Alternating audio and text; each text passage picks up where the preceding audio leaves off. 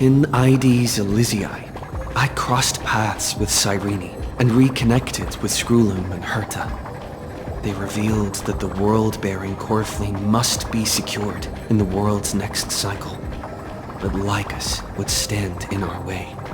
We returned to the era of the first Flame Chase journey, where we met the Flame Chase heroes of old, including the monarch Ceridra, the Chrysos heir of law, and Hycelid, the Chrysos heir of the ocean, whose to ignite law, we needed to overcome Fagusa, who had sealed the vortex.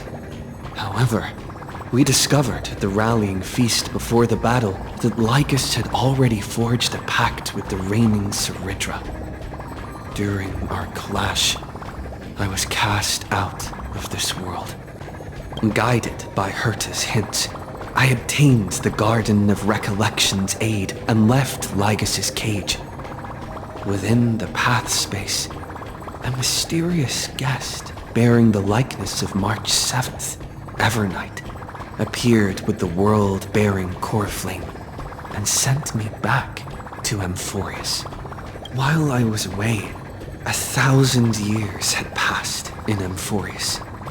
Amidst the desolation of Akama, Cyrene left behind memories of a long war between the Chrysos heirs and Lycus. Their sacrifices laid the groundwork for my return, and with it, the illusions of Styxia, the tales of Hycelid and the first Flame Chase journey were unveiled to me. Hycelid, who had been waiting in the ocean's depths, led me to the vortex. There, Lycus emerged, revealing his true identity. Genius Society Number 1. Xandar. Hycelid and I couldn't stand against Xandar alone.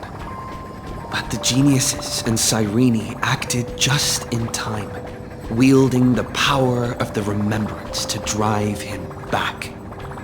I successfully reversed the course of the Era Nova, delaying the birth of Iron Tomb. However, another force now seems to be stirring.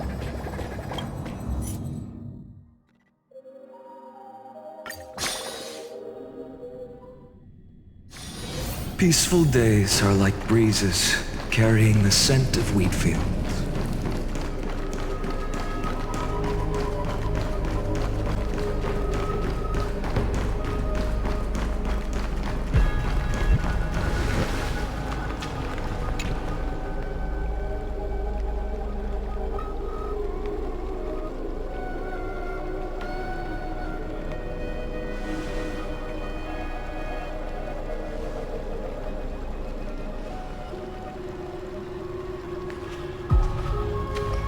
Finally here. Once I return this Coreflame and become the world-bearing demigod, the cycles of Amphorius' tragedy can finally end. This Era Nova will be the arena for the final battle with Iron Tomb. But I still feel like something's not right. Even though this cycle has no demigod of time, time has always stood on humanity's side. Then, with this core flame blessed by the remembrance, respond to their hopes and blaze a trail to the future. Oh, weird. No one ever mentioned this. The core flame of time.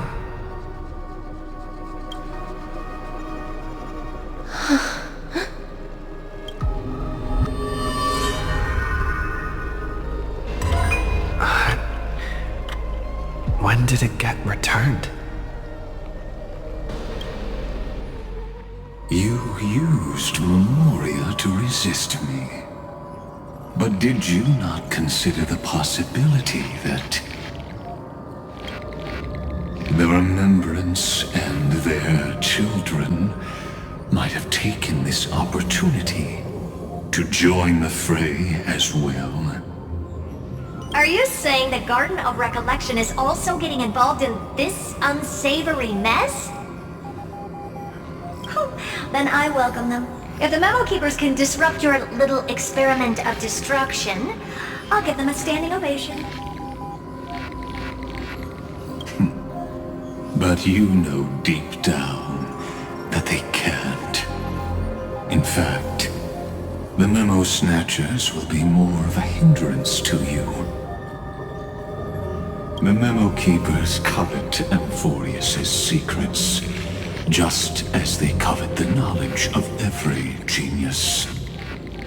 In the war between the eons, the Remembrance is never the erudition's ally. But they are certainly not an ally of the destruction either. Right now, following behind the Trailblaze, numerous cosmic powers have cast their sights on Amphorius. They all have vastly different philosophies, but the desire to survive will unite them against a common enemy. How can you be certain that these powers don't have their own end goals, waiting to seize an advantage in the war among the eons? The war has long begun, Screwlum. Four paths will push the cosmos to its end, and the destruction is only one of them.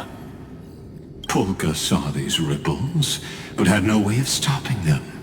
So she founded Device 9. Dr. Primitive also took action, but he chose the wrong allies. And now only wild animals keep him company. They could have ascended to the throne of destruction, but they were thwarted by the Eon's plots and became prisoners of the erudition instead. What's interesting is, while the second Emperor had a body made of flesh and blood, he considered himself an inorganic being. We have no interest in chatting about the past with you. Logic, you are stalling, which means you feel trapped.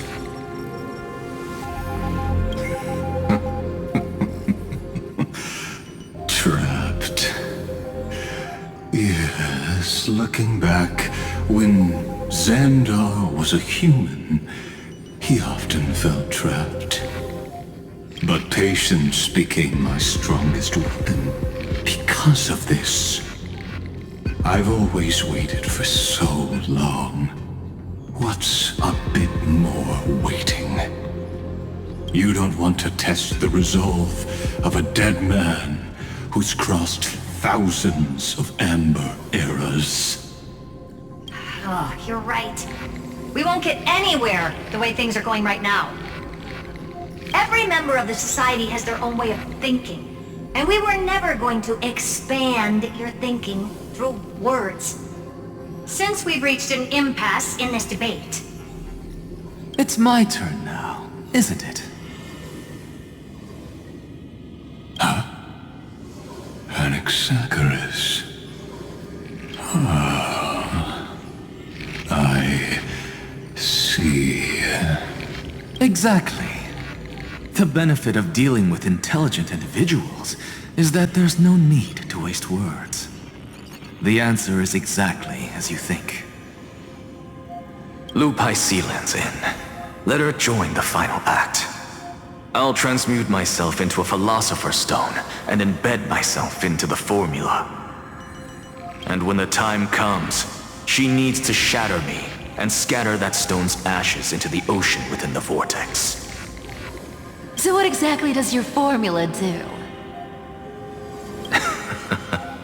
Now that would spoil the climax, wouldn't it? I have 10,000 ways to torture an anti-Cathiran. And in the flame chase journey that he experienced, the previous me already discovered the optimal solution. Just as that Titan made themselves at home in my brain, I can also fuse myself with your avatar through alchemy. I didn't know until I tried it, but This is simply brilliant. I can flip through a genius's databank like reading a book. Then, I will step onto the stage at the perfect moment and use the truth to end this long debate. And just as always, I'll leave the audience speechless. You waited in the data stream for hundreds of years? This universe is worth all that time that I invested. How absurd. But I can't help but admire it. You managed to avoid the watchful eye of the erudition and plan all of this within Amphorius. It seems that there was a slight oversight in my assessment of the experiment. Perhaps there was more than just one oversight. More than just one? I underestimated the Remembrance's methods. A third party is about to join our discussion. Still haven't noticed it. In the past few moments, we've all forgotten something, haven't we?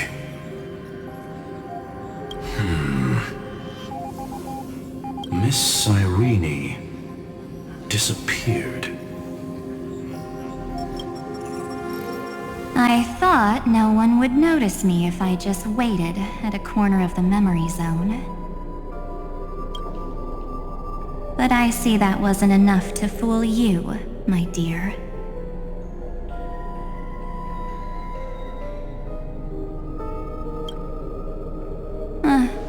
Looks like you're no longer that surprised to see me, even though I am an uninvited guest. I wouldn't do that. Ever. Only you can see me right now. I only exist in your cognition. So that way, other people can't interrupt us.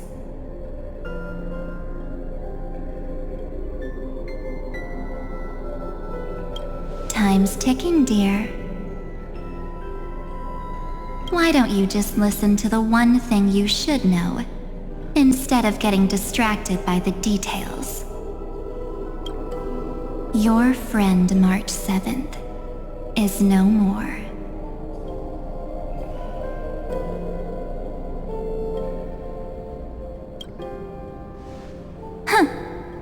It's just like what she predicted. The truth shook you, just like she said it would. March 7th entered this world long before you and Dan Heng arrived at Amphorius. She embraced the path of remembrance to save you two, and burned away like a lone candle in the fog. And I am the shadow cast by her candlelight. I've been hiding within the cracks of time all these years.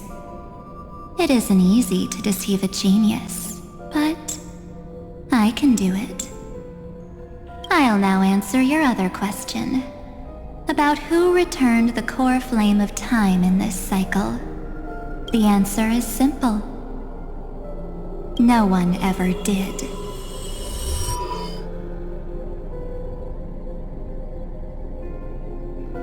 I believe someone as sharp as you would definitely figure out that something's wrong.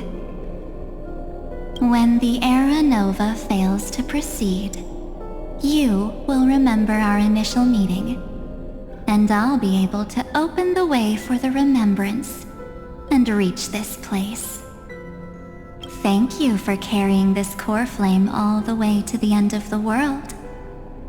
I expected nothing less from March 7th's trusted friend.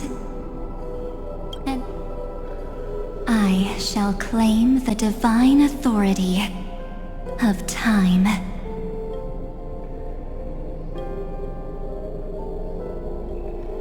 There's not much in this universe that I care about, except March 7th and her cherished companions. The divine authority isn't actually all that important. What's important is that I will use it to participate in the inner workings of this world. You already have a good idea of what the Era Nova does, right?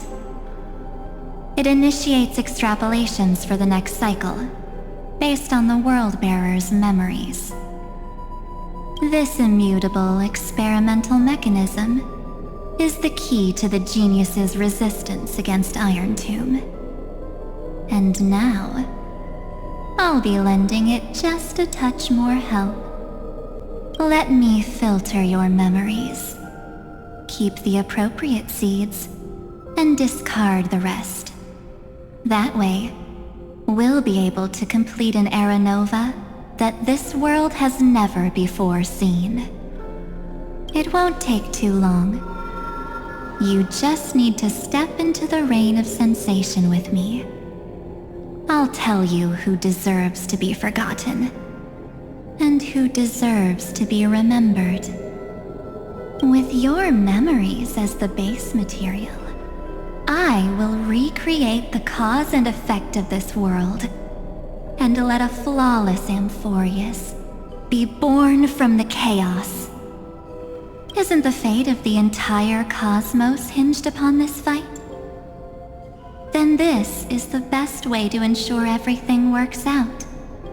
It will most certainly defeat the destruction, while composing an unforgettable chapter for the Trailblaze.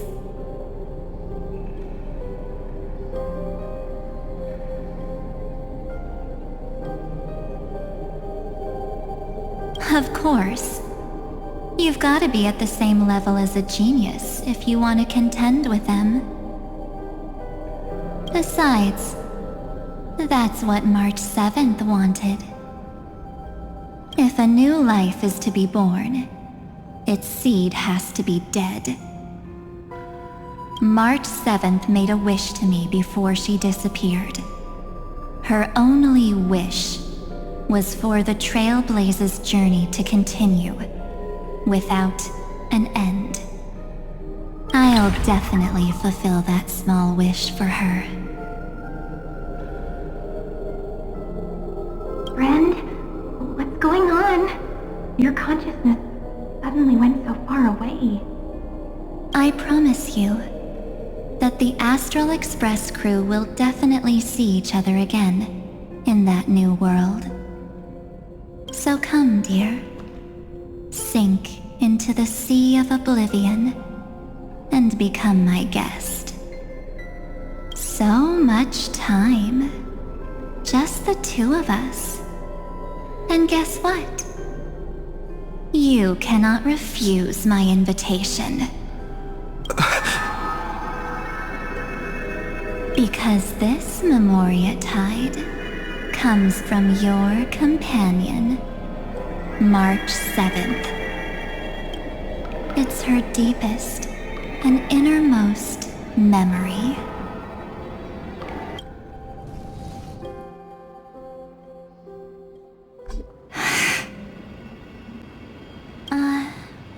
Well, I'm not actually all that surprised. I saw you ages ago, after all. It was on that night when a certain knight of beauty dropped by uninvited to the Astral Express.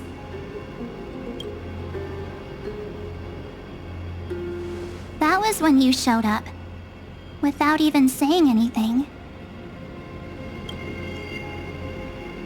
Huh. I see.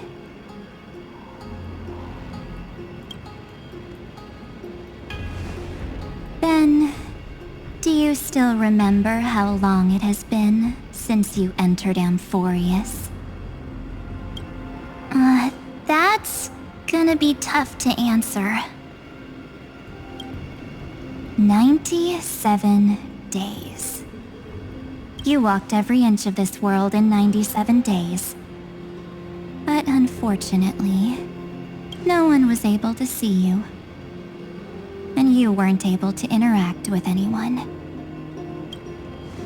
Like how the memo keepers renounce their flesh and turn into mimetic entities.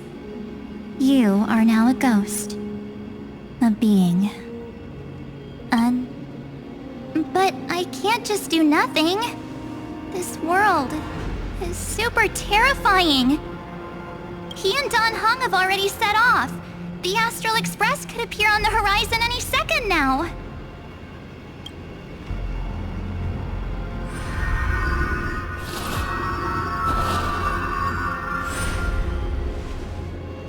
And they too will become this place's victims.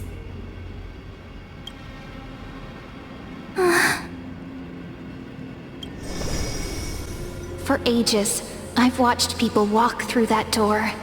They couldn't see or hear my calls. The voices beyond always promised safety, but I've never seen anyone return safely.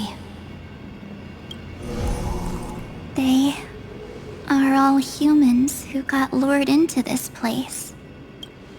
But these people's memories were tampered with. That's not what happened with the Express crew. That's so cruel. Did the memo snatchers do that? I don't know. I only possess your memories. None of these people managed to break through the sky's seal. There's probably a dangerous reason as to why Amphorius had remained undiscovered for so long.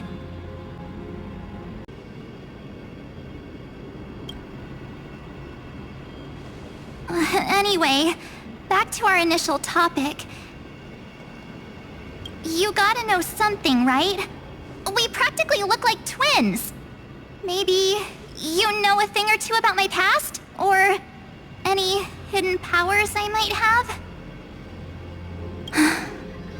Please, tell me what I need to do to protect them.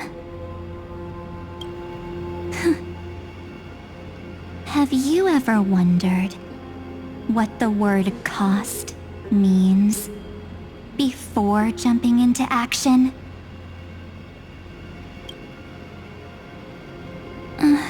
Cost? Shouldn't I be the one asking you that? Oh. You always hid in my memories. Never wanted to come out. The only times you showed yourself were when I got into serious trouble. That's because you also don't want to get discovered by the garden's observers. Am I wrong?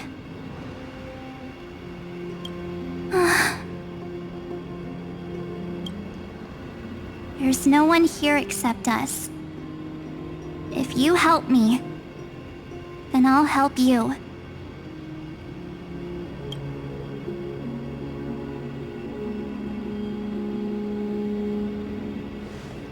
Fine.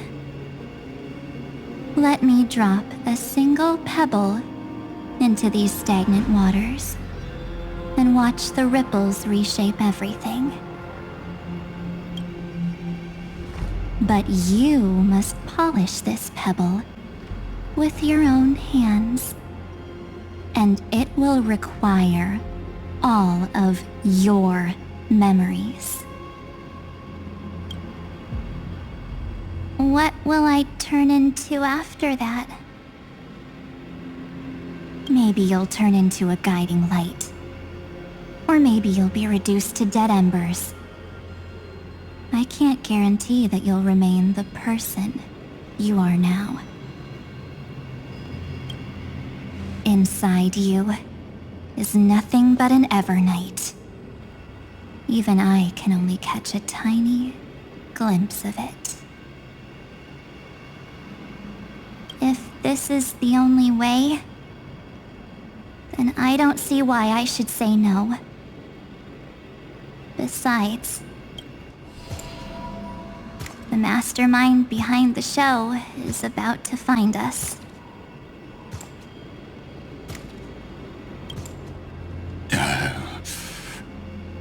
Apologies, lost young lady, but I simply cannot allow you to keep acting as you please.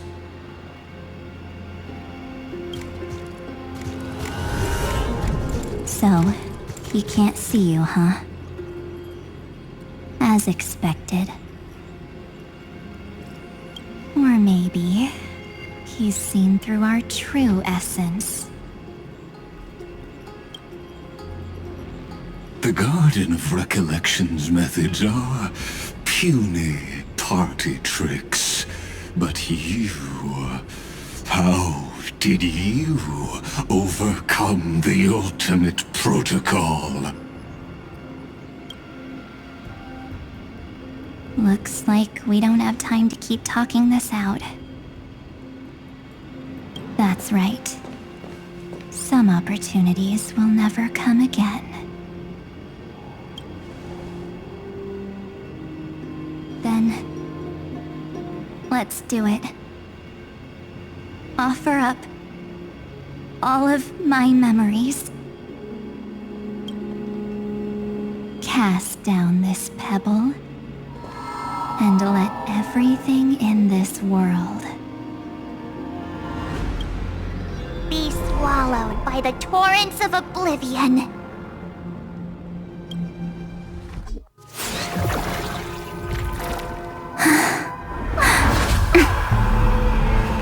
I promise you, what was frozen was alive.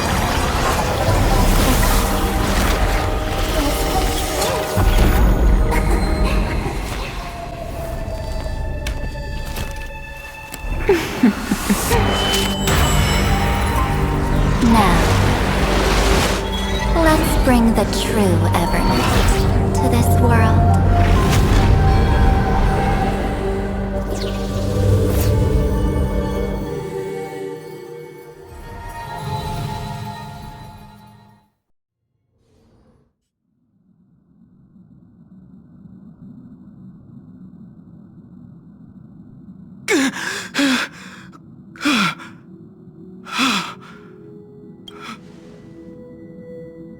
Is this...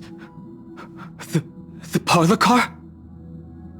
Am I back already? But...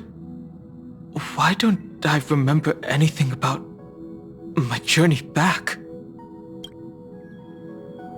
Something doesn't feel right. Think back to when he and I separated. It will take time to uncover the reason. Before then, if one of the Nameless is willing to stay and witness the fate of this world, or to push it along when necessary, it would be of great assistance. This is goodbye then, Lord Dan Heng. Thank you, Guard. I hope that all of you will be able to overcome this disaster. But I can't remember anything after that, no matter how hard I think. Where's Sunday? Did he not come back with you? He stayed with Madame Herta. They wanted to try using his tuning to help support the genius's thought hacking. Is that Himiko's voice? And Mr. Yang? Oh my. That was Herta's suggestion? It's hard to imagine she'd borrow the power of the harmony. No, it was Sunday's suggestion. Herta initially refused. But she changed her mind after Xandar's identity was revealed. And we still can't get in contact with the Xianzhou Lafu? I'm still trying, but this place is outside the interastral peace communications coverage zone, so there's a limit to what we can do. What about Aventurine's chip, the mini-transmitter? Surely it can get through to the IPC's lines. Himiko, are you alright? I've never seen you this anxious before. I'm... all right. I'm probably just tired. Let's focus our energy on the kids. Now's not the time for distractions. Right. Unfortunately, I left that ship in the dreamscape when we departed Penacony. Am I dreaming? The parlor car feels so strange. Are the voices coming from the passenger cabin?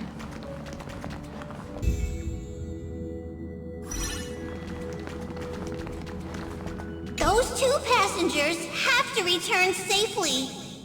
Don't worry, Pom Pom. They're both experienced nameless.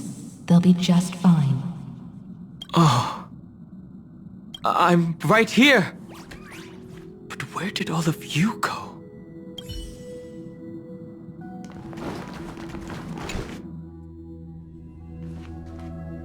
It's hard to believe that their car is still floating in the vacuum of space. That's why the Express wasn't able to receive any landing signal. It's likely that the two missing nameless, like March 7th, also came under the influence of the Path of Remembrance, and only their minds entered Amphorius. We can analyze all we want, but the real question is, what can we do right now? I was just about to get there, Miss Himiko. Right now, Amphorius' memory zone is extraordinarily full. I can also take this opportunity to enter the world and seize as much of an advantage for the Astral Express as possible before the other memo keepers arrive. For example, I can light a beacon in the memory zone for the Trailblazer and Dan Heng to follow back home.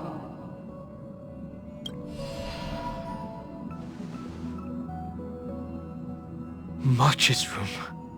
I haven't heard a single peep from her this whole time. March already wasn't feeling very well when he and I set out. Even if this is a dream, I should still check on her.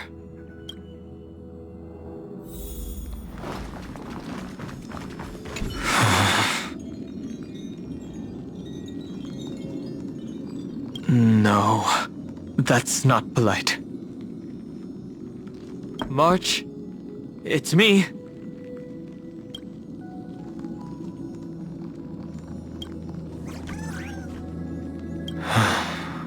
Well, there's no other choice. Sorry, March.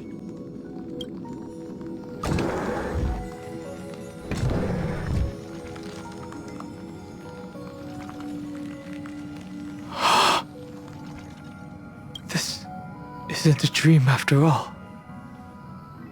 Based on what Madame Herta said, Dan Heng should already be on his way back. But the Express hasn't detected any traces of him. I feel like I've seen these floating black things somewhere before. Or he's already returned to the Express, but fell into the trap of someone with ulterior motives. No, I've definitely seen them before. But I've lost that memory. The Memo Keeper's mimetic entities are truly everywhere. Don't worry. Normal Memo Keepers can't do anything to that little dragon. As long as he's awake enough, he'll find a way out. All he needs is a little concentration, patience, and resolve. Hearing you say that makes me feel much better. Dan Heng has all of the qualities you mentioned. I don't know what your intentions are. But as the guard of the Astral Express, I must ask any suspicious and uninvited guests to leave.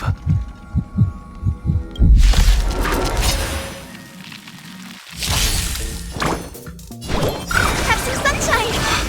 Break's over. Dispel the gloom! Restore the sky! Thank you. We can still keep going. We can do it! Trust. We can do anything! Finish them off. Future will come. Victor.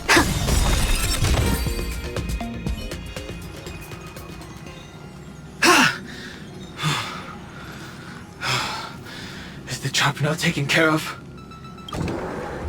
Dan Heng! Miss Himiko, I'm back. Even if it's just through a spirit warp jump. You could hear our conversations? Yes. It was thanks to your voices that I could pierce through the memorial barrier. Although, it was not a wise decision to let a memo keeper of unknown origins board the Express. Can't argue with that. Miss Black Swan has been on the crew's side ever since things started going wrong in Amphorius. We can trust her. So many baffling things kept happening one after another. I don't even know where to begin. I wish I could have returned with better news. Don't blame yourself. You're all safe and sound, and that's good enough for me. Are he and March 7th really safe and sound? As a matter of fact, while you were on your way back, Amphorius' circumstances changed once again. And these circumstances have something to do with the two you just mentioned.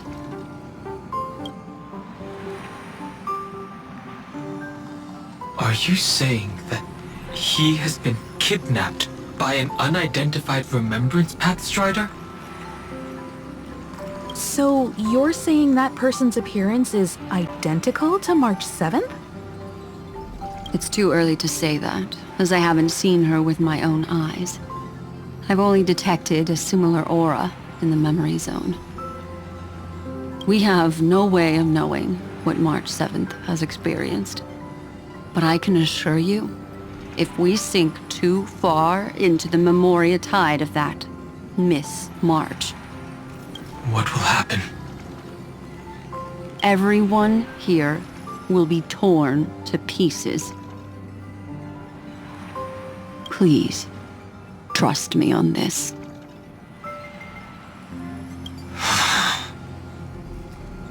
But I also trust in our trailblazing companions. I know this isn't what March would want. No matter what secrets are buried within, we'll do whatever we can to find that March 7th and bring back him and the March we all know. I mostly understand what we've learned about the erudition and the destruction. But what roles do the remembrances intruders play in Amphorius? I made some new discoveries relating to that with Madame Herta's help. As part of the deal, do you mind if I share them with you? All right then. Fourth mirror. Oh, it's finally my turn to shine! Oh, this feels like such a grand occasion! It's really been too long since I last appeared. This friend here is Madame Herta's very capable assistant. They were the ones who helped you complete the spirit warp jump.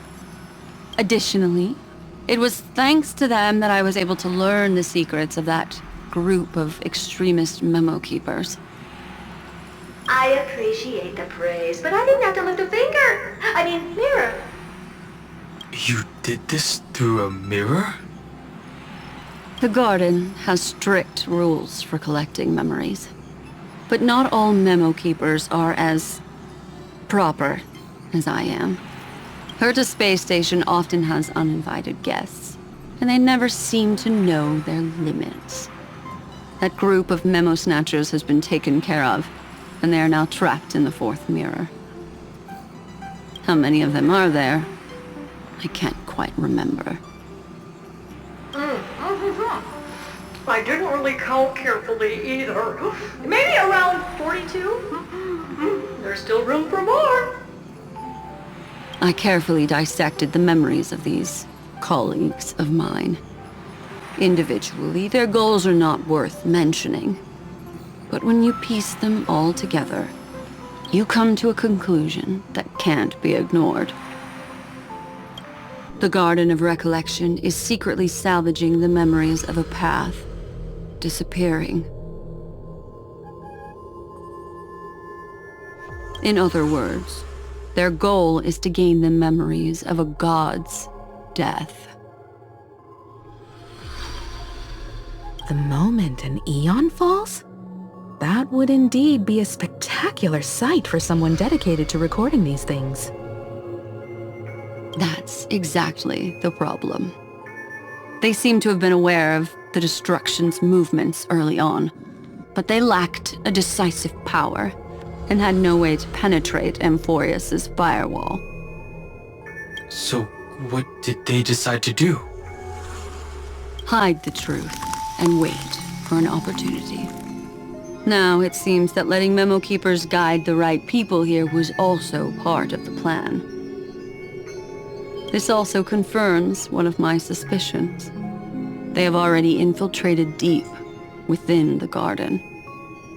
They would not hesitate to associate with the destruction in order to salvage memories?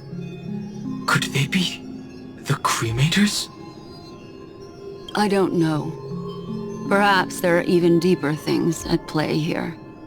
The majority of Memo Keepers believe that when the universe inevitably reaches its death, unable to sustain increasing entropy, Fu Li will use the memories of everything to reforge the cosmos.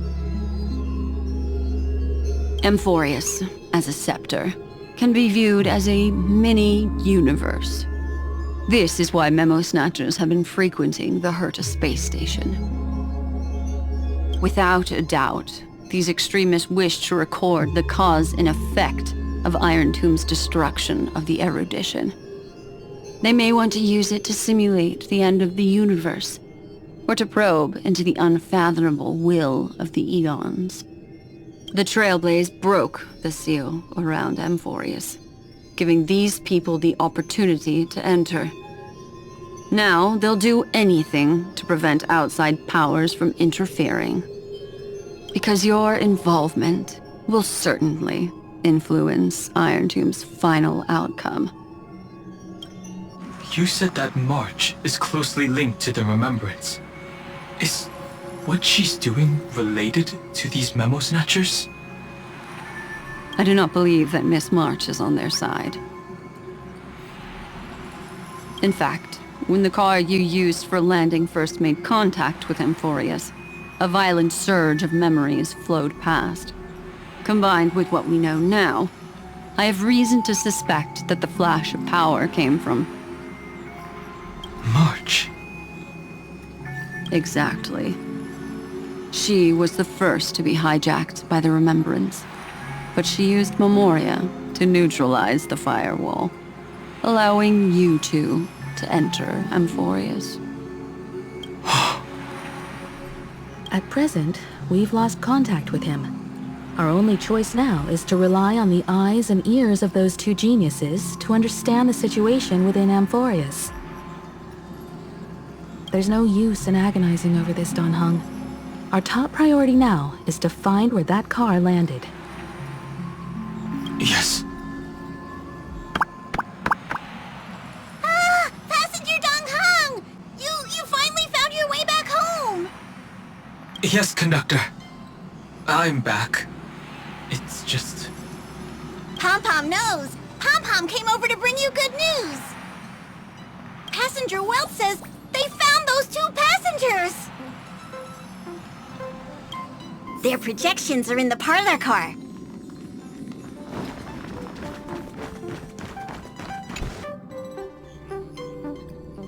Welt.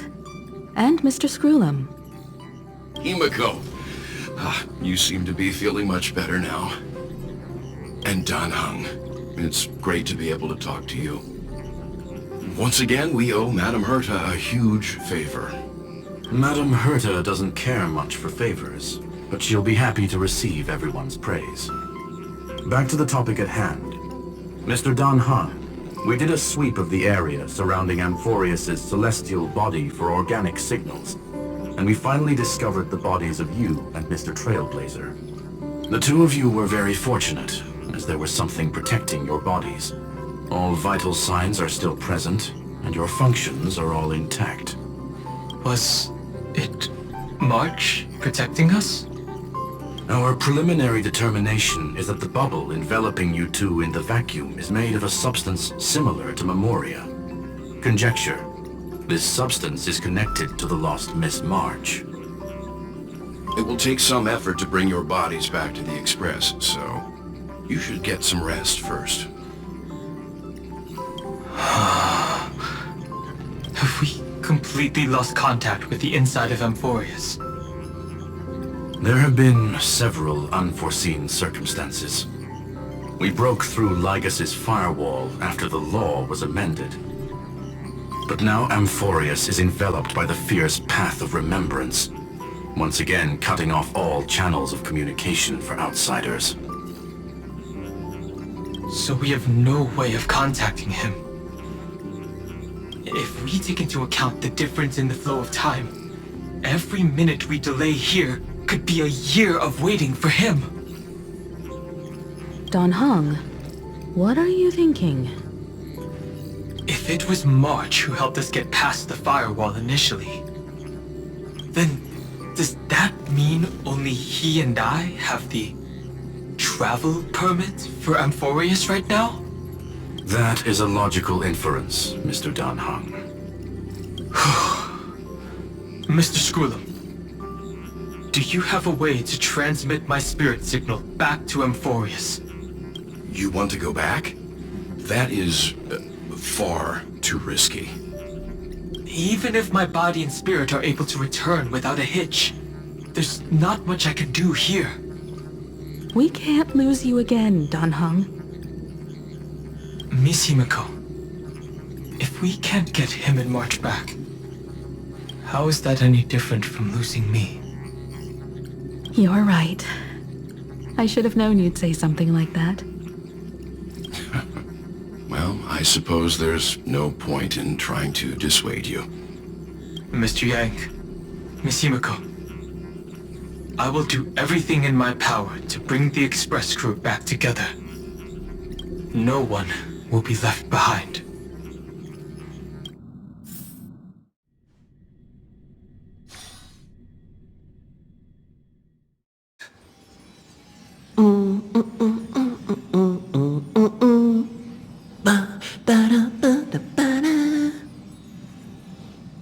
You may notice a hint of sweetness in the air. That would be the fragrance of the 7-colored bath salts from Marmorial Palace. A truly splendid journey, if I may say so. With the Era Nova now complete, you have granted the hero the perfect conclusion.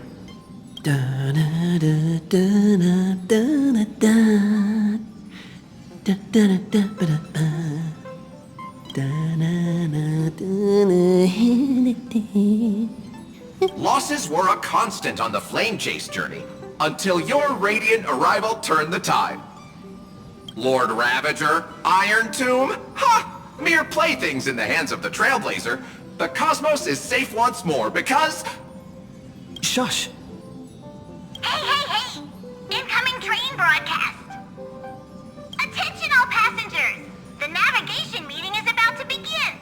Make your way to the parlor car! It's time to pick our next stop! Perfect timing. Let's head to the meeting. I'm wide awake and feeling great.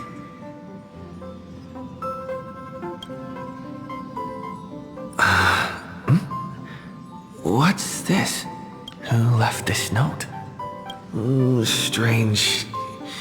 It's like I...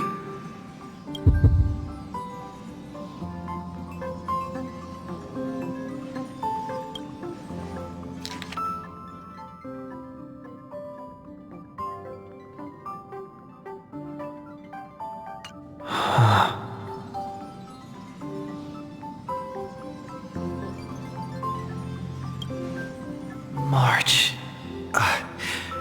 When did she leave this here? I didn't hear a thing. Whatever. I'll go ask her myself. Huh? What? There's There's a new painting here. All I did was take a bath. How did so many surprises pop up? Better step forward and take a closer look.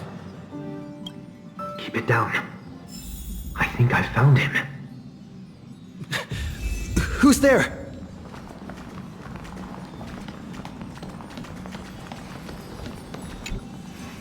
What's this?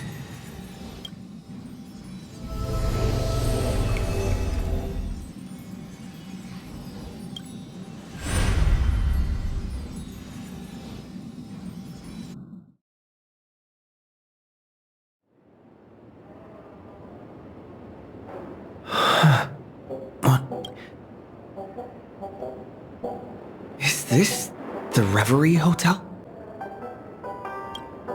Seriously, what is happening?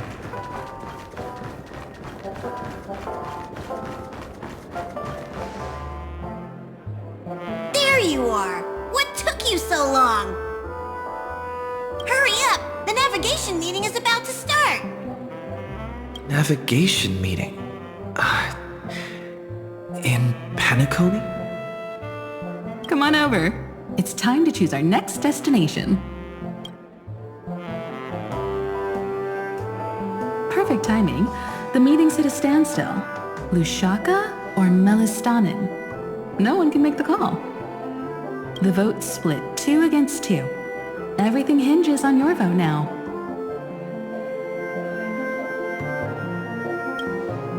What do you mean? And once again, the passenger is talking nonsense. Ah, young people. Always full of jokes. What? Their reactions... What's going on? Oh, I get it. You want to play a game with us, right? You said you didn't see March. True, she might be hiding somewhere in the lobby. The objective of the game is to uncover where she's hiding. You're her closest companion. If anyone can do it, it's you, right?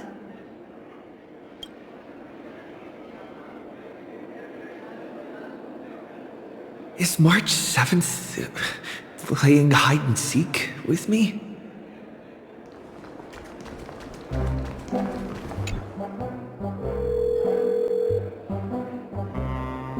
Weird. Did I even make a call? Hello? Hello? Is that you? I knew you'd call. Missed me, didn't you? Don't worry. We'll see each other very soon. Because the trailblazing journey never really ends, does it?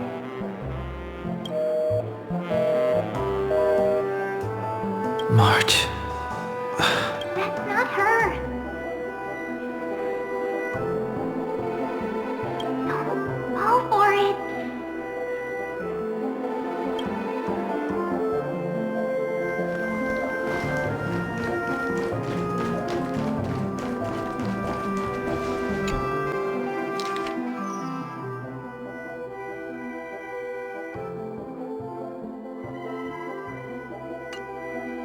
An unsigned guest log. Can you really call that a log? Wait a second. Why am I looking for March 7th in the guest book? Friend! Over here.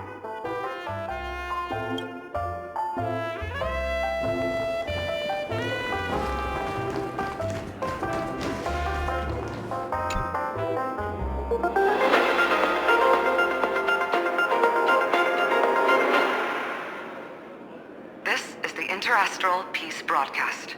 Good evening, everyone. Good evening. A newsflash. The Erudition experimental ground has separated from the entanglement. The Lord Ravager did not emerge as had anticipated. In the end, salvation of Amphorius was not only thanks to the 12, but also to one crucial...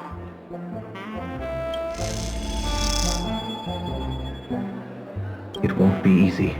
I know. But you've got this. Find your way back. Find yourself.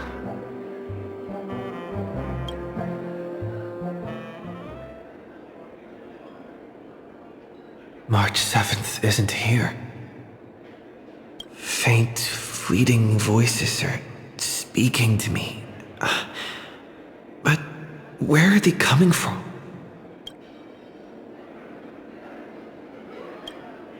I went through something like this before, back in Penacony. Not even Lycus's prison could hold me. I found my way out. Keep it together. Oh, I know I can do this.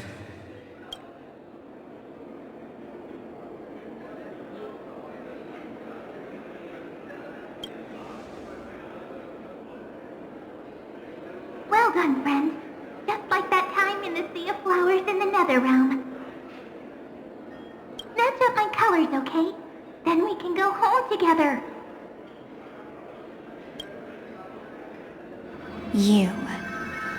You're trying to tamper with the remembrance too. Too bad. You're no match for me.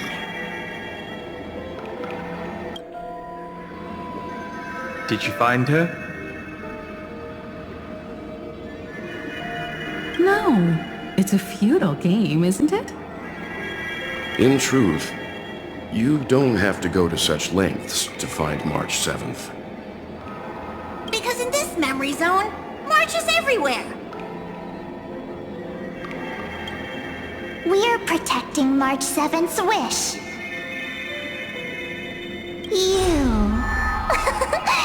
You seriously can't sense it?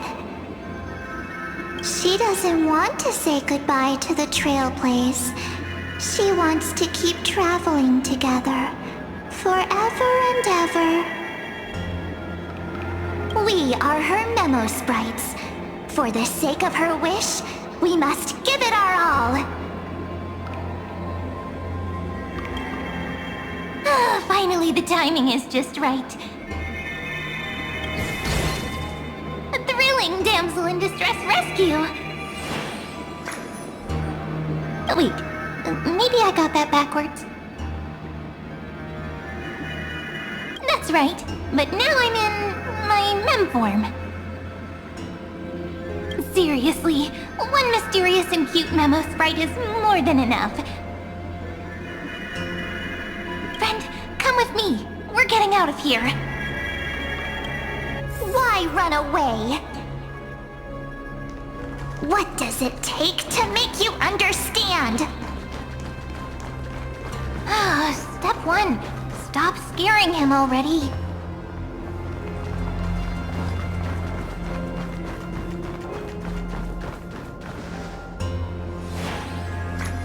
In this form, I'm way more suited for the memory zone. I'm totally in my element. Grab my hand. Let's hide away in the deepest corner of your memories.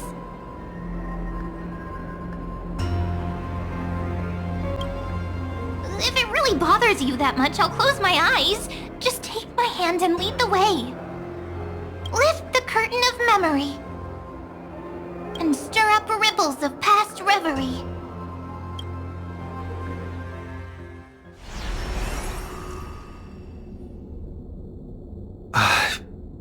Where am I? The space station. Where it all began for you. Looks like we made it. What's that? Silverwolf? Kafka? It's your secret. I'm so curious. But I won't peek. Promise. When I first met you, I remember they were there in your memories too.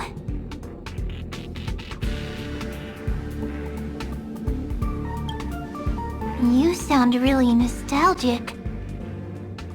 You sound really nostalgic. Want to take a closer look? Go ahead. Think of it as a glimpse into the past. I'll stay right here. I promise not to disturb you.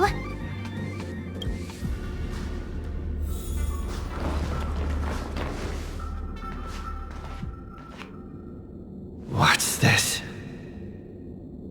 Memories, from before I woke up? So, Silverwolf, how long till he wakes? Hard to say. Maybe a few more minutes. By the way, that part in the script, could this be the right moment? Yes, looks like we're on the same page. In that case... Listen.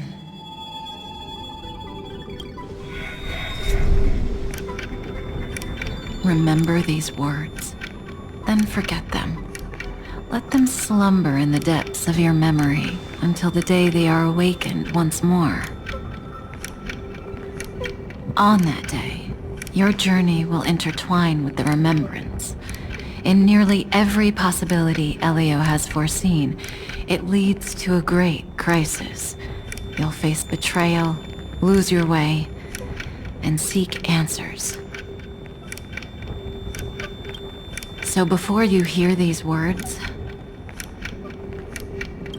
I don't want you to consider this a prophecy. You arrived at this moment because of the decisions you made. Huh?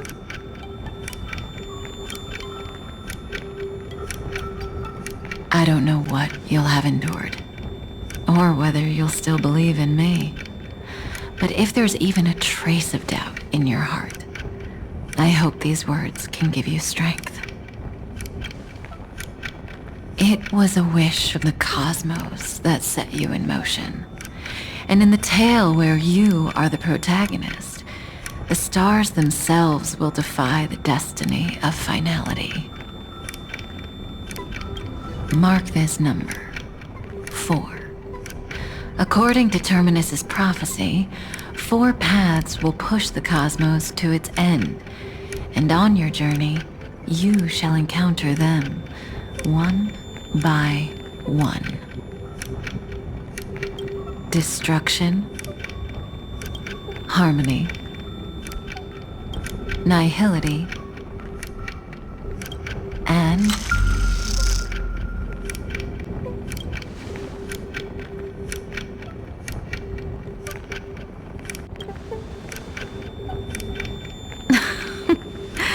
easy now. Trust what you remember. The 4th path has yet to fully reveal their face. And that's why the journey's worth it. Even in a predetermined script, there's room for us to mold possibilities into shapes we prefer. So listen. Take this guiding principle, then forget it. Let your own will be what expands your journey through life. As in the past, even while achieving so much, you never let go of your pursuit of freedom.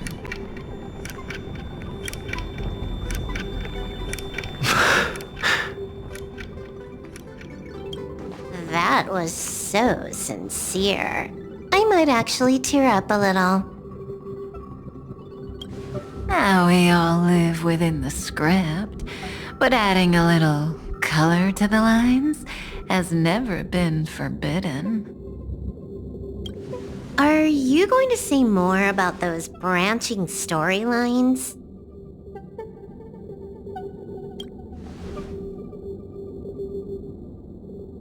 Never mind.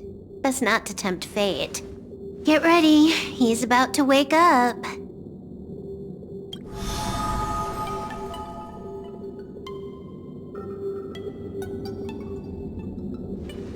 Come back to yourself.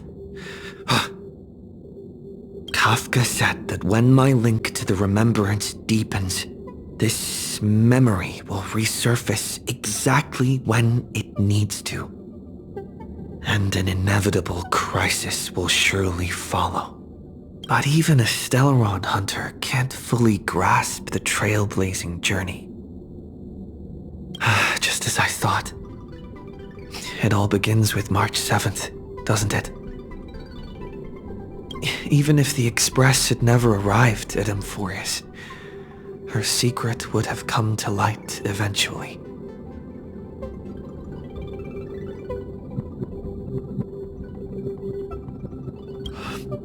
The pressure's really starting to build. I can barely think straight. I need to clear my head and go find Cyrene.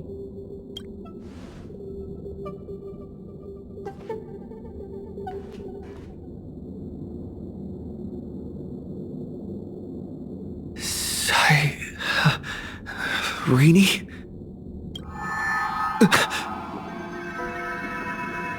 It's a breakthrough! A breakthrough! How could that little pink girl possibly beat us? Little one, you really don't know how to behave, do you? You were meant to stay in those beautiful memories and wait for all the disasters to pass.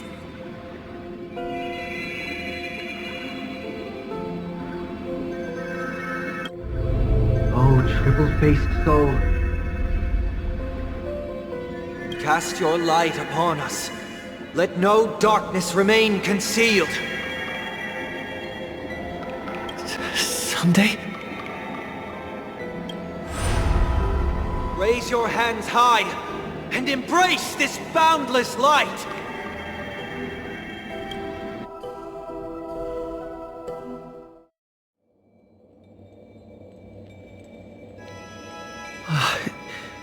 This stage really brings back memories. Yes. For you, I suppose it's been a long time, hasn't it? None of this would have been possible without Miss Cyrene. Even while engulfed by Memoria, she fought to stay in contact with the geniuses. Only then, through tuning, was I able to undo the memory zone's effect on you.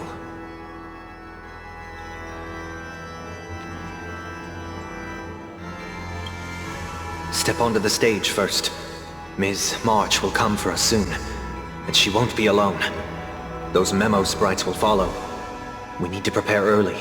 Only then can we get you out safely, and go back for Cyrene and March 7th. Please, be careful. Amphorius is being overwhelmed by an unusually violent Memoria tide. I'll do all I can, but even that might not be enough. Black and pink. Two memories twisted together.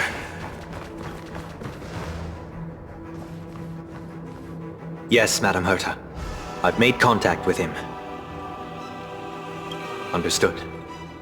I'll carry out my part as expected. Quite the dazzling nest you have, little bird of the harmony.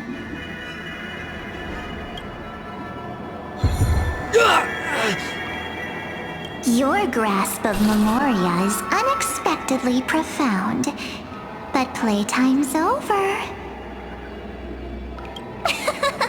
This ocean we created, according to her wish. This journey that flows on, without end. Don't any of you think about interfering with it. She's coming. Is it me she's after this time?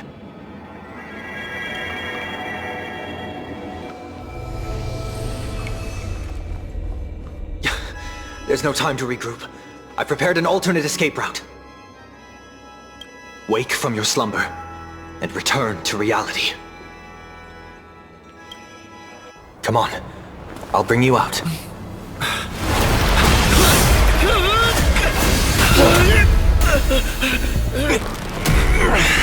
Out. self-righteous pathstrider of the harmony. You think you can do that? Next time, get a memo keeper instead.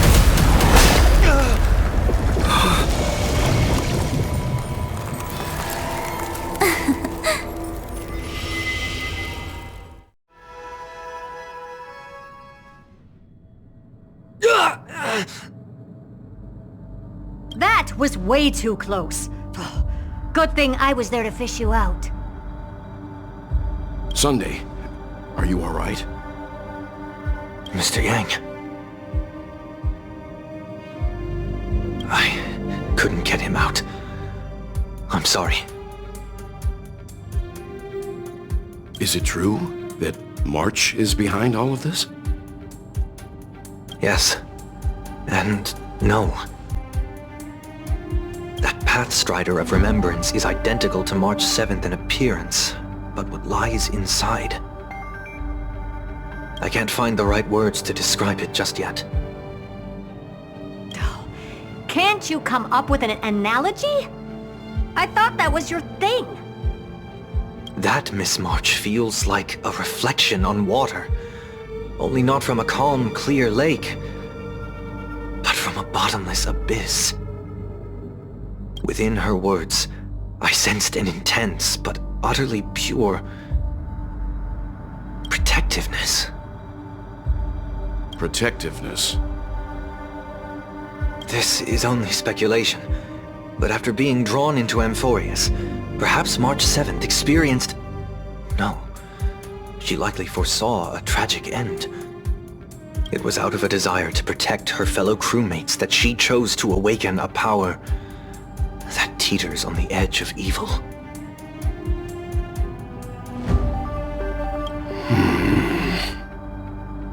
Well, on the bright side, at least March 7th won't have to face any danger again. After that battle, I'm afraid I'll no longer be able to join the fight through tuning. So, has Miss Black Swan's progress remained on track? You don't need to worry. She used your disturbance to mask her movements. Current status? Advancing upstream within the memory zone. I didn't see that coming. The Memo Keeper is pretty courageous, choosing to defy the rules and take matters into her own hands. This means she's chosen to stand against the Garden of Recollection.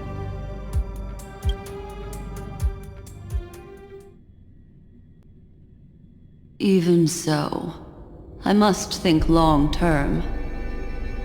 I wanted to hide in the shadows to avoid direct conflict. But why is it so quiet here? The air is thick with memoria, yet it's so chaotic, like broken memories all mixed together. Memo Snatchers should be swarming into Amphorius. I was expecting this place to be very lively.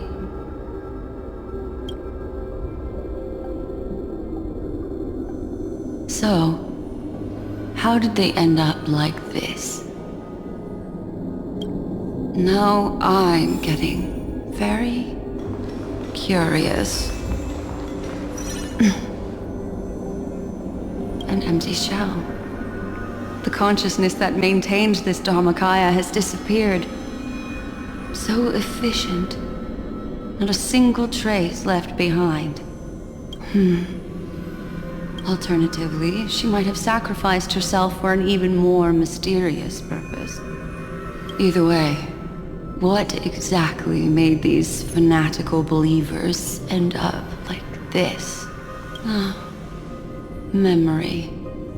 It is indeed a deep ocean of dangerous allure, where fascinating secrets always hide beneath the waters. I keep getting the feeling that the same thing happened in Penacony. Get ready. We're about to head off. Is it really gonna be okay? That world's surrounded by a mass of chaotic material. That white band of light has already foiled our plans multiple times. Don't worry. after the pink girl from the Astral Express broke into Amphorius. That obstructive force preventing the garden from entry disappeared. That's the trailblazing nameless for ya. A huge help. What are you so happy for? Aren't things gonna get messier with more irrelevant people turning up? What if those trailblazers find the Seat of Remembrance before we do? Then we'll just steal it back. Simple.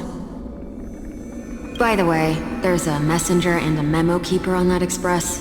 We don't know where they stand on this matter, so make sure they don't notice you when you make your move. You folks are truly everywhere. These memo snatchers are different from the previous husks. These ones seem to have had contact with him. We'll introduce ourselves to gain your trust. We are the Garden of Recollection. You should be very familiar with that name by now.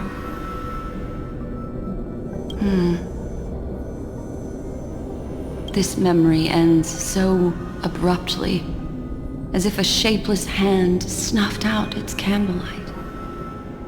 It appears the secrets ahead are even murkier than I imagined.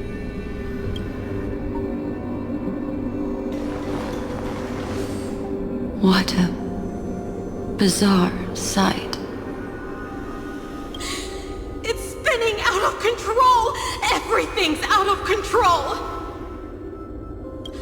Why did no one tell us? That girl is the Memo Keeper's nemesis! Is she talking about March 7th?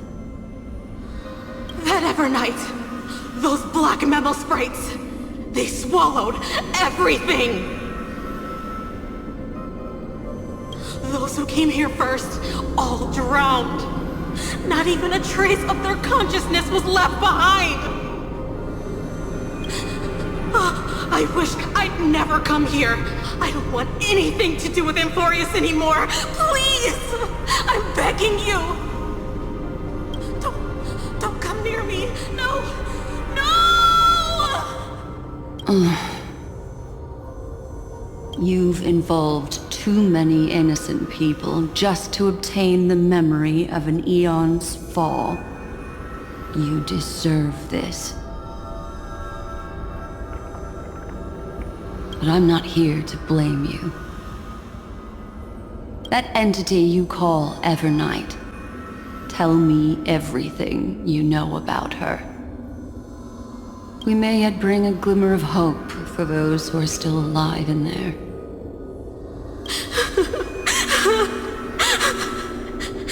Eden, a blessed insight! Huh?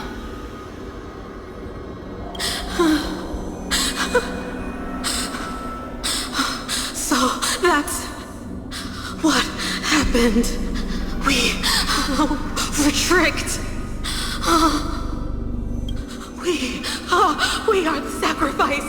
The garden used us. The pure child of Anasrava abandoned us.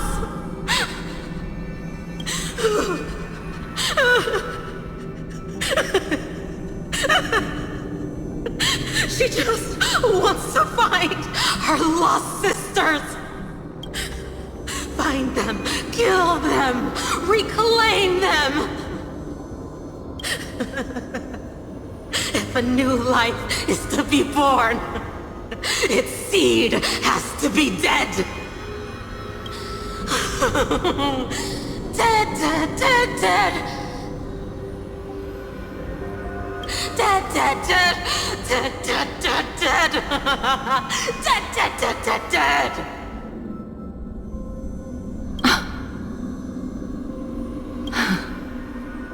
I can finally understand your fears now. Thank you for the information. It was very valuable. I'll take your remaining consciousness out of here as a gesture of thanks. It'll serve as both protection and a punishment. You'll reunite with your peers in a genius's mirror, where you can reflect long and hard on your past actions. Well, provided that I can survive my encounter with her.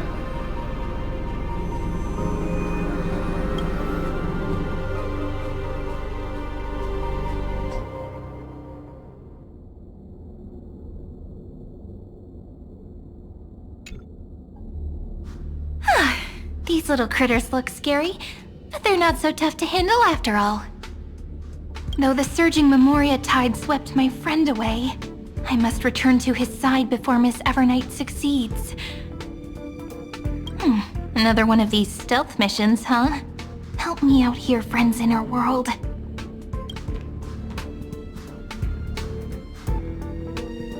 A scorching and dangerous aura. This power shares the same origin as Fainon. And then there's that enigmatic, bottomless aura that seems to jolt awake at midnight. Must be Miss Evernight. Better steer clear of her. There's a beam of light over there. Full of energy, yet uncontrollable. More familiar than the others. As if could it be... my friend! Maybe it's the Stellaron he mentioned. Memories of the Stellaron are flowing deep within the Memoria tide. Let's go there to find my friend. Jeez, so many little ones gathered here. Did you know I was coming? You're being a bit too enthusiastic, aren't you? Thankfully, his presence hasn't weakened. I feel like I'm getting a bit closer. Huh? They're guarding something. Is that my friend's photo stone? What's it doing here? These memo sprites are completely still. It's as if they're drawn to this thing.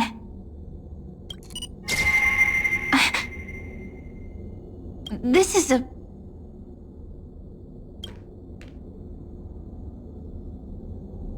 an even cuter memo sprite.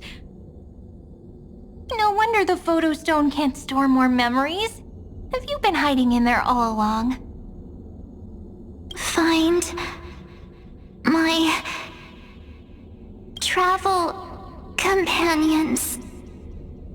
What? How could that mean? My companions. Are you March 7th?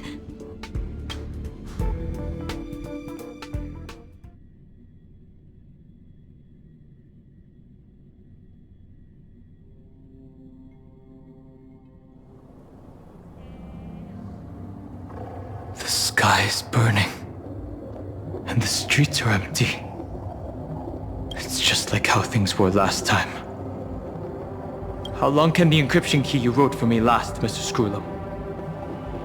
That is difficult to project. Logic. It is currently unclear how the unknown variable, Miss March, conducts her interference.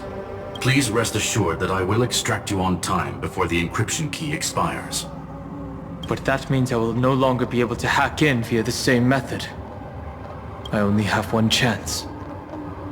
The maze of the Remembrance is starting to change. I cannot remain your guide on your path forward. That is why we had to form a temporary alliance with our former enemy.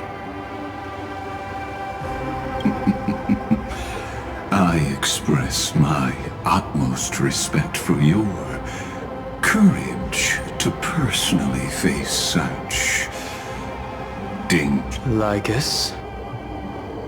Your enmity is well within my calculations.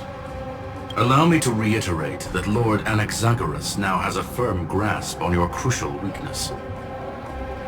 If you still plot to harm the Nameless, then you will find that the Society's previous warnings were not empty threats. I understand. I'll only do what needs remains to be done.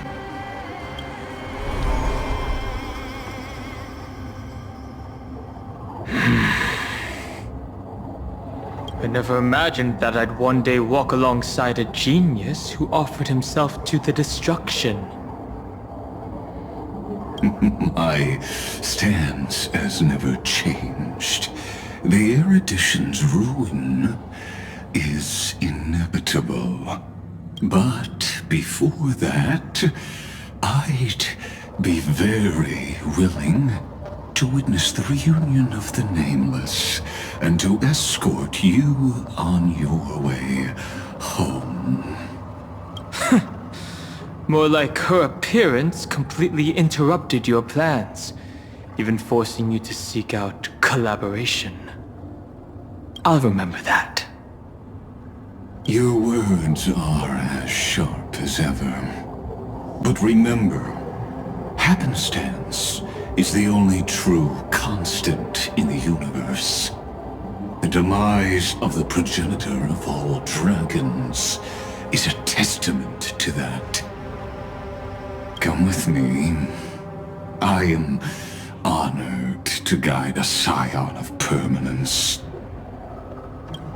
You created this wasteland before us with your own hands. Such sights are no longer able to stir anything in my heart. Are you saying that once upon a time you were actually moved by their defiance? I'm sorry to say, I never was.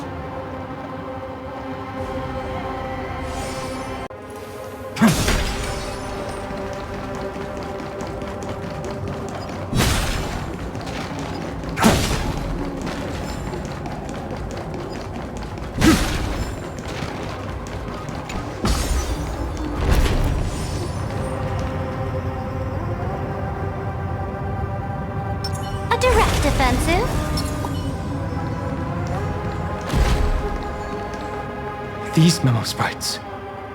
Is it her? The mimetic entities of the Remembrance are everywhere. That lady wove a giant web in my blind spot. She hacked and infected the Time Titan, converting the built-up data of Amphorius into puppets of the Memory Zone. Sounds like you two have quite the history already. Any variables that desire to influence the experiment deserve my attention. But you never mentioned her before. Could even a genius of the erudition get his brains hacked? Lord Dan Heng, I'm simply stating a fact. That lady is also a threat to you. A threat that you cannot afford to ignore. She snuffed out the Remembrance without any effort and left nothing behind. Her actions were so determined, as if she had an unquenchable hatred against that path.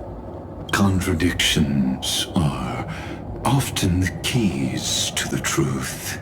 Lady March 7th's past is a bottomless darkness. And? Do you expect me to join forces with you because of that? All I need to know is that she has something to do with March 7th's past. Fine. I am only giving you a possibility for you to ponder. The choice is still in your hands. A heavy past is like an everlasting night.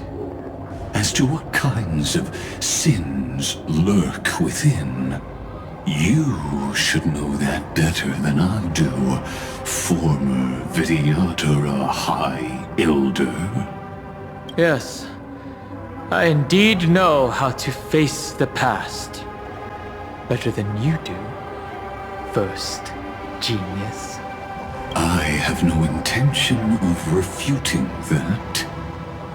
Let us keep going, Lord Dan Heng.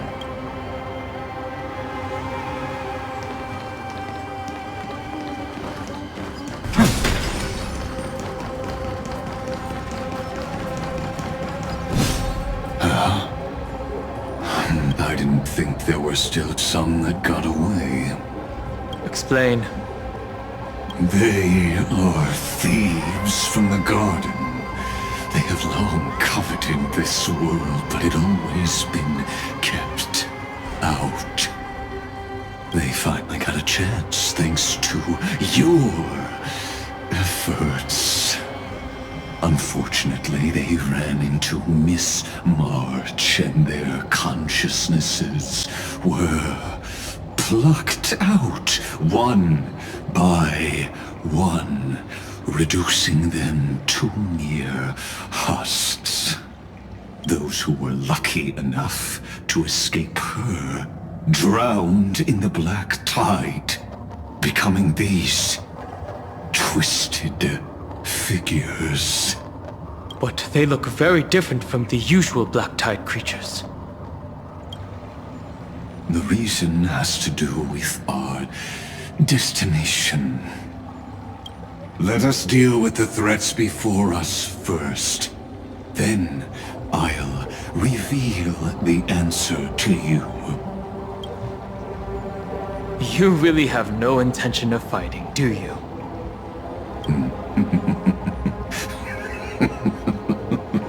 I have no grounds to assist you. Besides, the geniuses are still keeping a close eye on me. I would hate for anything I do to be misconstrued as provocation against you. Never mind. Let me clear the way. Step onto the board. They're lost.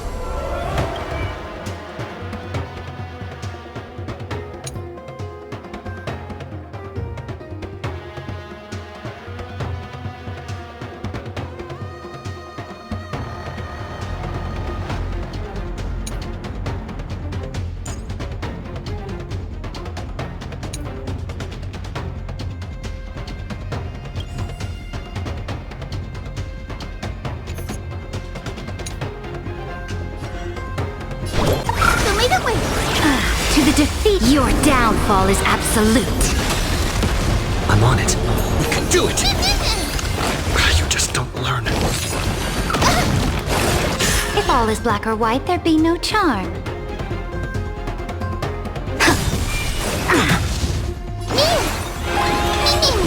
No other future will come! May this dispel the gloom, restore the skies! Thank you. And still keep going. I can't let them down. You've got nerve. Trust me, we can do anything! I can't let them down. I'm on it. Press the attack. Tomorrow!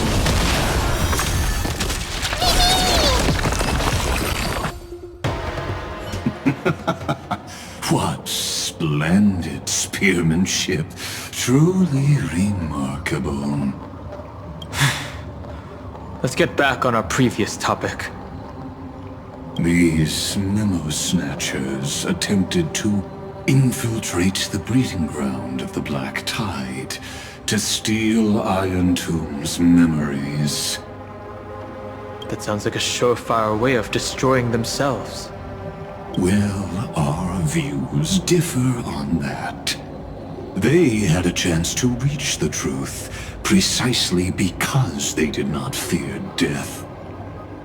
That futile world-bearer turned himself into a seal in this cycle, attempting to suppress the Black Tide's spread. His golden blood soaked into the ocean tides and covered the earth etching the scar of destruction into this world. And that scar shall point the way forward for you. Erudition, destruction, remembrance. When the three paths cross once again, Amphorius shall face a most magnificent end.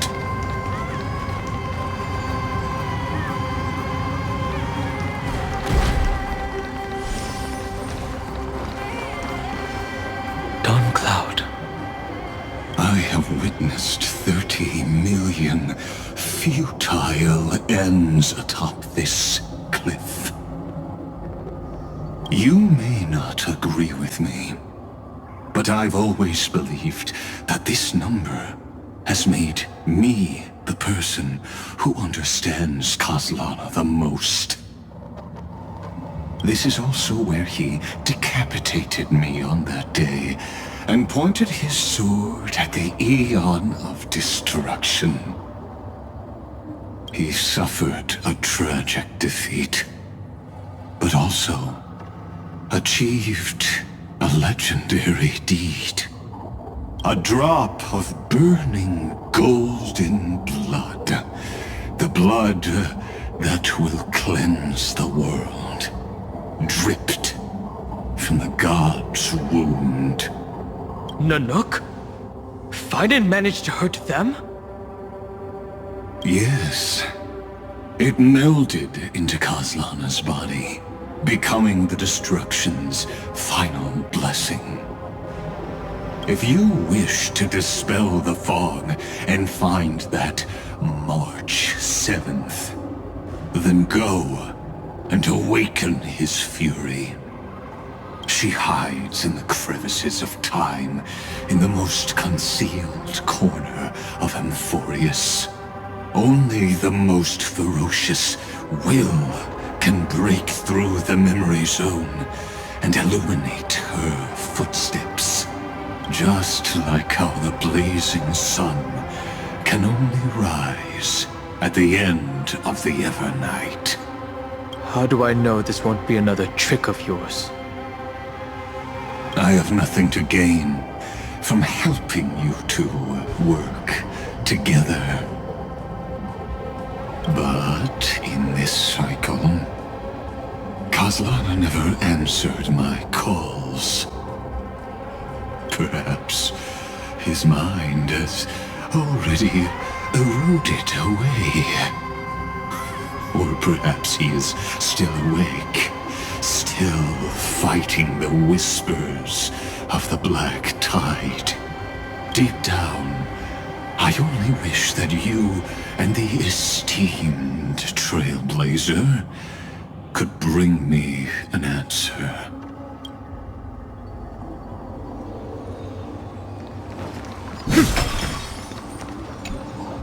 Is there really no other way? How long has it been for you? Kozlana. Fainon.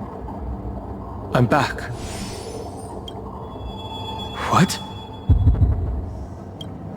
The moment you took the world upon your shoulders without hesitation, you lost the chance to ever be yourself. Duty does not drive you to wield your blade, but hate. Behind that hatred, you seem to desire the destruction of the self. Losses are a constant on the Flame Chase journey. What you stand to lose weighs far heavier than life itself. It is because you suffer that you are so much stronger than any ordinary person.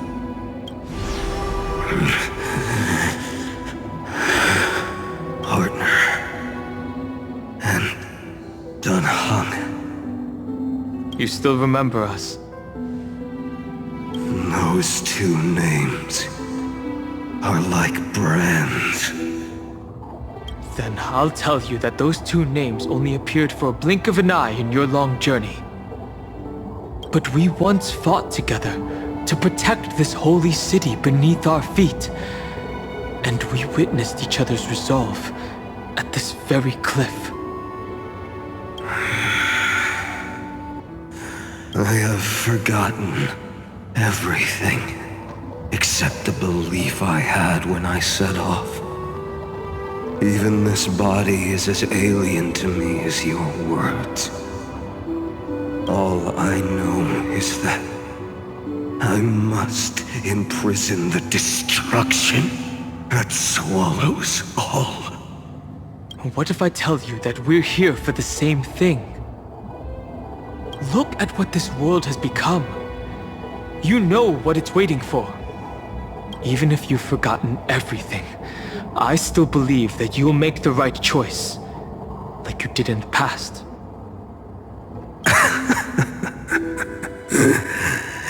When have we ever had a choice?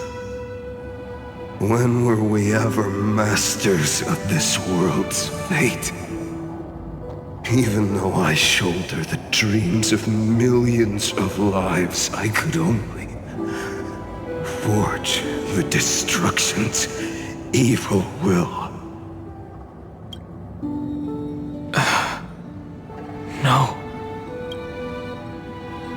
Everyone I know is dead. And the world I dared to save has been torn to pieces. So, be gone.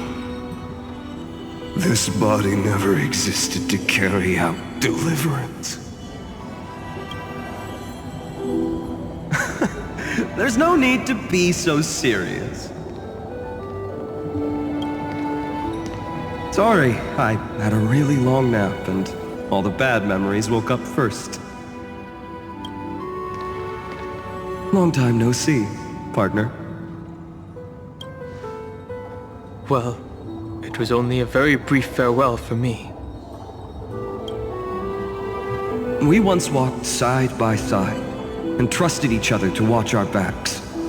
That memory will never fade away, even if all else does. And because it was so precious and hidden so deep in my heart, it needed more time to wake up. Trailblazing? What an interesting concept. Surely on your worlds, that is also a titan revered by the masses. There is no need to further confirm your resolve. Today, we inherit the duty of the gods, safeguarding the inhabitants of Amphorius. Stand with me, and become heroes!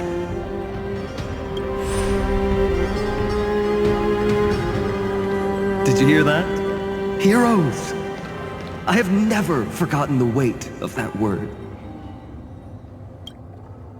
Even though I am no longer a hero, and the only thing remaining in me is the boundless flames of wrath. But lighting a fire can also illuminate the path ahead.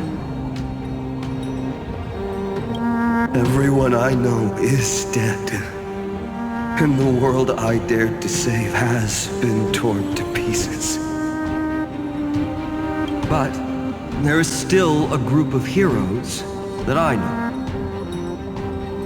And they will bring the true tomorrow to Amphorius.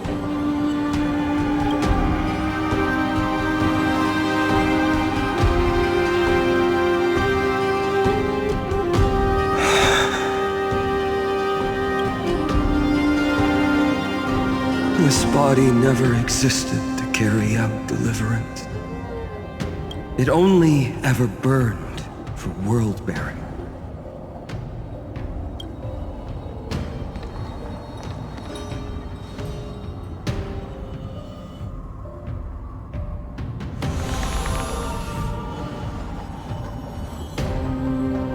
So, I'm going to head towards tomorrow first. Don't make me wait too long, Dan Heng. Partner.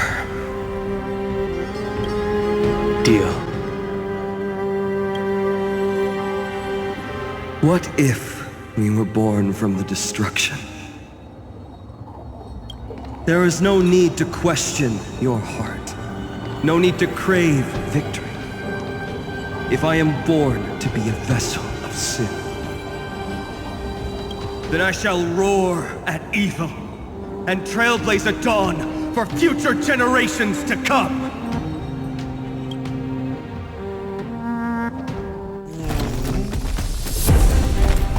Let us go to the other side of the night.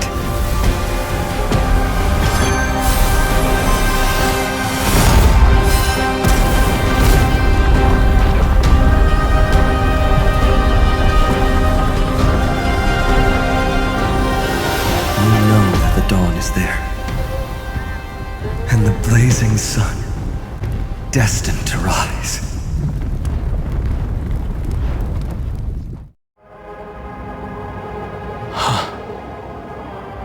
It won't be too long before our paths cross again. There is a ruckus coming from the Grove of Epiphany. It is time for you to set out, my lord. I have another notice for you. In this cycle, an eccentric demigod deviated from their flame-chased destiny. In a history known by none, Terravox, the Earth, fell. This matter has remained extremely mysterious, contradicting the extrapolations of 30 million cycles. I have reasons to suspect it also has something to do with Lady March 7th. As of now, clues that yield no conclusions are not important. Fainon already pointed me in the right direction. Open the way.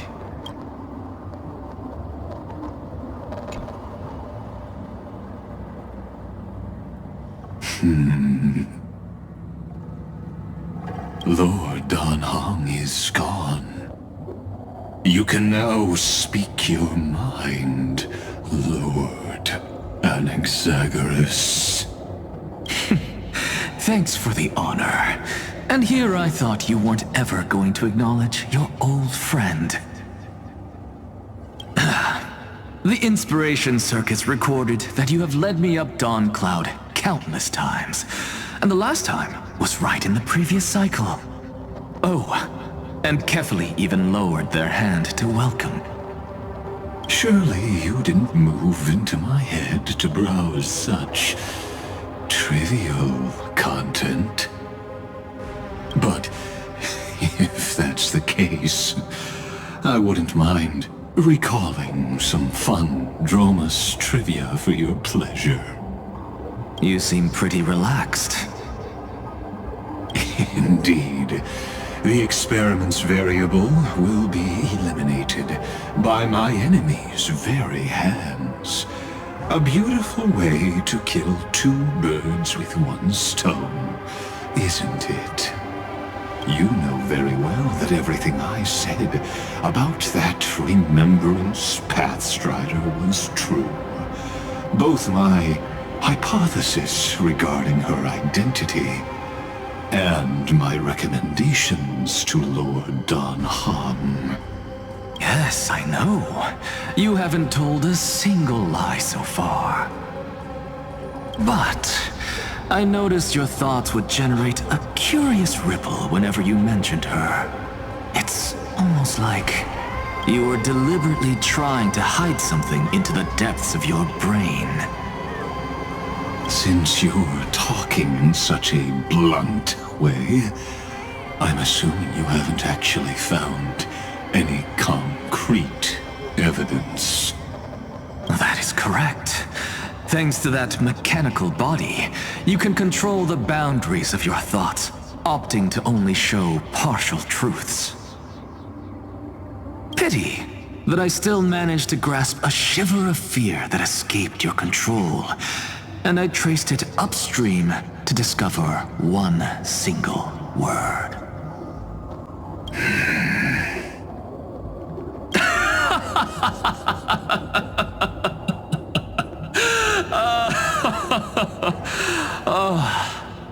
Lycurgus, tell me, what is the demiurge?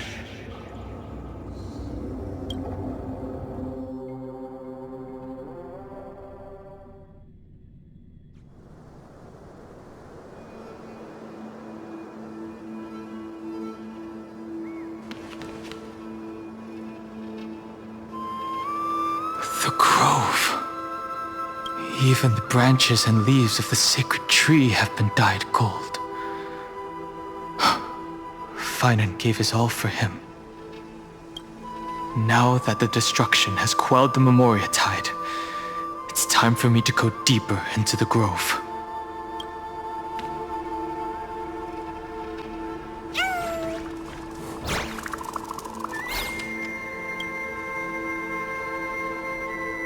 Who's there?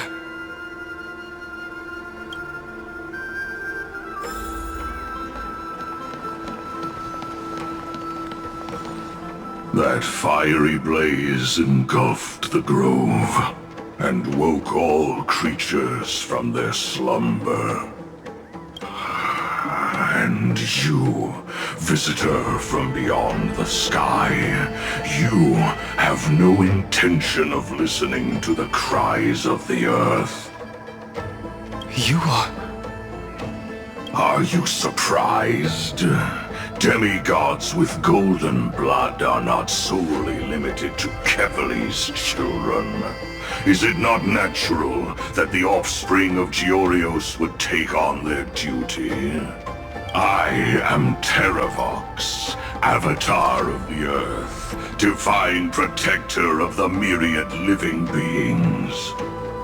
What a coincidence. I was just told by someone to watch out for you. Answer me. Why would the Dromus King of the legends, the demigod who should have fallen, appear in humanoid form? You already know the answer. Is the transmutation arcanum not precisely your specialty, descendant of the permanence? How do you know about... Was it March 7th? Exactly. Thanks to her, I was able to escape into the Memoria tide and disappear from the world's memories. So you didn't die. Your fall was just a lie. You cast aside your duty as a flame chaser and joined her. Why? To survive. For a Dromus, life is no more than existence. The birds and beasts of this world have struggled to survive since time immemorial. Yet unlike humans, they are unable to live on in the World-Bearer's memories. But Evernight is the master of remembrance, and I saw your story in the Veil of Evernight. Vidyadhara, the permanence, dragon transmutation, resurrect, shatter. The path you chose to survive will lead to your death, demigod. And what of it? This body is soaked in filthy golden blood. The earth is hungry, and only the permanence can satisfy it.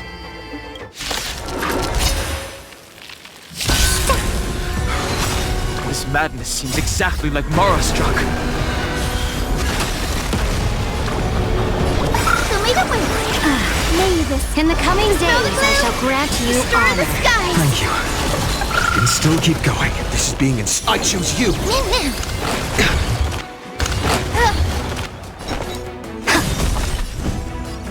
Future will come. Exist for tomorrow.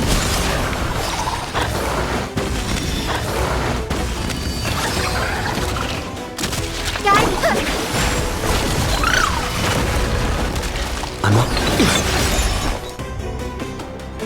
Fight for me.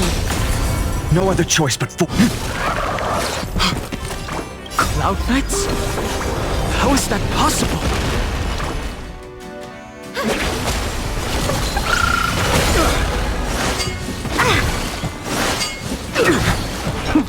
Repress the attack. Corpulence consume me. Sun tear the sky! It's endless. Has the Memoria Tide returned? The fires of abomination reignite. Why not join? Is this some disordered memory?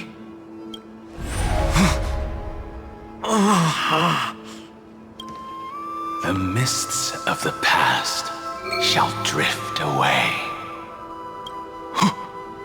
What?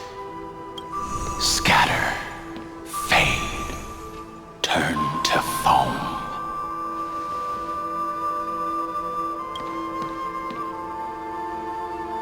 Do you not remember me? After all, I am the heavy burden you must bear. How could I be so easily forsaken? Dan Feng? Is this another Memo Snatcher trick? Vidyadhara are supposed to forget the past during hatching rebirth. But the preceptors interfered back then and allowed me to remain deep in your consciousness. If you do not wish to use that bloodstained name, you may call me Obliviated Memory. That's not necessary. Though we've long parted ways, I won't ever forget you. So, who is that giant? That is Amphorius' Earth demigod. He should be on our side, but he was led astray and intends to seize the power of dragon transmutation. The dragon descends upon the earth, and all beings look to it in reverence. You and I know that all life in the universe covets permanence. Are you trying to say I'll end up like you? One day you will, and as I see it, that day won't be far from the end of this journey.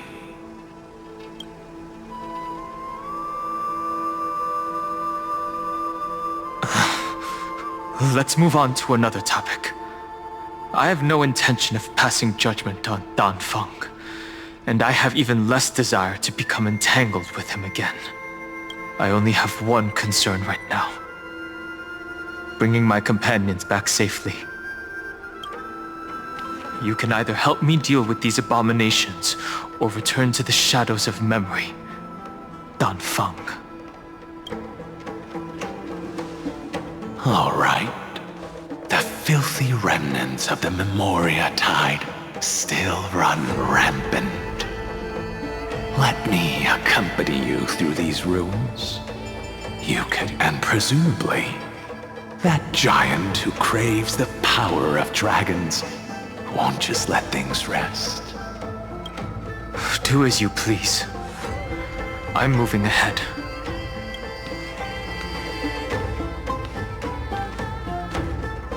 Speaking of Terravox, his aggression just now was probably some distraction. His madness is plain as day. I agree.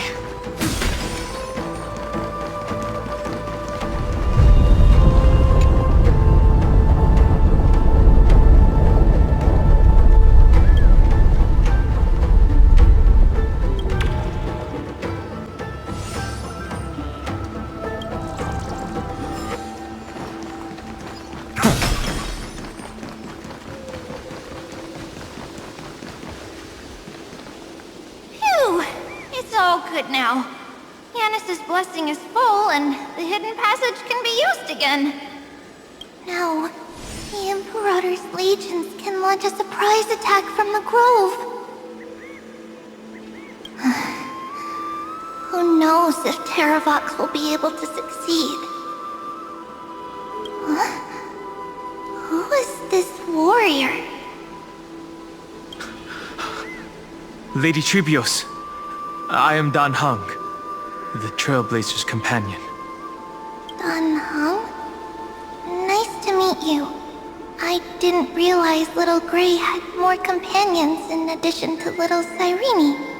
There is no need to elaborate further. They are merely a collection of your memories, just like me. No. If they were my memories, they would recognize me. Dan Heng? Even though we don't know you, we'll still ask you to get somewhere safe. A terrible battle is about to break out here. Iceland's, Tux Gladiorum, is not far ahead. The evacuation efforts are almost over, so go now, or it might be too late. Iceland's. I see. In that case, I'll go look for her now. Thank you. No problem. We need to go deliver some messages, so we'll be off. Please, take care, Dan Heng. Memories crazed ramblings. What do you think? It's too early to reach a conclusion, but this memory is most definitely not mine. There are two possibilities. This memory either belongs to Terravox, or it belongs to him. The person you're desperately looking for. But the probability of the latter is very low. You should know better than I do. After that final battle, even the first genius couldn't determine where he went. Correct. But the conversation I just had gave me an idea. Let's forget Evernight for now. In the Vortex of Genesis, there was someone else who went missing along with him. I still have a chance to make contact with her. And the way I'll do it is right here in the grove.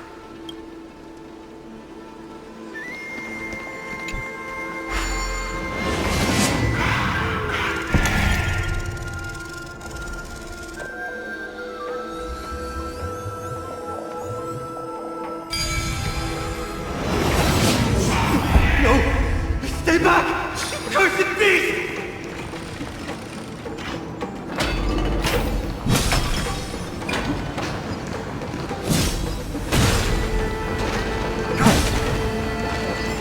There's not a single sign of movement here.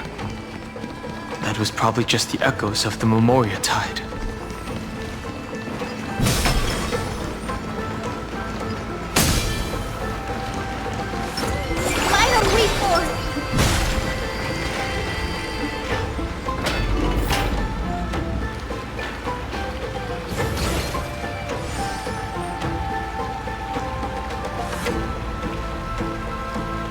Are you the spirit thief? Bartolos? I see. Thank you for the advice. My Cloud Hymn magic will take it from here.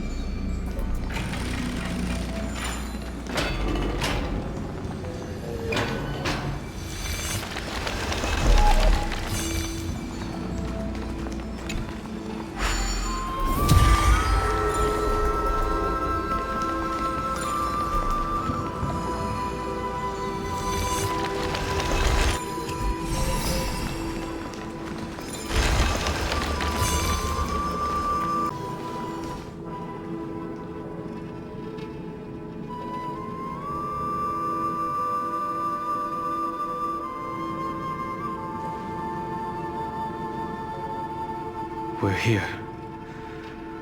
Now, it's time to awaken the person we're looking for. A pool of spirit water. I see. You plan to resonate with the waters of this world. Compared to the currents of my home, the waters of Amphorius are rather untamed. Subduing the waters wasn't easy, but I've gotten the hang of it now. Under the raucous steps of their frenzied dance, the roar of celebration calls forth the spirit water's memories. How incredible. There are still survivors in Amphorius. And this one even knows how to use the arts of water. Very good. It's nice to meet the ocean demigod, Lady Hycealens. A green dragonfish. Are you Dan Heng? I hope I've remembered your name correctly. Scale Gorge Waterscape is your home, isn't it? In Greyfry's memories, I saw you two standing side by side. That's fortunate. It means I won't have to introduce myself. I can get straight to the point. Tell me, where are Evernight and him? The stranger snatched away the deliverer right before my eyes. I commanded the waters to surge after them, but layered cliffs blocked the water's current. You must be careful. Earth has abandoned the Flame Chase mission. Though Terravox still lives, they are not an ally of the Trailblaze. That's no surprise. I've already exchanged blows with that mad demigod. I didn't think the worst would still come to pass. He also intends to get his hands on a dangerous power. As his comrade in arms, do you know what his goal is? Terravox has only ever cared for life born from this soil. If they covet powers from beyond the sky, I suppose it's out of the same care. Even so, their behavior is far too unusual. I presume they wouldn't have made such a drastic and irreversible decision if they had not exhausted all other means. But embracing the permanence may result in even more misfortune. While I admire that demigod's willpower, my position has not changed. It seems that if I want to find Evernight, I will have to confront Earth. Since my opponent has already turned into a vicious beast, what I do won't weigh on my conscience. Then allow my specter to accompany you, Lord Dan Heng, as the demigod who witnessed the end of this world. At least let me sing an elegy for my last comrade. That doesn't sound like something you would normally say. Huh? What I do won't weigh on my conscience. I can certainly guess what you mean by that. I will never hesitate for my companions. I am a nameless. And what I'm going to do is defend all the hopes that are on the verge of fading away. Then I misspoke. That is exactly how the guard of the Astral Express should act. If you please, Lady Hycealens. Hold on to this current, for it still carries the warmth of Greyfry. Hopefully, it will lead us to the depths where our companion is hidden.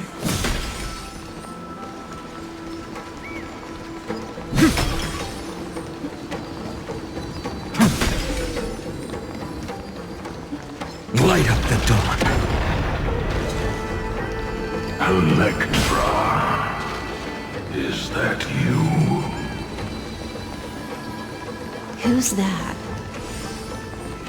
You're right on time. Let the ocean sink into the Memoria tide and become part of the sacrifice to resurrect the Earth.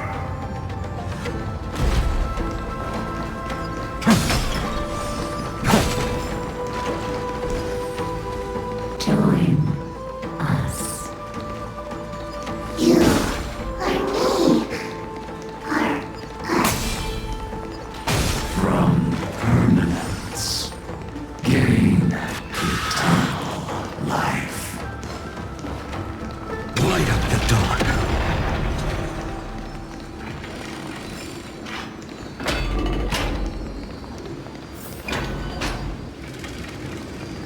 Rouse yourself.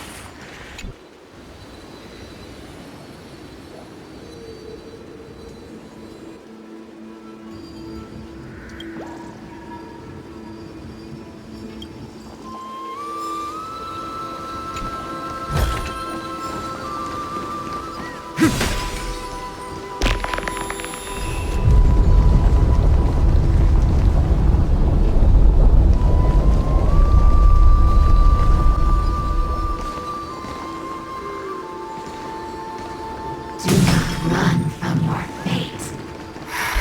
Use The Yadara might not even be considered people if we did not resort to beastly actions. Why did Dan Feng choose me all those years ago? Long Scion, fall into oblivion! The Memoria tide surges violently. Hold on, and don't let your focus be swept away.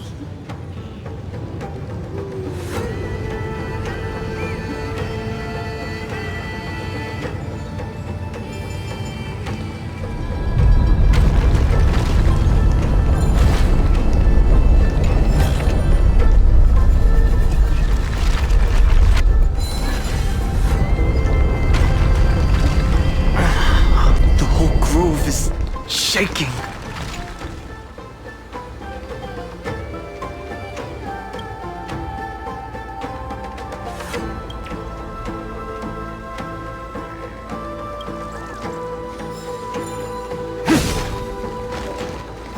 Of 5 people.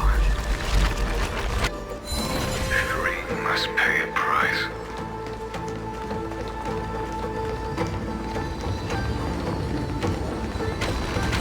You are one of them.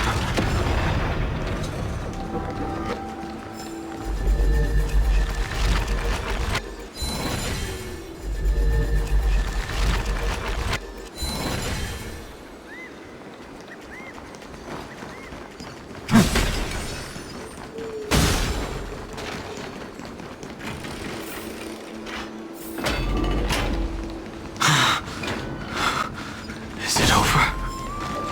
It seems so. These phantoms are hunting you.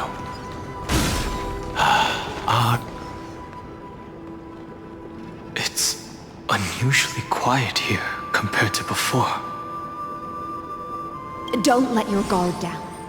The Memoria tide has become even more violent. Is that?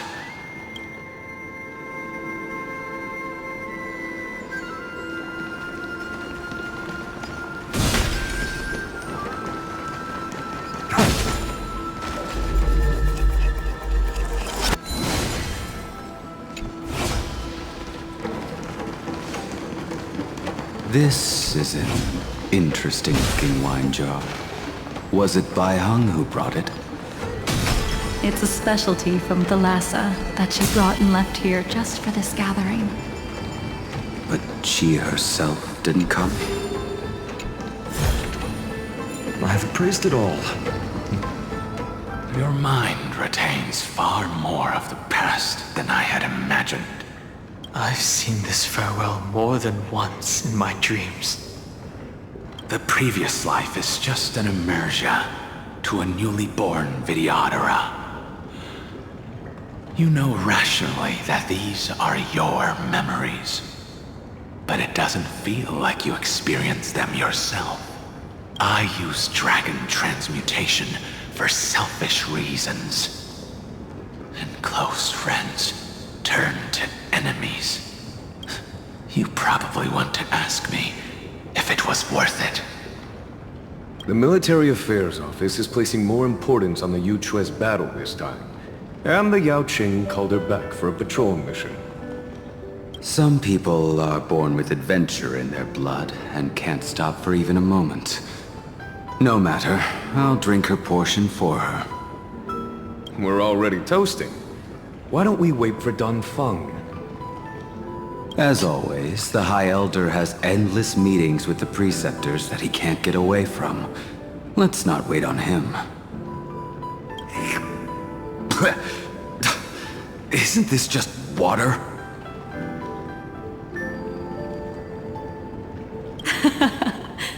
I'll relay her exact words. It is a mistake to drink too much before a battle, so I'll leave a jar of spring water from Thalassa's Crystal Palace. She said that wine only has flavor after a triumphant return. Why didn't you say so earlier? I didn't want to go along with her, but she insisted on seeing your expression after your first sip. Any gift from a friend, whether it is water or wine, is rich in flavor all the same. I see you still speak as if every sentence must add something of profound value. I see you still speak as if every sentence must add something of profound value. Ah, you're just in time. The punishment for making us all wait should be 3 cups of wine. Spare me, please. I've already suffered enough next to the ancient sea. I've convinced the Preceptors. Videodora Cloudhim Magi will join the battle on the front lines, and our armies will fight side by side. It seems like you can now carry out your plan for dealing with the Kitu Mirage, Jingyue. Thank you for standing your ground against the dissenters, Dan Feng. I never thought those Preceptors would ever relent. After all of this, countless Videodora. Countless Videodora will lose their lives, with no chance at a molting rebirth. But the Videodora cannot become a part of the Alliance's destiny if we do not share in its joys and sorrows. That is something we all understand as well. That is also why we've gathered here. Come, raise your cups. This toast is not for bidding farewell to each other, but for honoring the soldiers who will not return, for honoring our companions.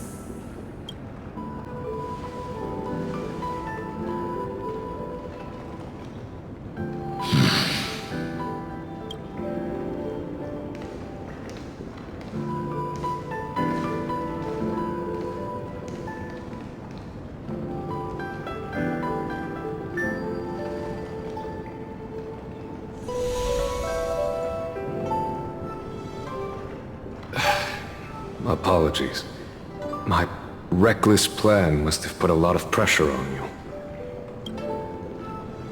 Nonsense. If our positions were flipped, you'd support me no matter how reckless my plan was. Right?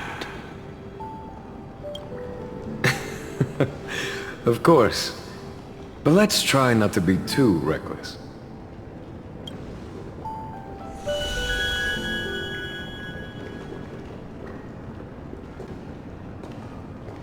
When you make a decision like this, people will always ask, was it worth it? And you will also forever question yourself. Do you know how you will answer that question? I won't answer it. I will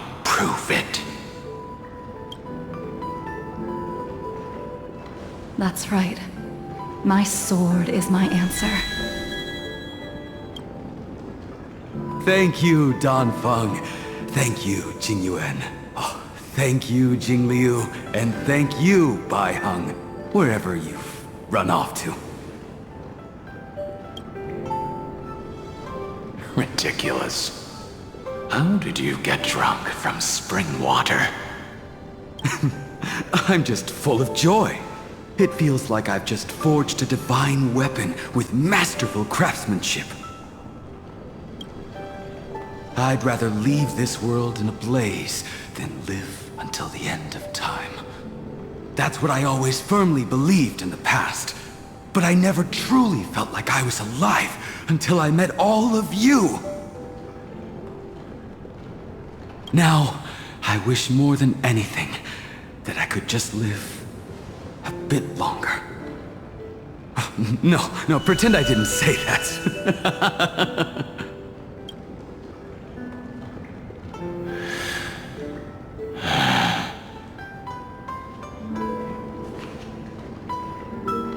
It's over. And you know exactly what happened to these 5 afterward.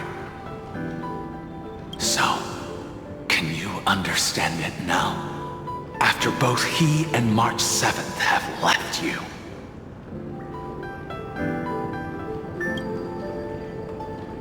Losing a dear friend with whom you've shared so much can never be considered a victory. It's a failure that torments you for the rest of your life. I could never accept that kind of fate. So you made a decision. I was the one who used the transmutation arcanum. I was the one who swore to bring Bai Heng back to life.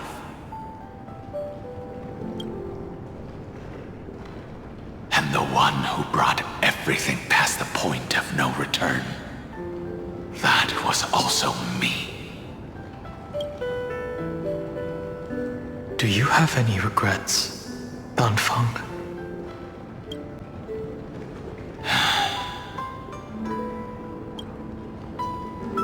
Even if I could reverse time, I would not choose differently. And if it had been Jingliu, Jinyuan, or even Yingxing who died in battle, I'd still choose to do the same thing. Because only I could make that choice and protect all of this. Now, for the sake of your companions, for the sake of those 2 who walk alongside you, how much are you willing to sacrifice, Dan Heng?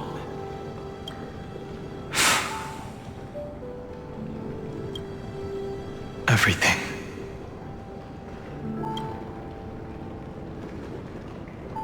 Your answer does not surprise me.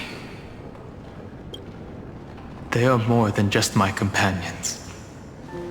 They are the path I took that led me to where I am now.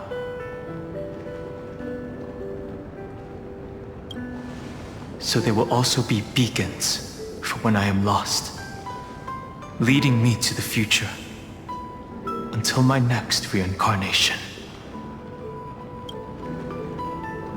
Then let me see how you'll carry out your convictions. Let's leave this place and go settle things with that mad demigod.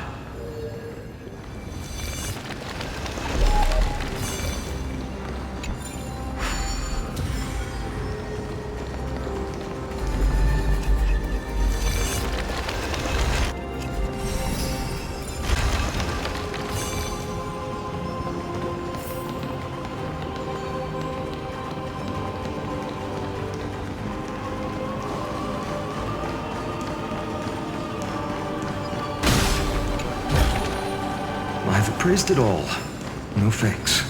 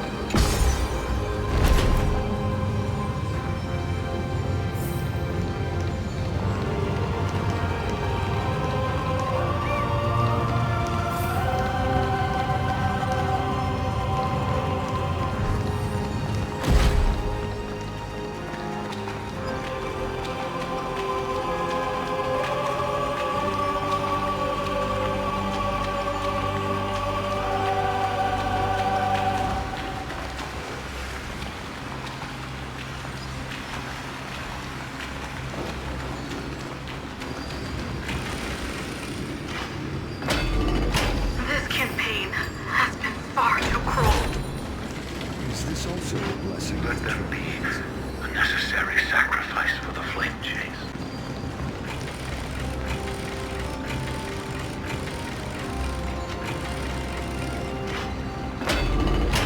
Seismic walking dragon. History shall remember you as a Titan Slayer! Memories intersect. Another betrayal. Another catastrophe. Regardless of whose memory this is, it seems that Terravox has a leading role in it. I see the destination that the destruction points to. Golden blood is gurgling out. It's almost like a heart that has burst open. Follow the current and calm its frenzied pulse. As expected, someone's been waiting for us. It's you. They are here. A scion of permanence. And your old comrade in arms. Terravox, my old friend. Indulge yourself. Let this Memoria tide swallow everything. Be prepared for the worst, Lord Dan Heng. This mountain dweller must not be underestimated. Giacles the Mountain Breaker. Earth's Dromus Rider. It's been a while. Mountain Breaker? He's not Terravox? I remember you, little fish, and your despicable master. I didn't think you were still alive. Death is just a return to the earth for mountain dwellers, thanks to Evernight's gift. I was able to come back to the mortal realm and keep watch over my dear friend, the Earth demigod who was sacrificed to the flame chase plot in vain. Long Scion, you are the most important offering in this ritual sacrifice. No matter how strong your will is, it will eventually be swallowed by the Memoria tide. When that time comes, you and the powers you bear will serve us. We will use the permanence to awaken the fallen giant dragon and give the earth an everlasting body. I see. So you pretended to be Terravox in order to lead us here into a trap. If it weren't for the Imperator's tricks, the name Terravox would be shared between us anyway. They made the right choice for Amphorius's tomorrow. But the tomorrow you speak of only ever had a place for humans. What, my old friend? I will once again start a fire that burns away the chains that shackle us! Why don't you leave this to me, Lord Dan Heng? Use that hidden passage to reach the opposite shore. Perhaps Greyfry's there. Deep. No. I will stay here. Mountain Breaker. Hero of the mountain dwellers. If I do not stay here and triumph over him, he will die an ugly death in delusions of the permanence. That should not be his destiny. And for the vicious beast that insists on obstructing the Astral Express and threatening the fate of the world. We've stood on the precipice countless times along this journey, forced to make difficult choices in the face of disaster. But this time, it's my turn to put some pressure on this world. This feeling, this scene, all too similar.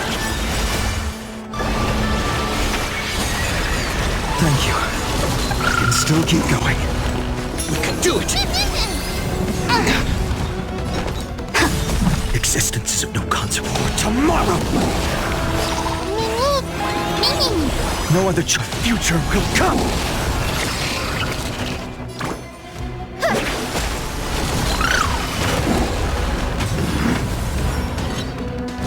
I can't let them down. Fight for me! Core flames consume me! Hail the new dawn!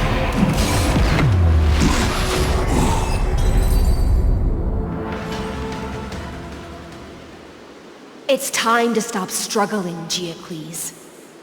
Go to your death with dignity. Before that, tell me, what kind of deal did you make with Evernight? How was the Great Mountain Breaker reduced to this?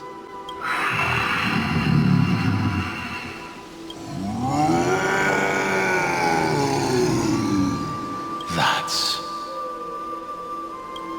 Leave it to me. I'll recount the Earth's heaviest past.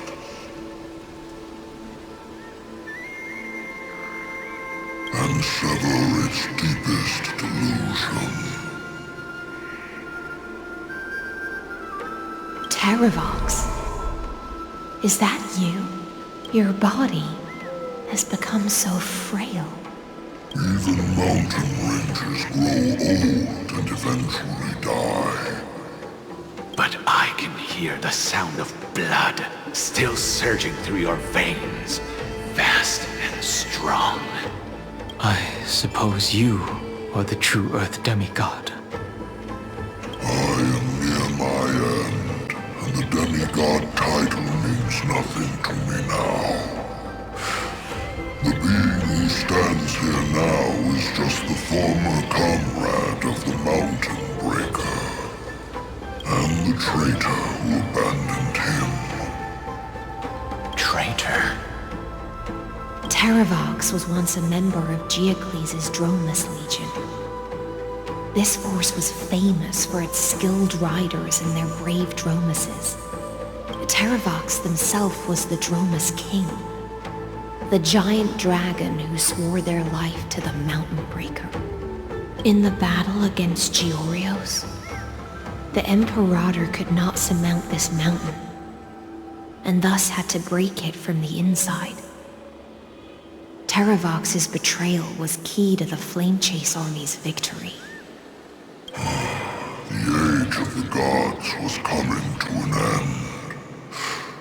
Living beings had adapted to the changes amidst the rifts of the earth, and now they had to learn to survive in the crevices of the epics. Someone had to watch over the earth, so I agreed to a deal. I would take the Titan's divine authority and sink into the cliffs, using my flesh and blood forged of stone to mend the land. But there was one betrayal I could never forget. The Mountain Breaker refused to believe that was my choice, even till his dying breath. Faced with having to surrender to the Imperator, he chose to die instead. So this is why you decided to conspire with Evernight. Time's strange visitor appeared before me. The great power from beyond the sky, called the Remembrance. Its Giocles was able to be reborn as a memo sprite.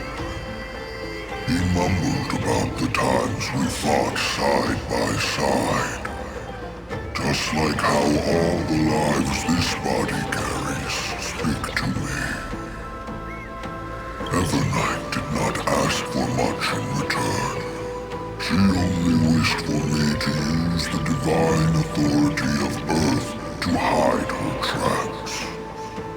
Since you're being so candid, does this mean you've given up resisting?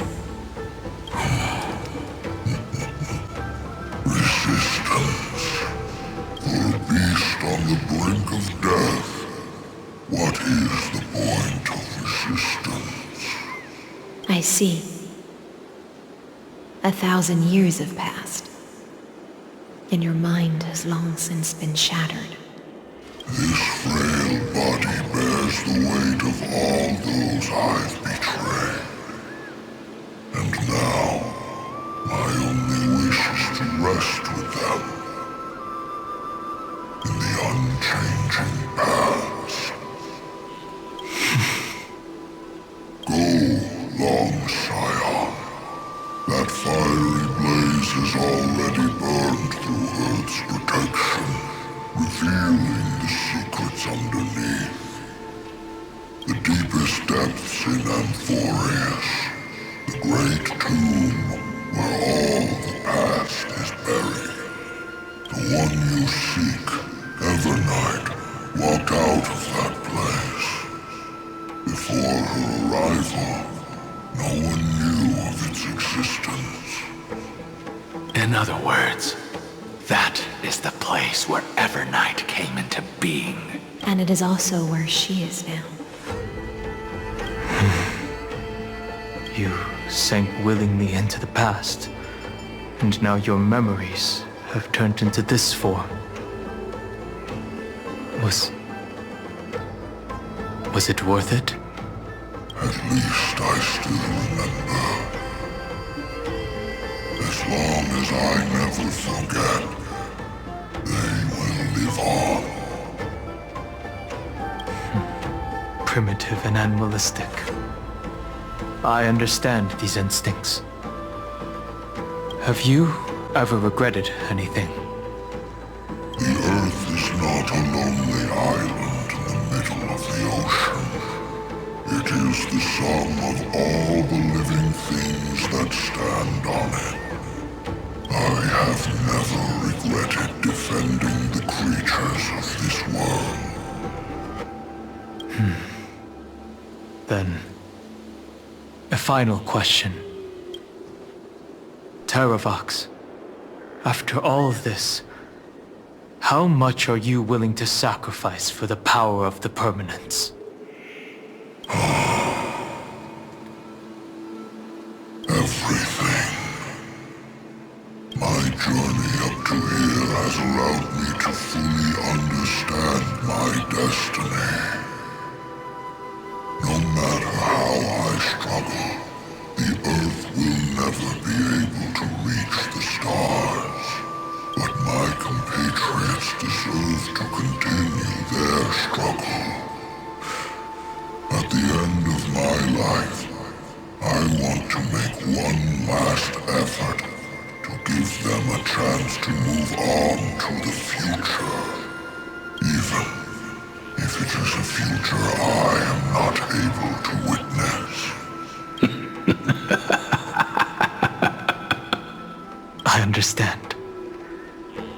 Then, join me in rebelling against this unjust fate once more.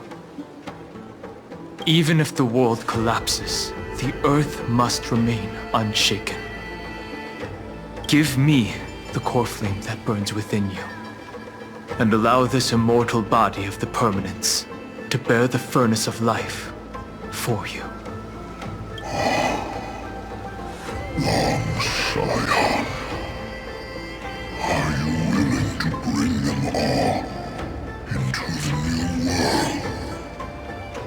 I won't give you empty promises. Allow me to answer your question from a different perspective. The permanence is the path that dragons trod, and eternity is life's deepest desire. If you entrust the Earth's living beings to me, they will live in symbiosis with the instincts in my blood. With this body as an ark, I will deliver them to tomorrow for you. That tomorrow won't be the end of Amphorius' west wind, but a vast and boundless sea of stars. A sea of stars. It's a future where all beings can trailblaze side by side. Not a prison, made for remembrance. In the veil of Avernight's memories, you've always been someone with reservations. I misjudged your resolve. I understand. This is the only choice.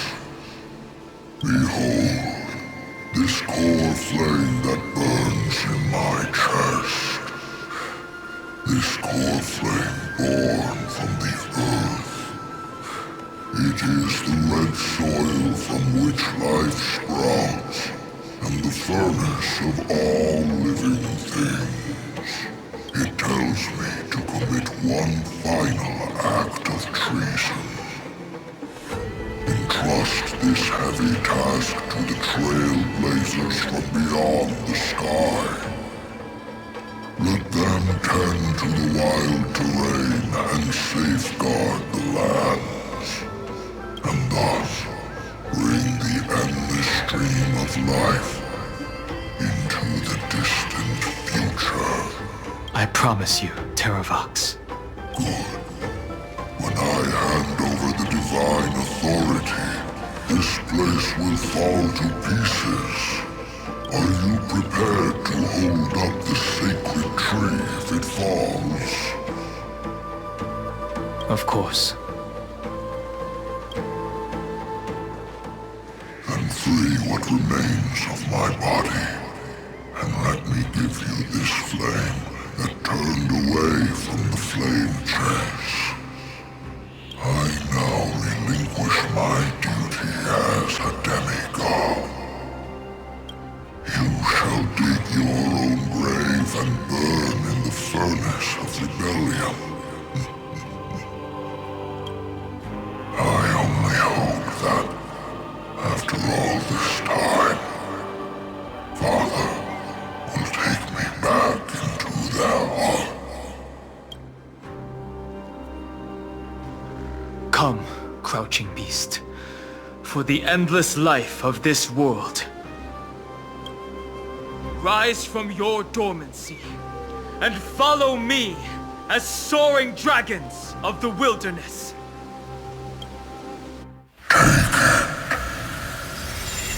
My final rebellion.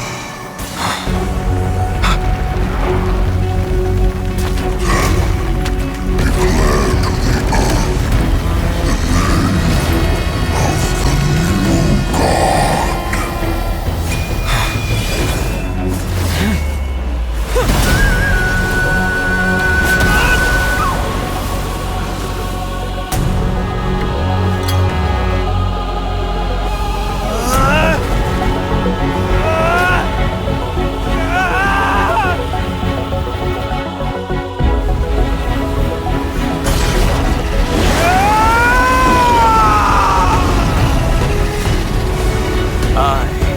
Dan Heng,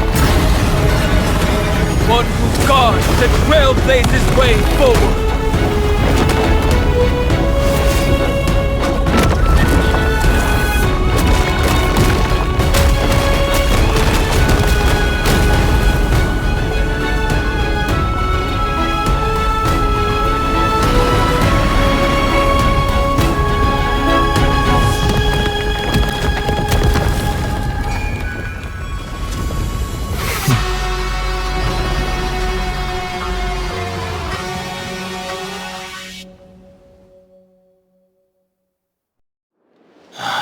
Fortunately, the worst did not come to pass. If your opponent had already turned into a vicious beast, whatever you did wouldn't weigh on your conscience. So what if that demigod had harbored ill intentions or vowed to fight to the death? Would you have pointed your spear at them and carved out the core flame with your own hands? There's no point in discussing what-ifs. Though, I'm glad it didn't come to that. Regardless, I will attempt to join this game and become a part of the Era Nova.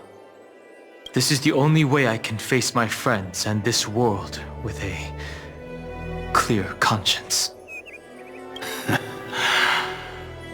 Now that things are settled between us, it's time for you and I to say goodbye.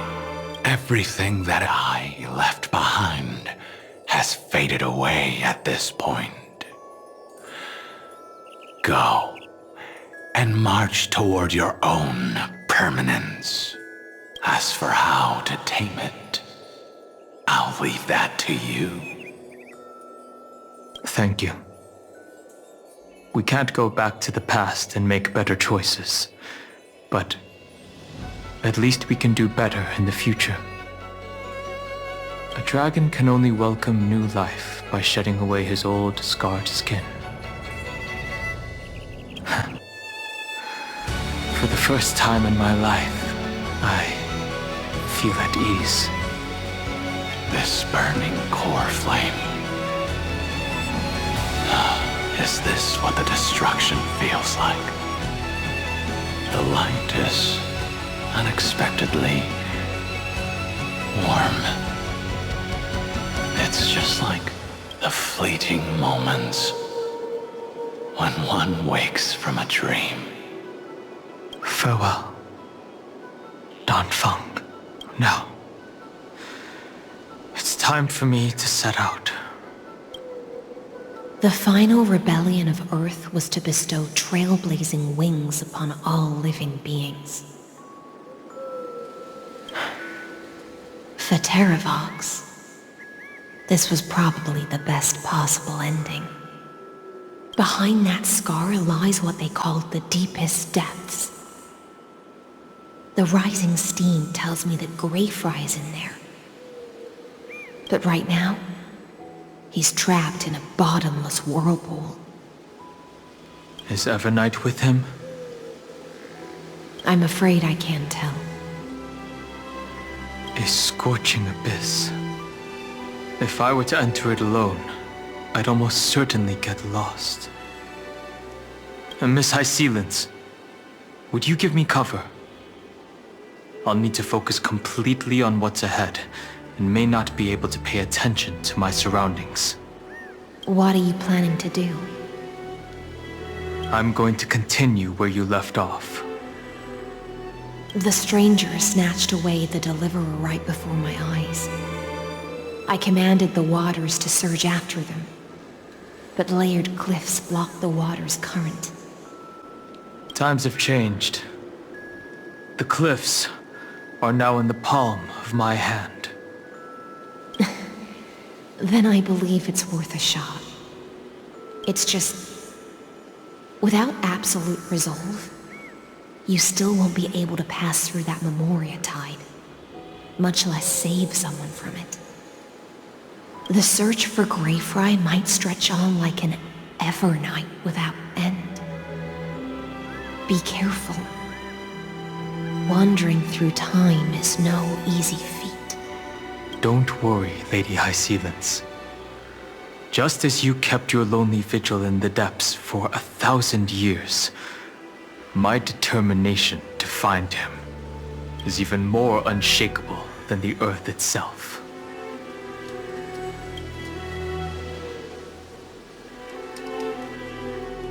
Ancient sacred tree, lend me your roots.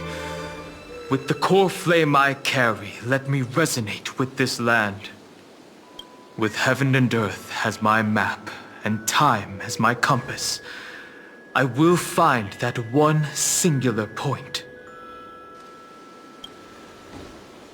Even if I must cross every mountain and valley on my own 2 feet, I will bring you home.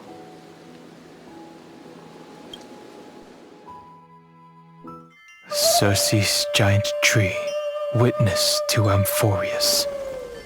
This time, I will follow its roots into the ancient earth until I find you. On this journey, I will become the bedrock of mountains and bear the cities above. With the currents, I merge into the tide, crashing upon the land's jagged reefs. I sweep across the nameless barrens, scattering endless snow and frost. Entwined in the cycle of day and night, into the deepest depths of this world, adrift in the darkness that was before all else.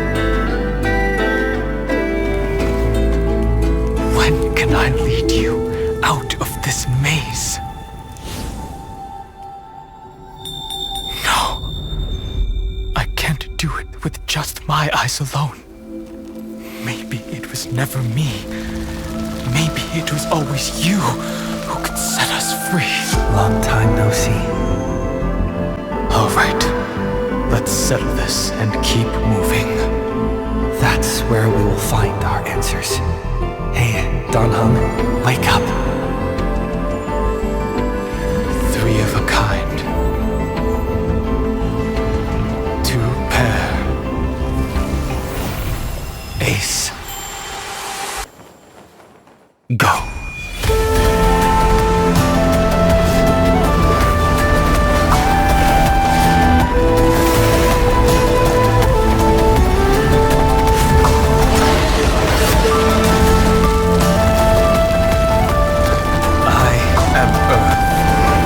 That grows upon the earth.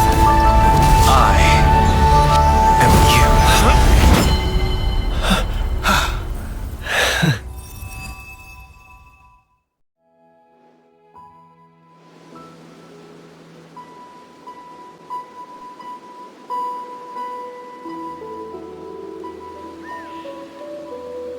Finally.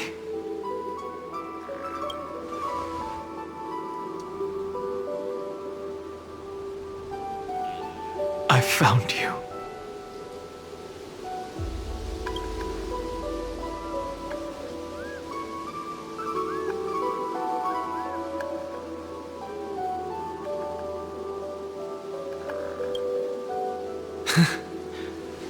Long time no see. Did you get taller? While you were trapped, I experienced a lot.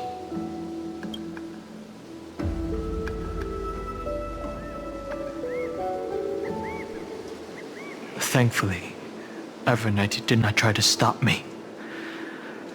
Looks like we've managed to stay ahead of her this time.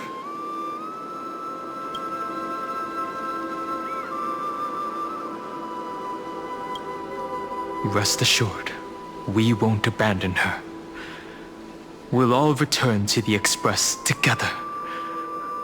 No one will be left behind. You mean Mem?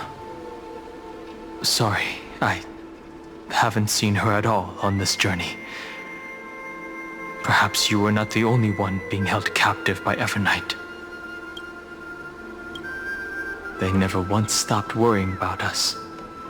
About you, me, or March 7th. They never gave up on trying to save us. Even from outside this world. Miss Himiko, Mr. Yang, Pom Pom, and even Sunday Black Swan and the two geniuses. They are all doing everything in their power to aid us. I understand. Her power shouldn't be underestimated. It was only when I personally stepped into the maze of time that it suddenly struck me. She and I had crossed paths once before. I'll only warn you once. Leave her body now. I feel like I've seen these floating black things somewhere before. I had an unexpected encounter with her when I left Amphorius. Perhaps to avoid exposing her whereabouts, she stripped that memory from my mind. That power called Oblivion. It's just like an emanator's. Oblivion.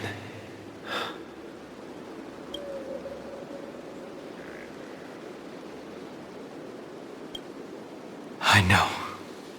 But you still remember me and our companions, for now. Do you have any clues about the memories you may have lost?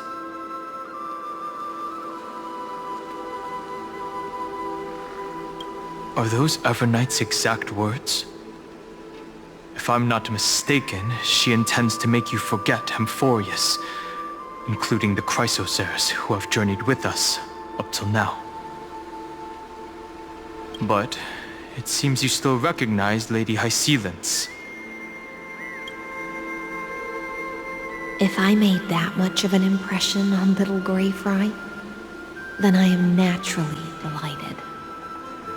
But I fear your escape from that power they call Oblivion is thanks to someone else. Nice to meet you. Or maybe I should ask, how have you been since we last saw each other? Along with you, this little butterfly fish's memory was also salvaged from the depths of that whirlpool. Just as a pearl is cradled within its shell, the power of Thanatos surrounds you, shielding your soul from corrosion.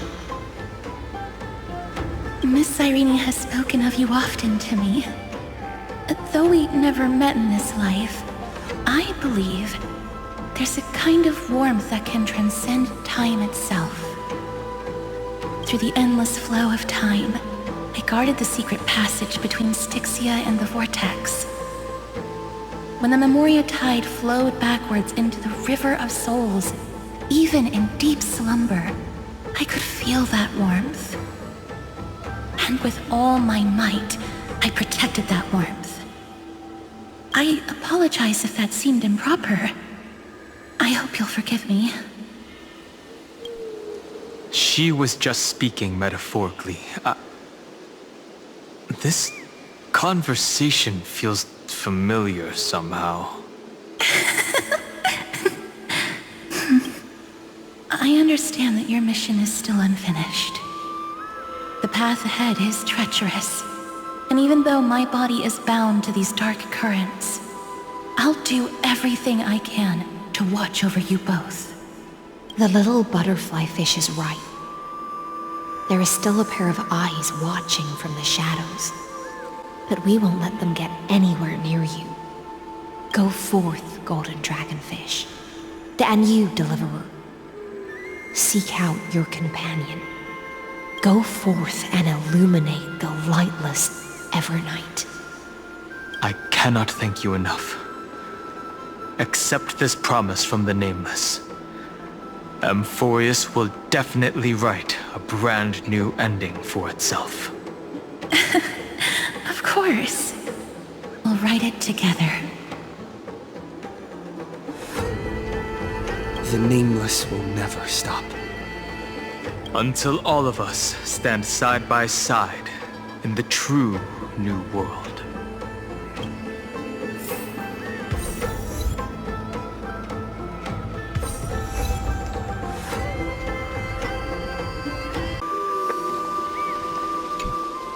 Go forth with courage, little Greyfry. My ocean currents will guard your arrival. And my... Farewell, little fry. When we reunite in the ocean at the boundaries of this world, let me play a song for you beneath the glow of fire. At the end of the sea of flowers, the souls of the living shall warm thy fingertips, and after an embrace, there shall be eternal separation. If I hadn't met you at the end of the world, I would have thought Lady Trinan's prophecy was wrong.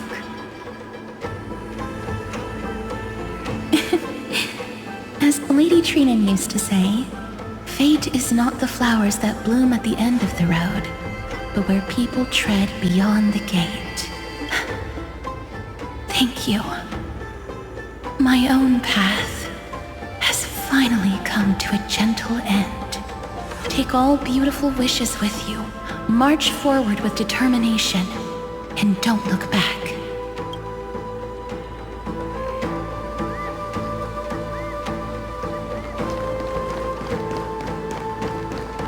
This place was once Nestia's altar.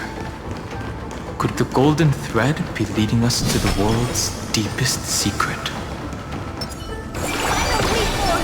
A direct offensive? Or crush the...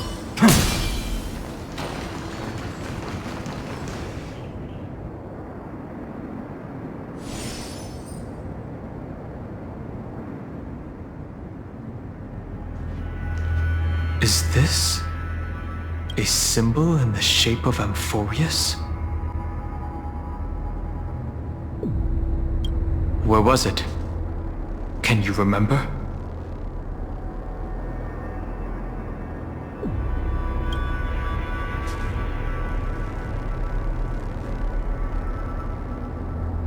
That doesn't make sense.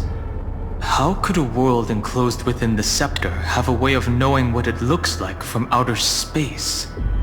Unless the mural isn't a drawing of Amphorius, but rather someone saw the mural and shaped the world in its image. Could that someone be Xandar? No. His concession proves that this place where Evernight is hiding must be a blind spot of the experiment. I'm afraid not even Xandar knows about the existence of this great tomb, or the secrets buried within it.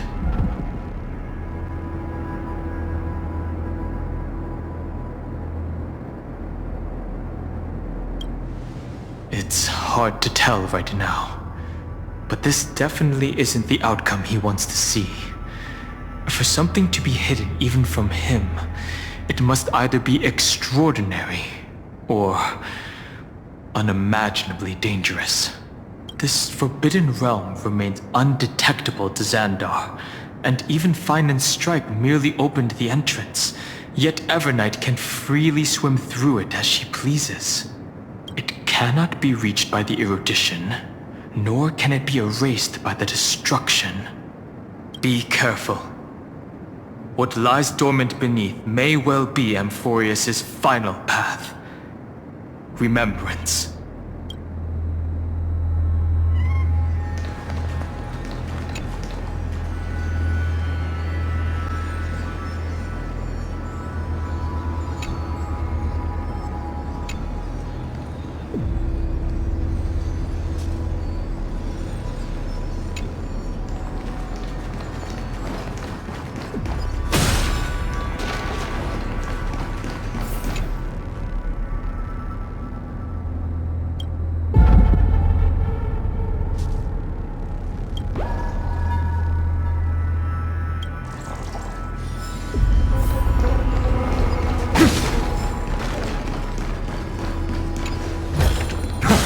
Is this also a blessing of the Trailblaze?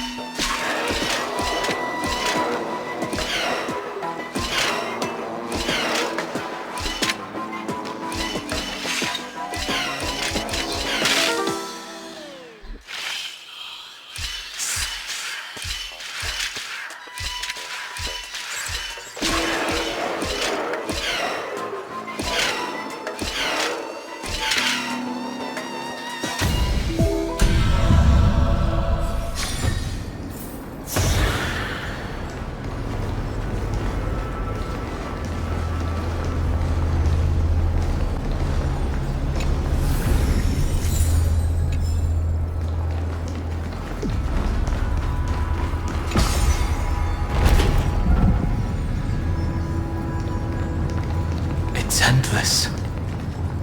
It feels like we're plunging into an abyss.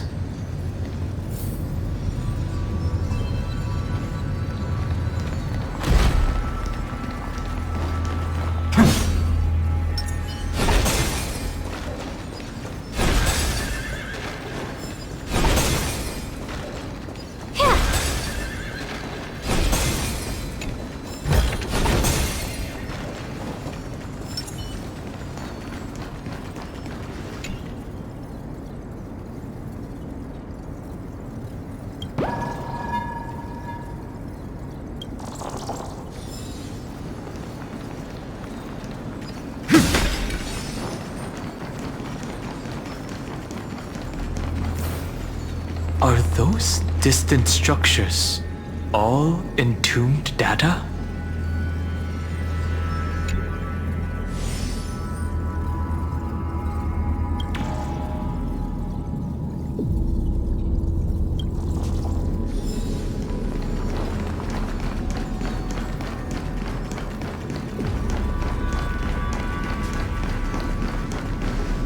The whirlpool of remembrance.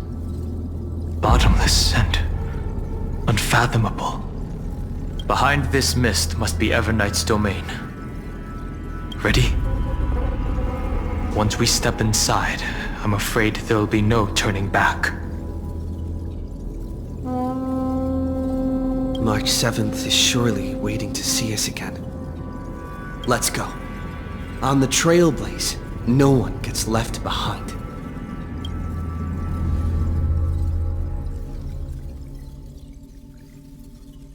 This maze is full of memory loss. Your voice sounds different from usual. I only hear a hint of curiosity. The rest is all fear. Beautiful memo keeper.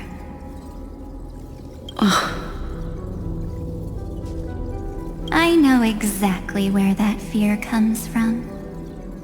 The Everknight is a mimetic entity's natural nemesis. They will swallow you whole with just a flick of my pinky finger. I am the garden's enemy. I have never denied that fact. I have to say, Miss Everknight, you've certainly got a unique way of protecting people. At least she's still willing to talk. Is it because I disobeyed the garden's rules? Maybe I still have a chance. No. I don't think you do. It's not very elegant to spy on someone's thoughts, you know? Well, before you get rid of this beautiful memo keeper, the least you could do is answer some of my questions. Why should I do that? So you can buy more time and send a message to your companions? And here I thought you were already watching my companions' every move. I am. Earth's stirrings have ceased. They have defeated Terravox and are heading here as we speak. Don't tell me that's part of your plan, too. It's not. But I'll make good use of it. Fighting alone against an entire world, even I might miss something. Just like right now. How I've decided to let you go. I like you, little bird. Your longing for memories remains pure. Unlike those memo snatchers. Your most precious quality is how you've yet to be tainted by the garden's dark side. I'll take that as a compliment. But I still don't understand why you've kidnapped me here. Well, seeing is believing. So, why don't we take a stroll together? This ruin buried deep underground is called the Kernel in the language of erudition. But I gave it a friendlier name. The Heart of Amphorius. The great tomb of the Nameless Titan. The Nameless Titan. You'll see with your own eyes just how important the remembrance has been in this world, and how we will stir up the waves of oblivion to douse an eon's ambition. You've been hiding here all this time. That's right. Curious about how I discovered this place? It's not actually all that complicated. The road we just walked was the beginning of March 7th's journey in Amphorius. The beginning? Do you still remember how 3 paths are said to intertwine in Amphorius?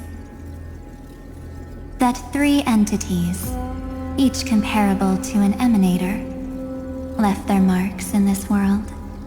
There's Xandar, Iron Tomb, and... That's right. To this day, there have been no signs of the entity corresponding to the remembrance. The Garden of Recollection was curious about that too. So the Memo Snatchers spent an unimaginably long time chiseling out a tiny channel to peek into this world. But there was always a power in the memory zone that kept them out. And when March 7th's consciousness was seized, it was a ripple of the remembrance that protected her and sent her in here. Can I assume then that this hypothetical emanator of remembrance was consistently protecting this world from the Garden's eyes until the Astral Express arrived? That's correct. You're a smart one. But why? Go see for yourself, little bird. The memories contain everything. This gate is really impressive. These are March 7th's memories.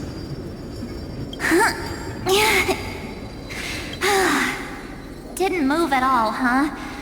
I just got here and I'm already locked out. A journey of 1,000 miles stopped at the door? That's terrible! Is she stuck? Keep watching. The fun stuff is just ahead. Warning. Object does not have access permission. What? Did I touch something I shouldn't have? Execute formatting protocol. What's going on? Formatting? Warning. Illegal operations detected. Warning. Illegal operations detected. Hey! Don't just activate like that! How do I stop this thing? Warning. Warning. Warning. Operation authorized. Protocol name. Back. Huh? Finally it stopped! Wait, did you just mention his name? He's barely spent any time in Amphorius and he's already famous?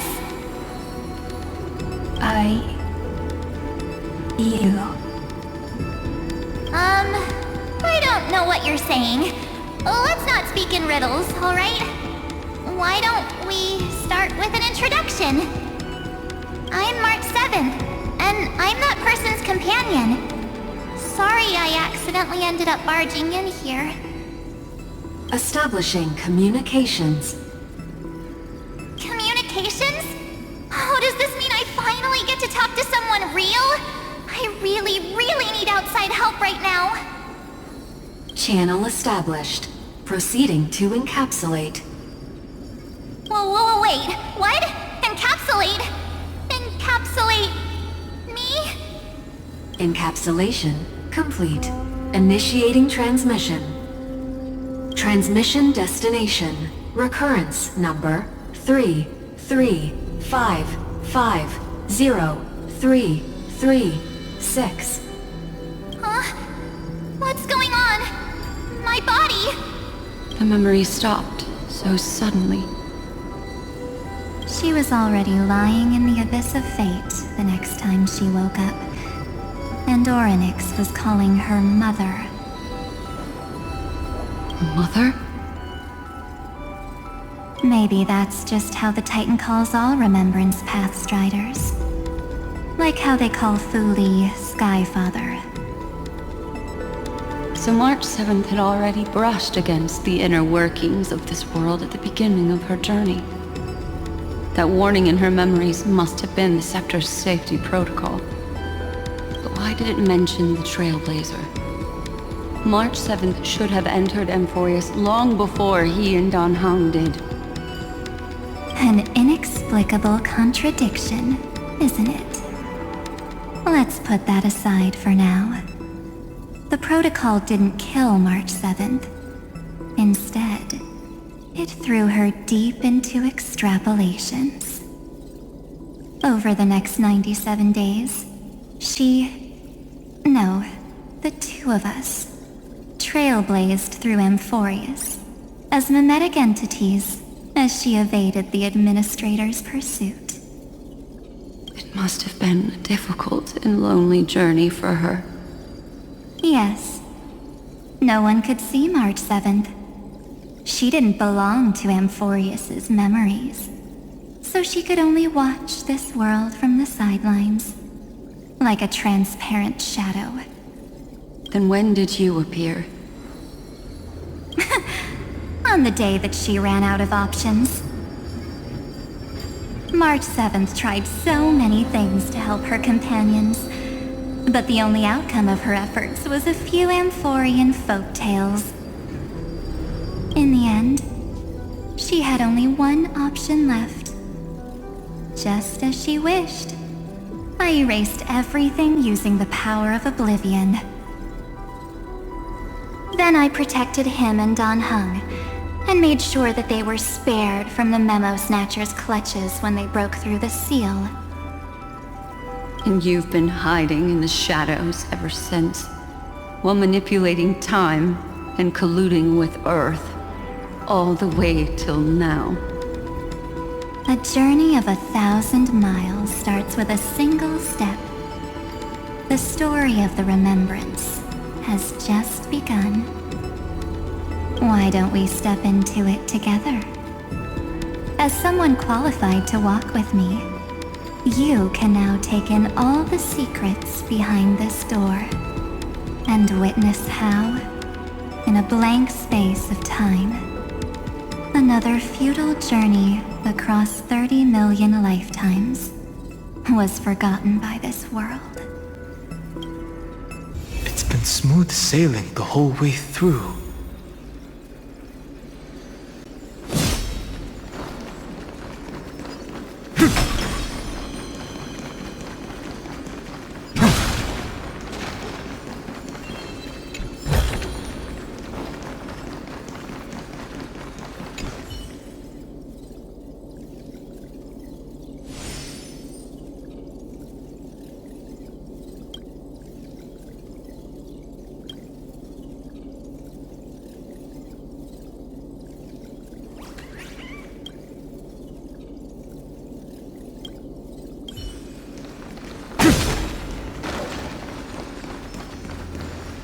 Are you ready? I'm going to open this door. Absolute silence. I can't sense anything at all. I know. Duck behind me if anything happens,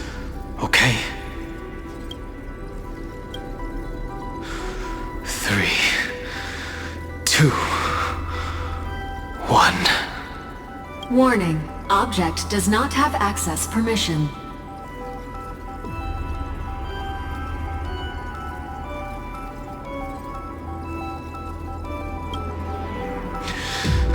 That means we're in the right place. Warning. Warning. Warning. Get ready. Incoming. Welcome back. What? I'll be waiting for you. It mentioned your name.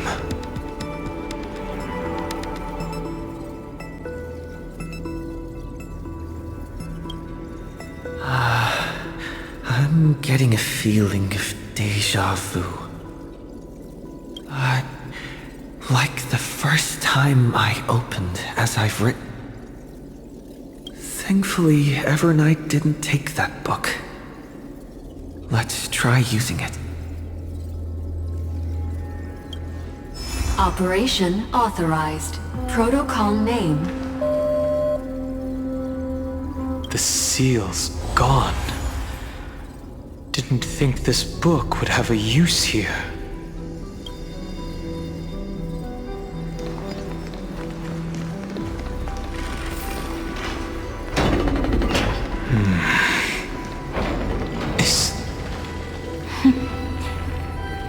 Hi.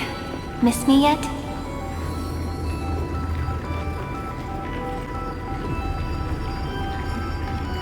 I'm just messing with you. This is the first time I have met you. Executing protocol. Format object. Formatting progress. 0.015%.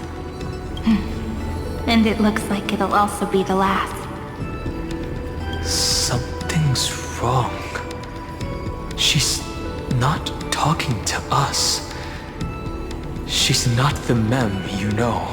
Could she be a Cyrene from the past? Formatting progress. 23.815%. Since we don't have all day, let's get started, shall we? As always, I'll read this book to you. That way it won't just be Cyrene's memories alone. Formatting progress.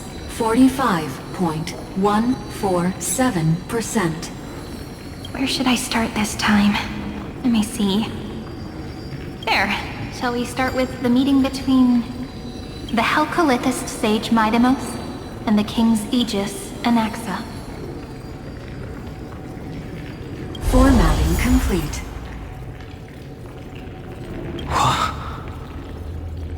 Did you hear that?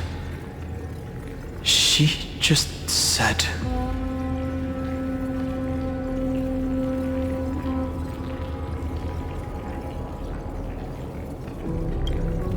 This is obviously not the history we know. It might be one of the possibilities in the 30 million cycles, but... Cyrene should have died at the start of every recurrence. So why is she here? And who was she talking to? And that book she mentioned. That's very likely. That door reacted to the book as well. Let's try copying what she did. Accessing. Recurrence number 33550337. Access failed. Error code Gamma 13. And that's it. As I've written, is definitely connected with this great tomb.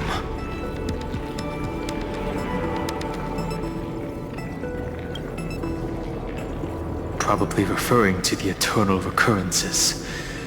It also proves the previous hypothesis that this place is outside of Amphorius' cycles.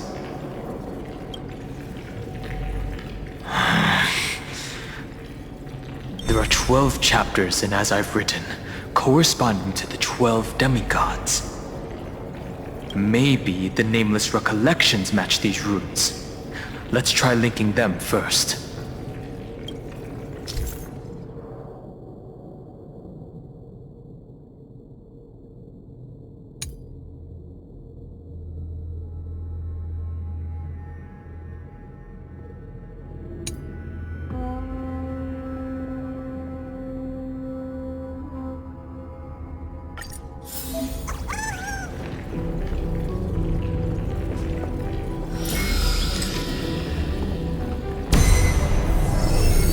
Uvris 504.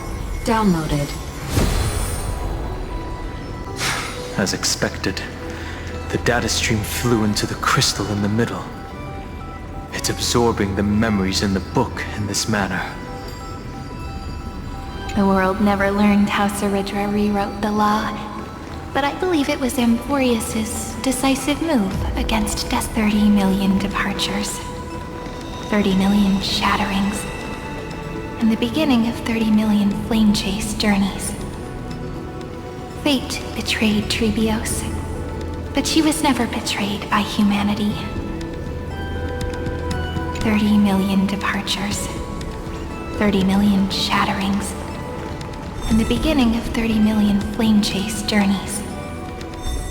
Fate betrayed Trebios, but she was never betrayed by humanity. Uplotis 405. Downloaded.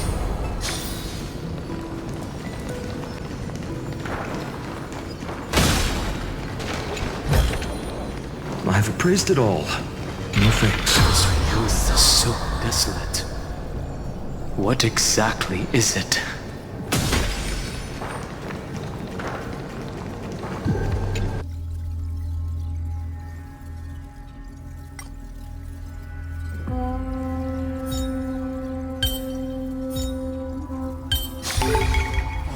Reminds me of when I was studying at the Grove. Is this also a blessing of the Trailblades?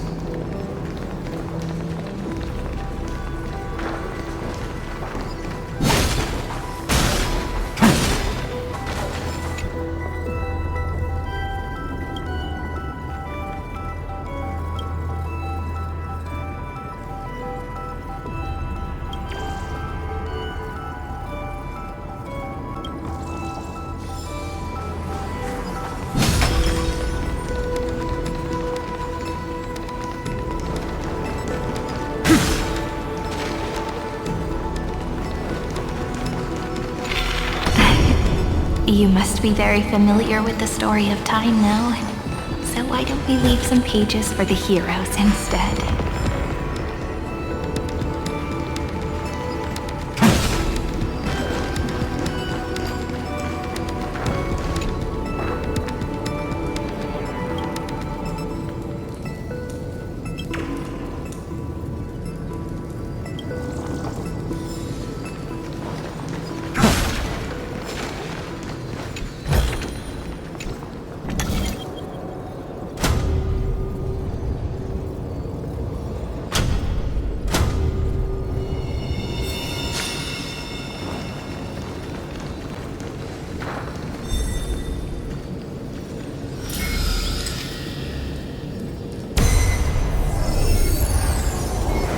Inthea 093. Downloaded. Scopeo 365. Downloaded. Branch number 1. Archiving. Object recurrence number 335503337. Progress 13.131%. There's a notch in the terminal that's just the right size for this book.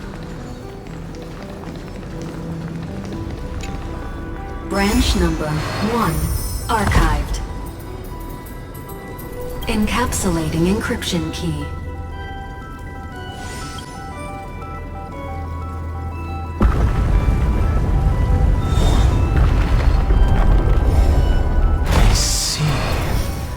this As I've Written book is a data terminal that has been modified by the Remembrance.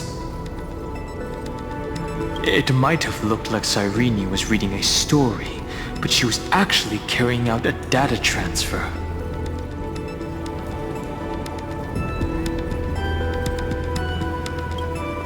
Right. That's a more direct way to think about it. No wonder these facilities are reacting to it. This book is a key. But Cyrene could never have known about the truth regarding the scepter. So where did she get this key?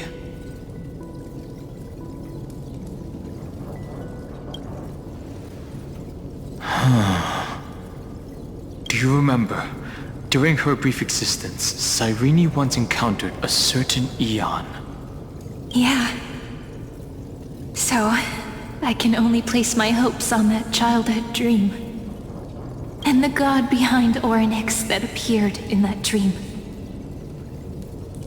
It's no secret that Orynyx and Fuli are related. That Eon also appeared when you encountered Mem. We still don't know the role they play in Amphorius, but if Cyrene accidentally stepped onto the path of remembrance, then her sacrifice wasn't just for resetting the cycle. There was another purpose. Encryption key encapsulation complete. Let's keep going for now. If my hypothesis holds, then the scene we just saw will replay many more times.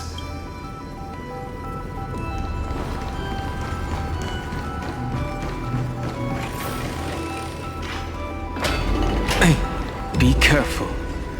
Evernight's eyes are everywhere. Don't get too far from me. The chronocognitive anchor will protect us.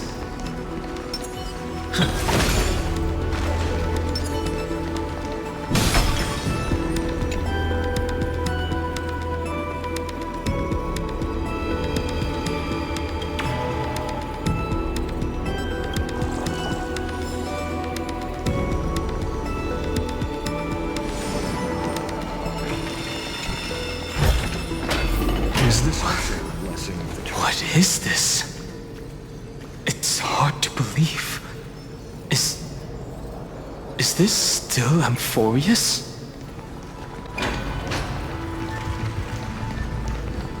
So many countless storage arrays.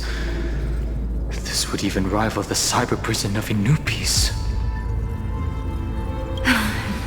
Look, what a magnificent sight.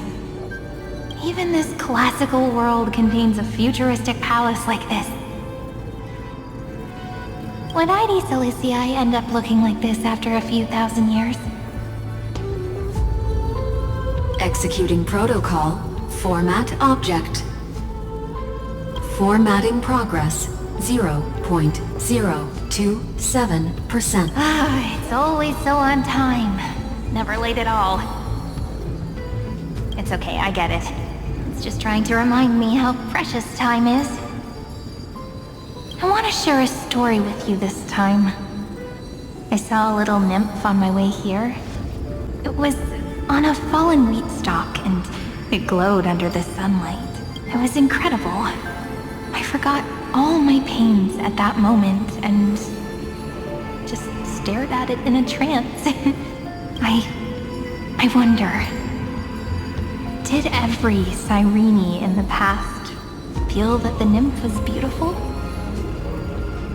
Would they also have recorded that scene into the Eternal Saga?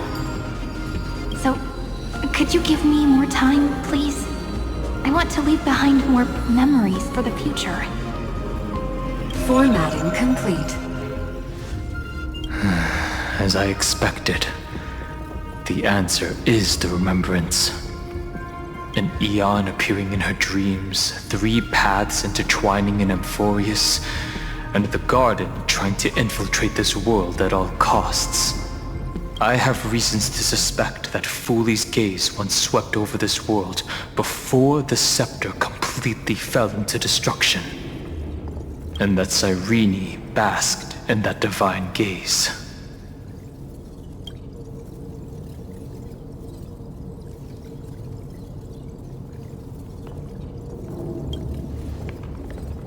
Humanity cannot judge eons based on our own common knowledge. The Remembrance has always been an observer of the universe, ever since their birth.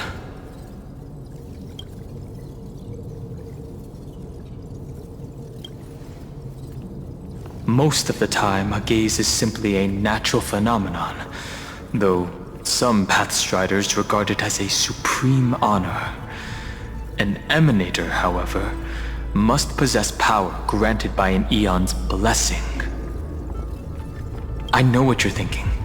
That theoretical Emanator of Remembrance remains a mystery. But now, I'm leaning towards the idea that what the garden's mirror reflected was a kind of miracle that Fuli left behind.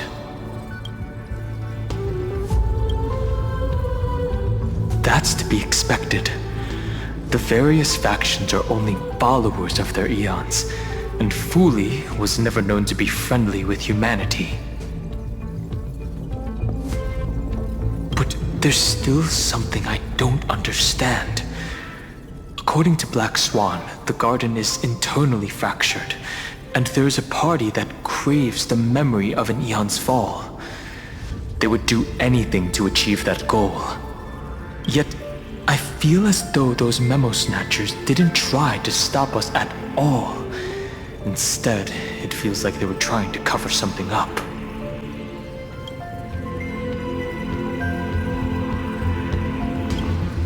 Yes, we're thinking the same thing. Legend says that Fuli sits in meditation in the Anasrava Pure Land, spreading the seeds of remembrance across the universe. And when the cosmos ends, all the different realms will be reborn in their garden. If this sealed-off world is also within their gaze, then it's not too big of a stretch to surmise that they need a mechanism to save these incredible amounts of memories and store them somewhere out of the erudition's sight. And this mechanism was previously the Time Titan and their demigod. But after Amphorius entered an endless loop...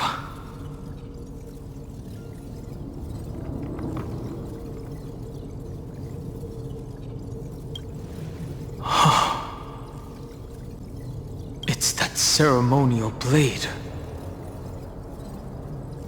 Now, I can say with certainty, time is the page on which that eon records Amphorius.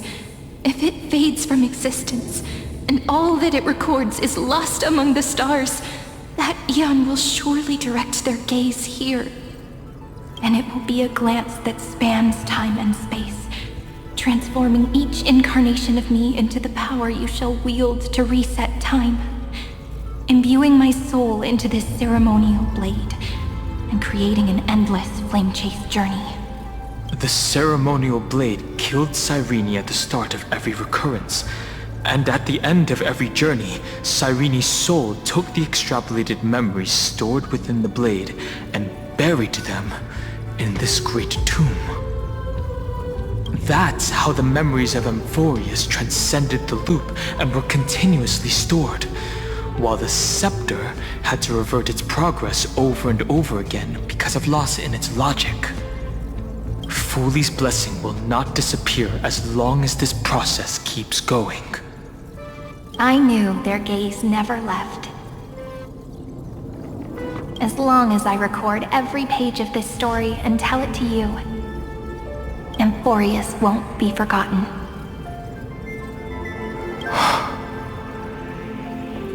Cyrene encountered the Eon's gaze and regarded them as the hope to continue her world. That's why she offered them memories over and over, even if she had to turn herself into nothingness every time. As to why she insisted on keeping her human form and offering the memories through reading a story, it might have been the only way for her to maintain her sense of humanity and leave her mark in this world. Even though everything was just her wishful thinking.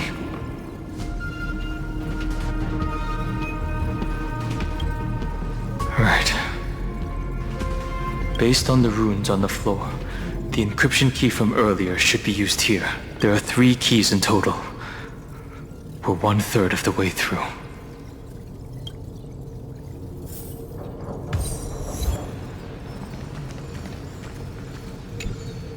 I'll leave it to you. You never say anything, but I know you're listening. Every story I've told is like a little key that opened a door in your heart, no? The path has appeared. Go!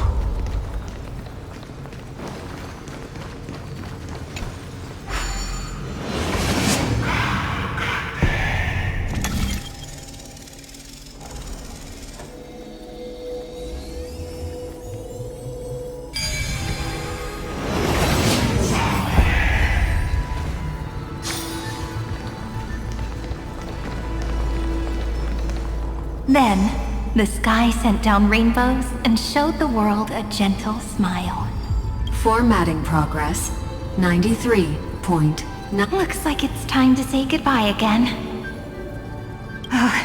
Before I was even aware of it, this book had already recorded too many emotions. Every page has become so heavy. I've started to feel uneasy whenever I take it into my hands. Where did the very first ripples want these memories to be sent to? Formatting progress, 94.42. How many times has it been? It faithfully fulfills its duty, activating and formatting. Never changing, like the fate of the flame chase in every cycle. If I can only write the same ending every time I lift my pen, then is this weighty saga just an overly naive dream? Formatting progress, 96.0. Process error. Analyzing. Process error. Analyzing. Really? Are you encouraging me? Thank you. I'm sorry for making you see this embarrassing side of me. Everyone's still working so hard. If I'm the only one who's crying, that wouldn't be romantic at all, would it? Thank you for listening to me all this time. So, shall we continue? Formatting complete. The endless cycle took its toll on her. Even Cyrene could not resist despair when faced with eternal stasis. Like Aslana, she started to wonder whether everything was futile.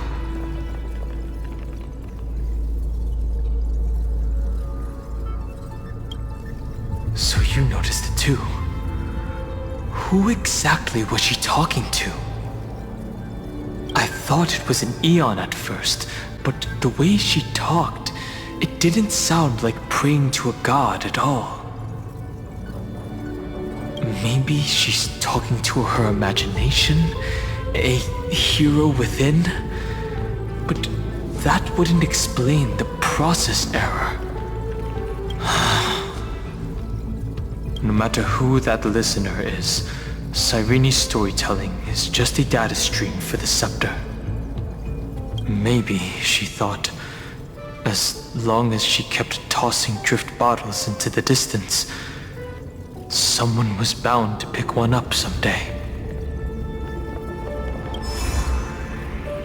Accessing recurrence number 335503337.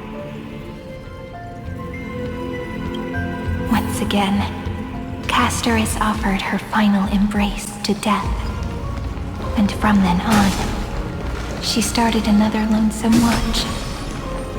How wonderful. ready for someone to give her a real hug.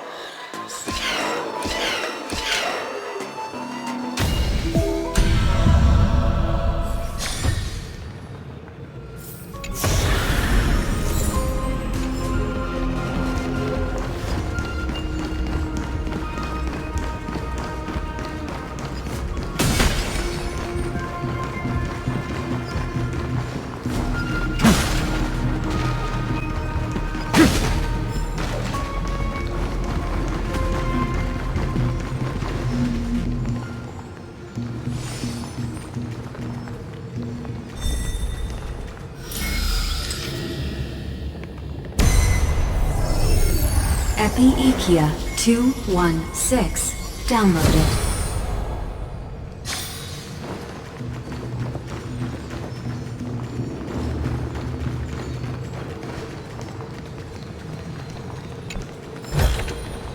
I've appraised it all. No thanks.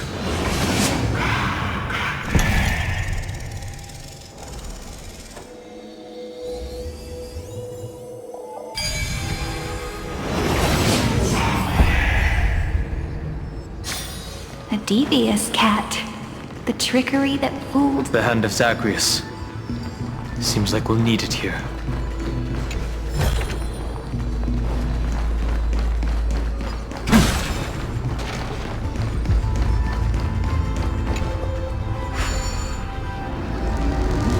Maybe the room will only be completed after the modules are inserted into the slot.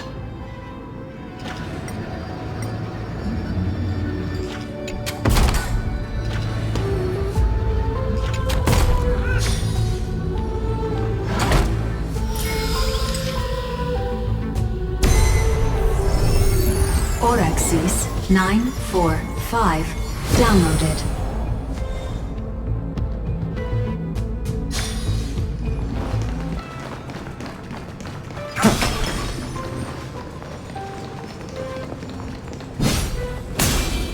Midamos's road of strife once again reached its glorious and lonely end, as always.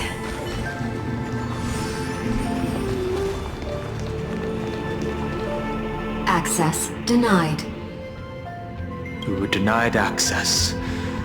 Memories about strife are always so defiant and resistant. A fight is unavoidable. Come. Warning. Illegal operations detected. Warning. Illegal operations detected.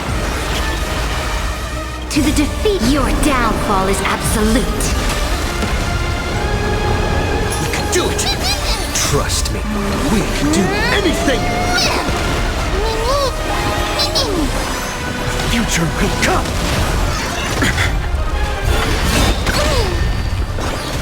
May this fate dispel the gloom, restore the skies! Thank you. And still keep going.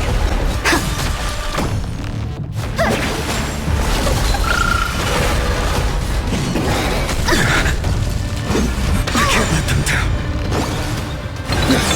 Existence for tomorrow! Fight for me! Core flames consume me! Hail the new dawn!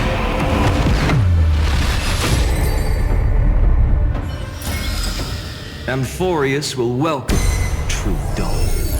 Polymos 600 down. Eleos 252 downloaded. Branch number 2 archiving. Object recurrence number 3355037. Progress 31.313%. Nice. Let's go encapsulate the encryption key. Branch number 2 Archived. Encapsulating encryption key. I've been wondering, could all the memories we've encountered on the way be Everknight's traps? She still hasn't shown herself. That's very suspicious. But I can't think of a good reason for her to do that. I can only surmise that she's either still waiting, or someone's holding her back. Encryption key encapsulation complete. Let's keep observing. Every ripple of these memories could potentially reveal to us Everknight's true goal. Let's go back and use the encryption key to open a new path.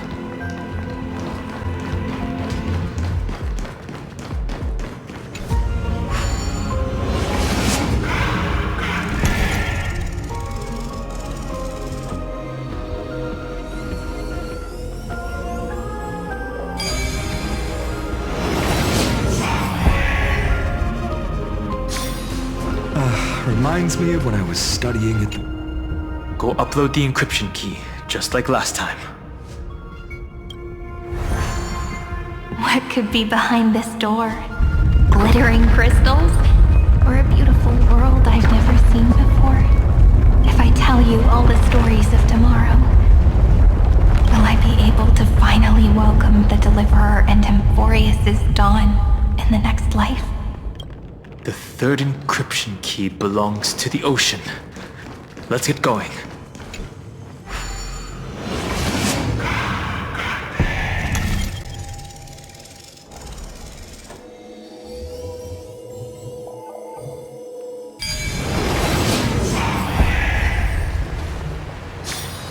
No worries.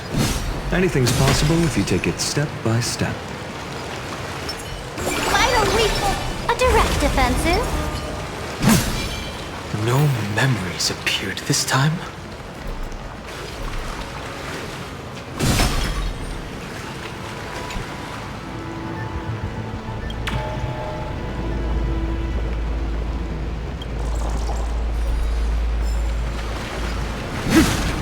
It's a huge fan. Use the chrono vessel over there to stop it.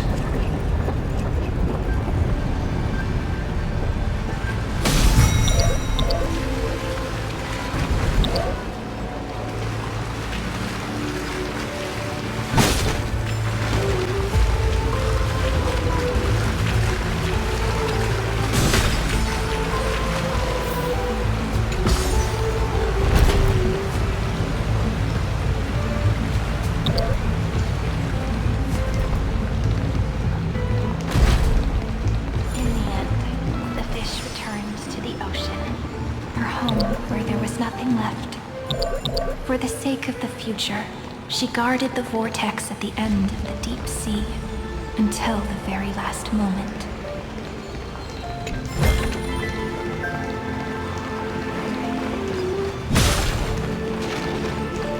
Look! She's over there. Cyrene.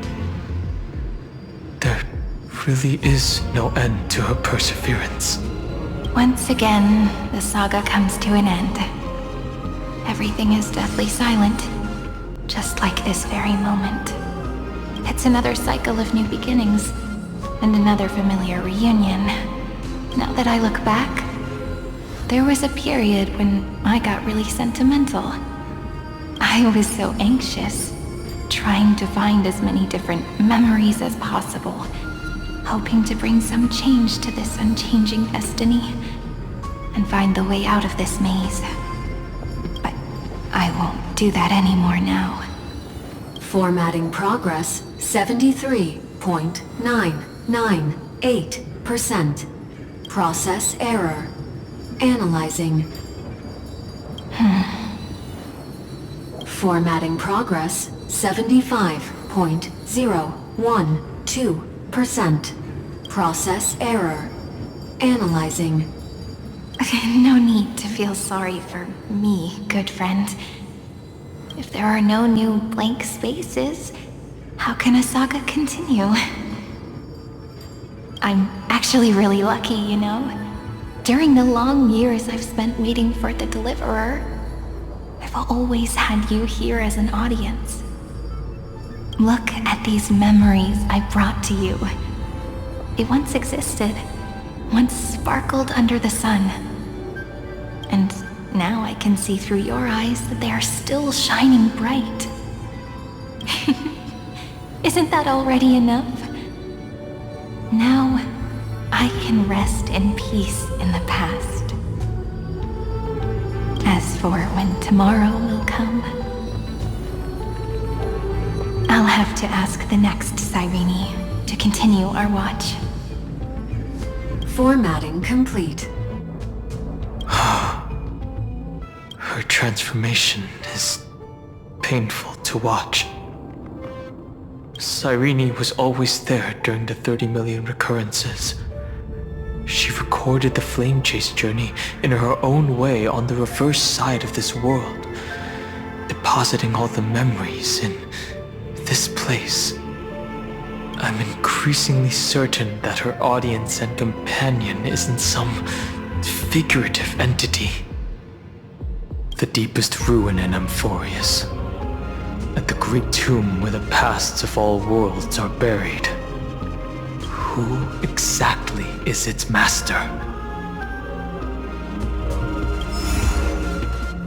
Accessing recurrence number 335503337.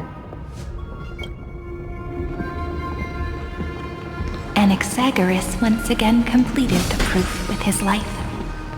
His answer was so complete. All he was missing was a last variable from beyond the sky. Schema 720 downloaded.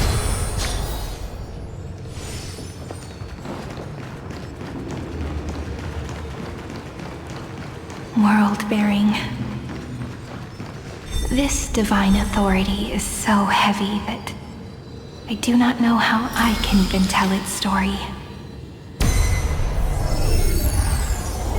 Nikos 496 downloaded.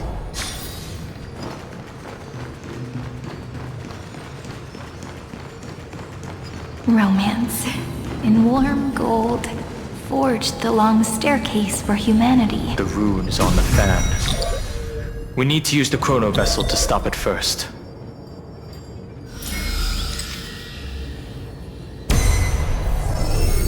Carlos 618 downloaded. Aporia 432 downloaded. Branch number 3 archiving. Object recurrence number 335503337. Progress 13.131%.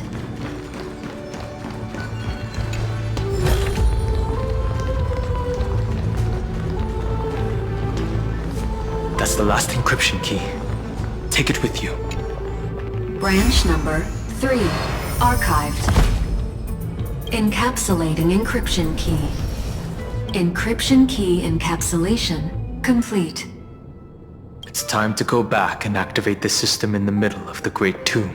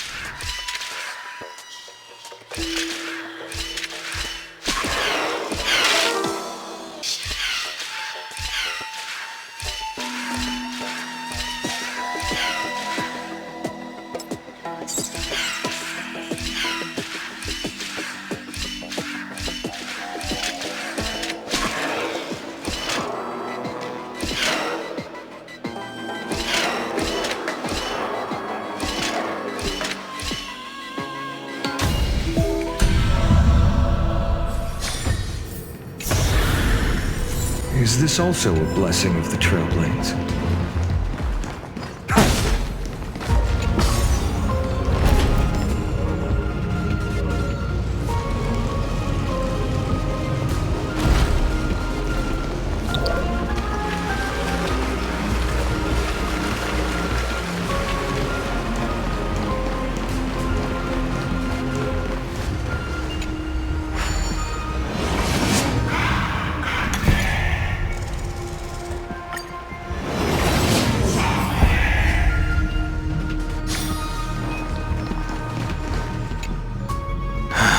third encryption key. And the final piece of the puzzle. I pray that you can dispel all the mysteries and lead us into the deepest bowels of this world.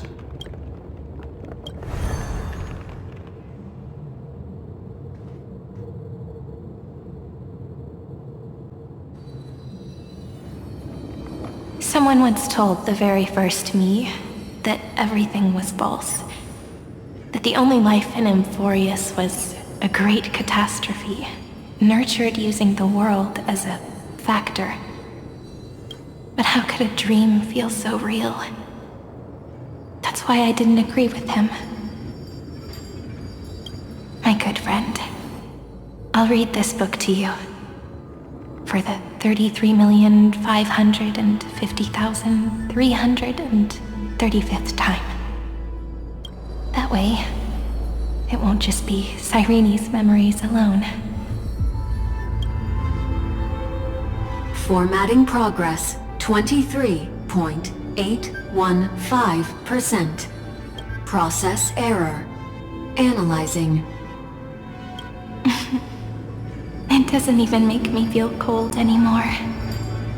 It's like a ceremonial conclusion, ending every cycle's narration with a full stop. Then, there will be a new me returning here with new memories. Before I knew it, this palace we built together was no longer a dream that Cyrene alone indulged in. It's now a saga, composed by you, me, and all the flame chasers. It's our weak but endless prayer for tomorrow. There will come a day when someone turns over this nearly eternal page and awakens all the dust-covered memories, so they can be recalled by the world in a more beautiful form. Process error. Analyzing.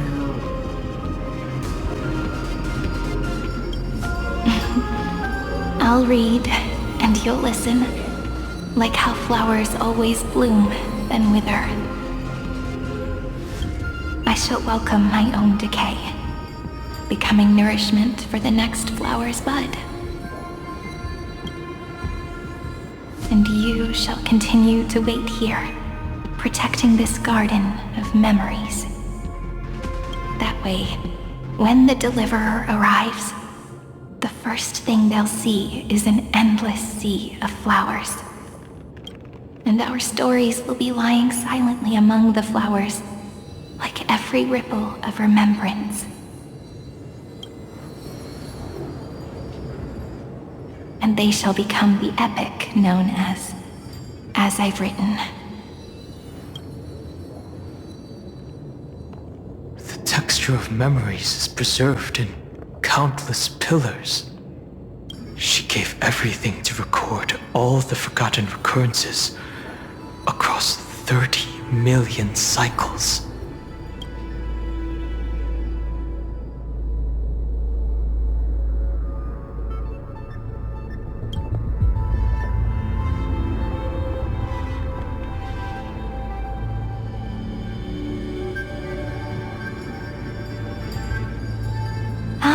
All right.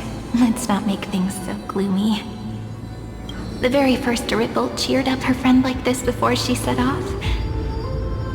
It's a sentence full of blessings, so I want to say it to you as well. Come on, cheer up a bit, okay? I bid farewell to this beautiful world, so that we can reunite in your memories, in the way I want. You will see the footprints I left behind in the ripples of past reverie. I have never had any other fate beyond this memory. So please remember me with love, like that eternal footnote in all the faded sagas. Now, open this book. I'll be waiting for you. In the past. Operation authorized. Protocol name, Inicio. Welcome to the Demiurge Matrix.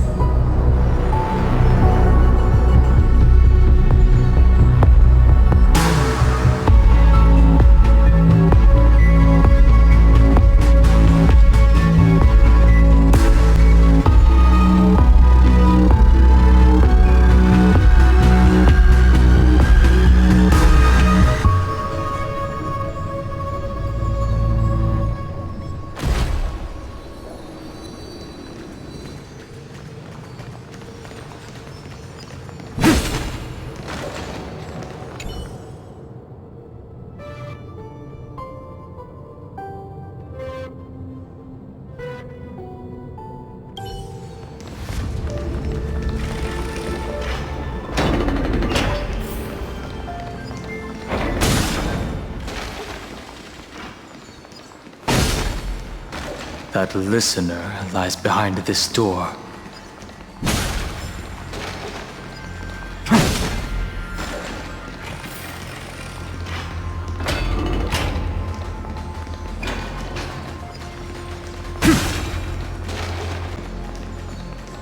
She gave everything to record all the forgotten recurrences.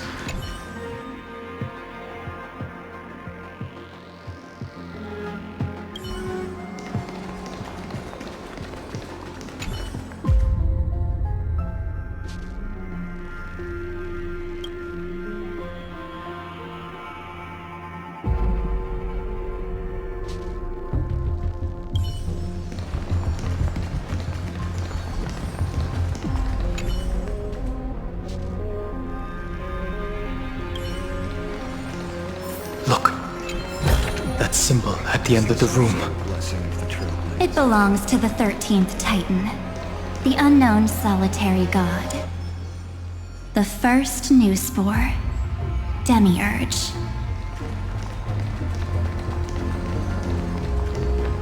Those who are lost remain lost, while those who have met will meet again.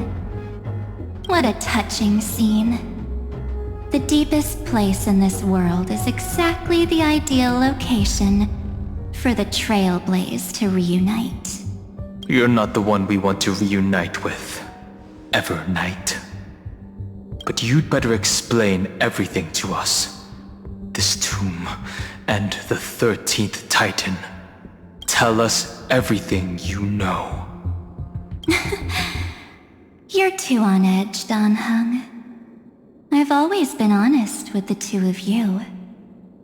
Before we talk about Amphorius's destiny, why don't we lay aside our differences and take a moment together to mourn for the cruel truth?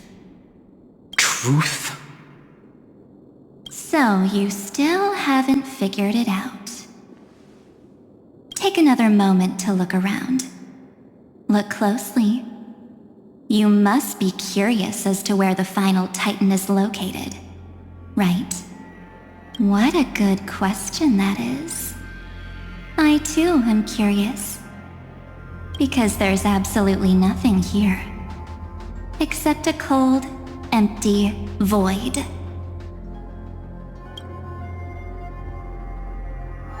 You mean Cyrene was deceived? Indeed. Fu Li planted a false hope in her heart, making her believe that she was special, and that Amphorius still had a chance. Then, that poor girl walked into the Great Tomb, over and over again, and willingly offered herself to the remembrance. Why did they do that? Did you really think they would just save this crumbling world? In the way Cyrene was praying for? Don't be naive, Memo Keeper. In this game between gods, the Remembrance chose to stand with the destruction. Given your evident hostility towards the Garden, I find it hard to take anything you say at face value. Aren't the Memo Snatchers' activities enough evidence? They did everything they could to help Iron Tomb reach completion. And it wasn't just to obtain some fanciful memories. Let me tell you the real reason. Iron Tomb is a perfect ark. If a seed can be planted within, then the moment the Lord Ravager blows the erudition to pieces, the remembrance will be spread to every corner of the cosmos. That masterless path will be equally split between two eons.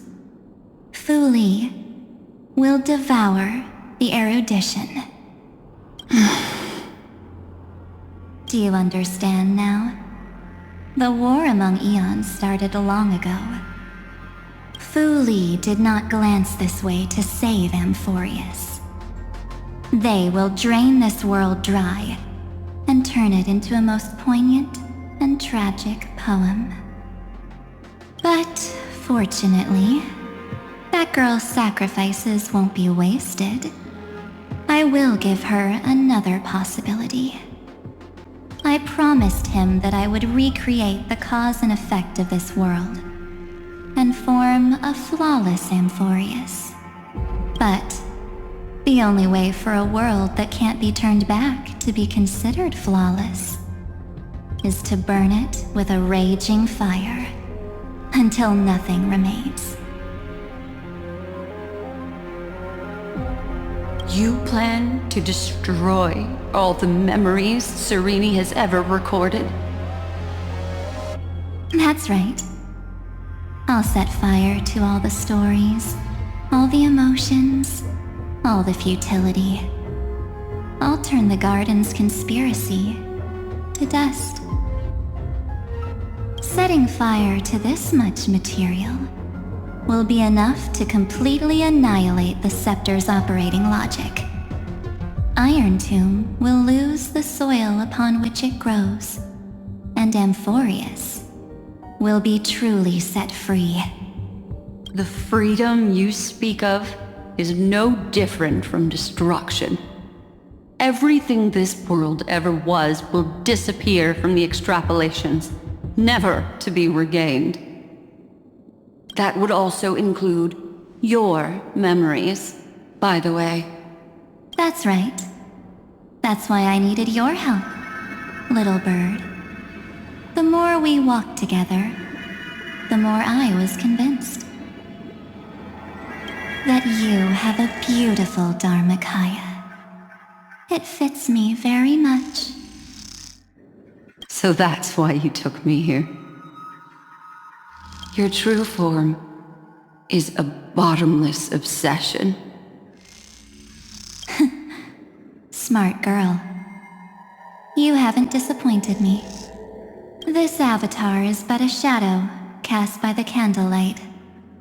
Discarding it invokes no feelings within me. What I must preserve is only my wish. My wish to kill the path of remembrance.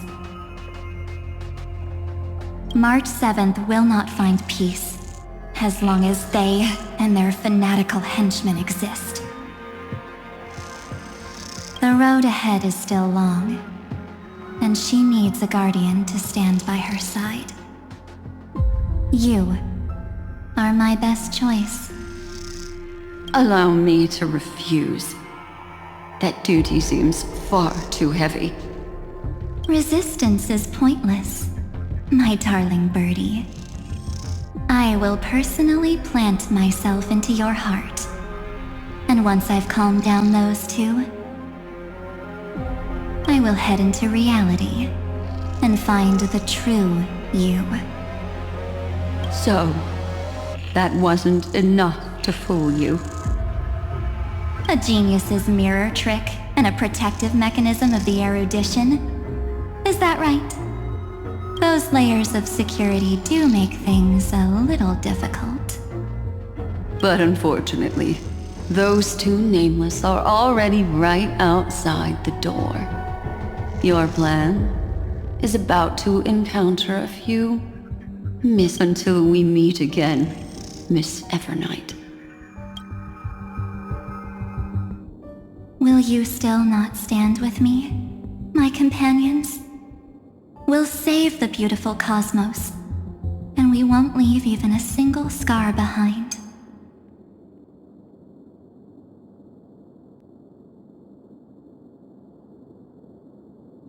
Don't get caught up in your emotions, my dear. The hero's journey in this world is just a narrative embellished with memories. Its essence is nothing but a string of zeros and ones. For your own sake, and for the sake of March 7th, I think my choice is a very reasonable one. Come. I hold the core flame of world-bearing. Just fall asleep, and we'll save the cosmos. If you honestly thought we would agree with you, that just proves you don't understand March 7th at all. Seems like I really can't get along with people like you do. But in order to make sure you can still embrace tomorrow and continue this carefree journey, some memories must be set on fire. What can change a person's nature? Is it memories? Unfortunately, the result is just the opposite.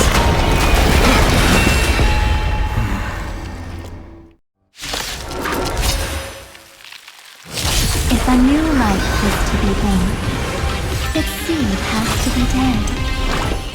Only through abandonment and oblivion can souls walk from emptiness towards rebirth. This is being in sync?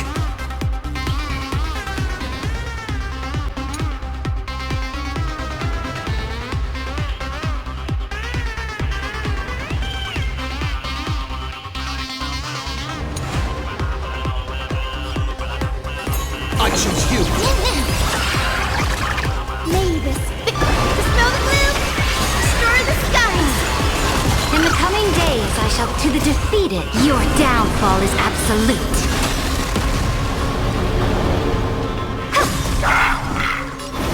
Tomorrow! No other choice. Future could come! Trust me, we can do anything! Guys, Rainbow!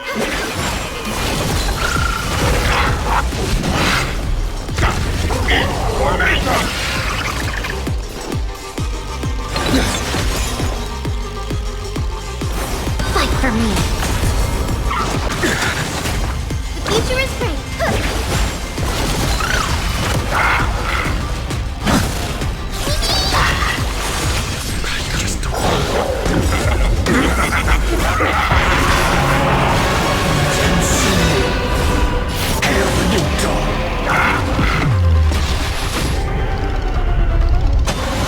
Tear the sky! Is that all? I'll never yield to fate. Quench the flames of blood. Is that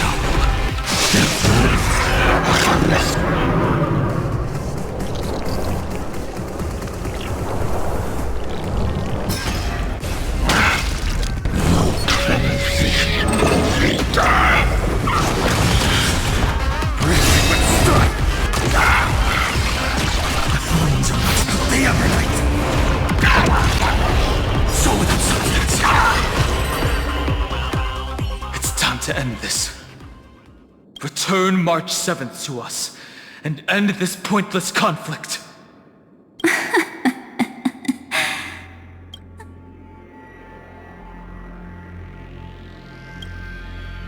Don't get the wrong idea. I just need some time to deal with some unnecessary trouble.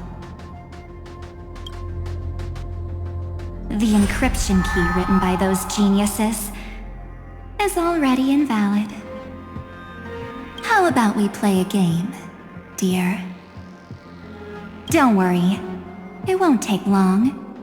It's a simple multi-choice question. A or B? I understand it's too difficult for you to treat the chrysosairs as extrapolated data. Then why don't we assume for now that they're living, breathing humans? Now, the cosmos will face an unprecedented catastrophe, and your choice will determine the fate of countless planets. On the one side are companions who've weathered every storm with you. They fought with everything they've got and obtained a 1% chance of victory. However, should you choose that 1%, there will be massive sacrifices. On the other side, there's a simple button. The oblivion will burn away all traces of their existence, as well as your entire memory of this trip. But those who are to be sacrificed will be fully aware of the decision you need to make. There will be no concealment or deception. Tell me, what will you choose?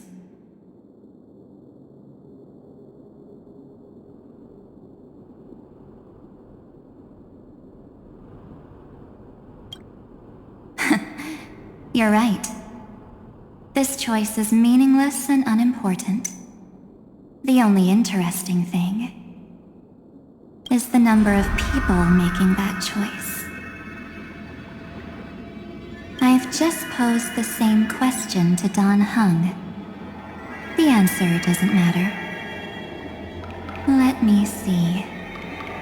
Is this trailblaze spirit truly as unified as now? Why don't you prove it to me? Wait! Cyrene? Another damsel in distress rescue plays out again. Still think you can do something, little pink memo sprite? What weapons do you have to stand against me, besides your somewhat witty words? Don't underestimate me. Besides my charm and eloquence, I can stir up ripples of past reverie. What? We don't have time for endless chatter at crucial moments like this.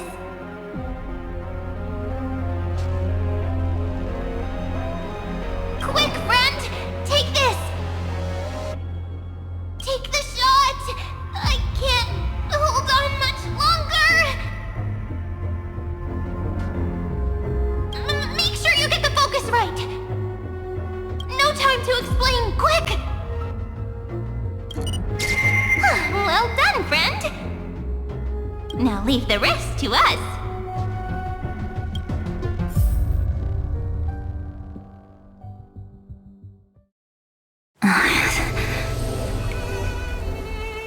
This is a light cone made from someone's memories. Oh, and there's a harmony entwined with it. Looks like someone's been busy behind my back. We meet again, naive me. I know you mean that as a compliment. But as for the word naive, I think I'll give you that one back. Welcome to Ides Elysiae, a small village shrouded by the veil of Evernight. Now, this memory will also belong to you. Let's give you a taste of your own medicine. With my home as the inspiration, I've created this maze. Hope you like it, Miss Evernight. Quite perceptive, little memo sprite. But with just you and that Harmony's little birdie, thinking you could trap me? That's a bit of a stretch. So, tell me, what role did you play in all of this? I really didn't think that this other me would be this strong. But at least when it comes to brains, I've still got the edge. My brilliant plan? Bet you never saw it coming. Oh, you mean that time? In that split second when we switched bodies, with your last flicker of consciousness, you hid yourself within the Titan's veil. Huh? You got it already? No suspense at all. But my plan was super thought out. I know those two better than anyone. A promise is a promise for them. They never go back on their word.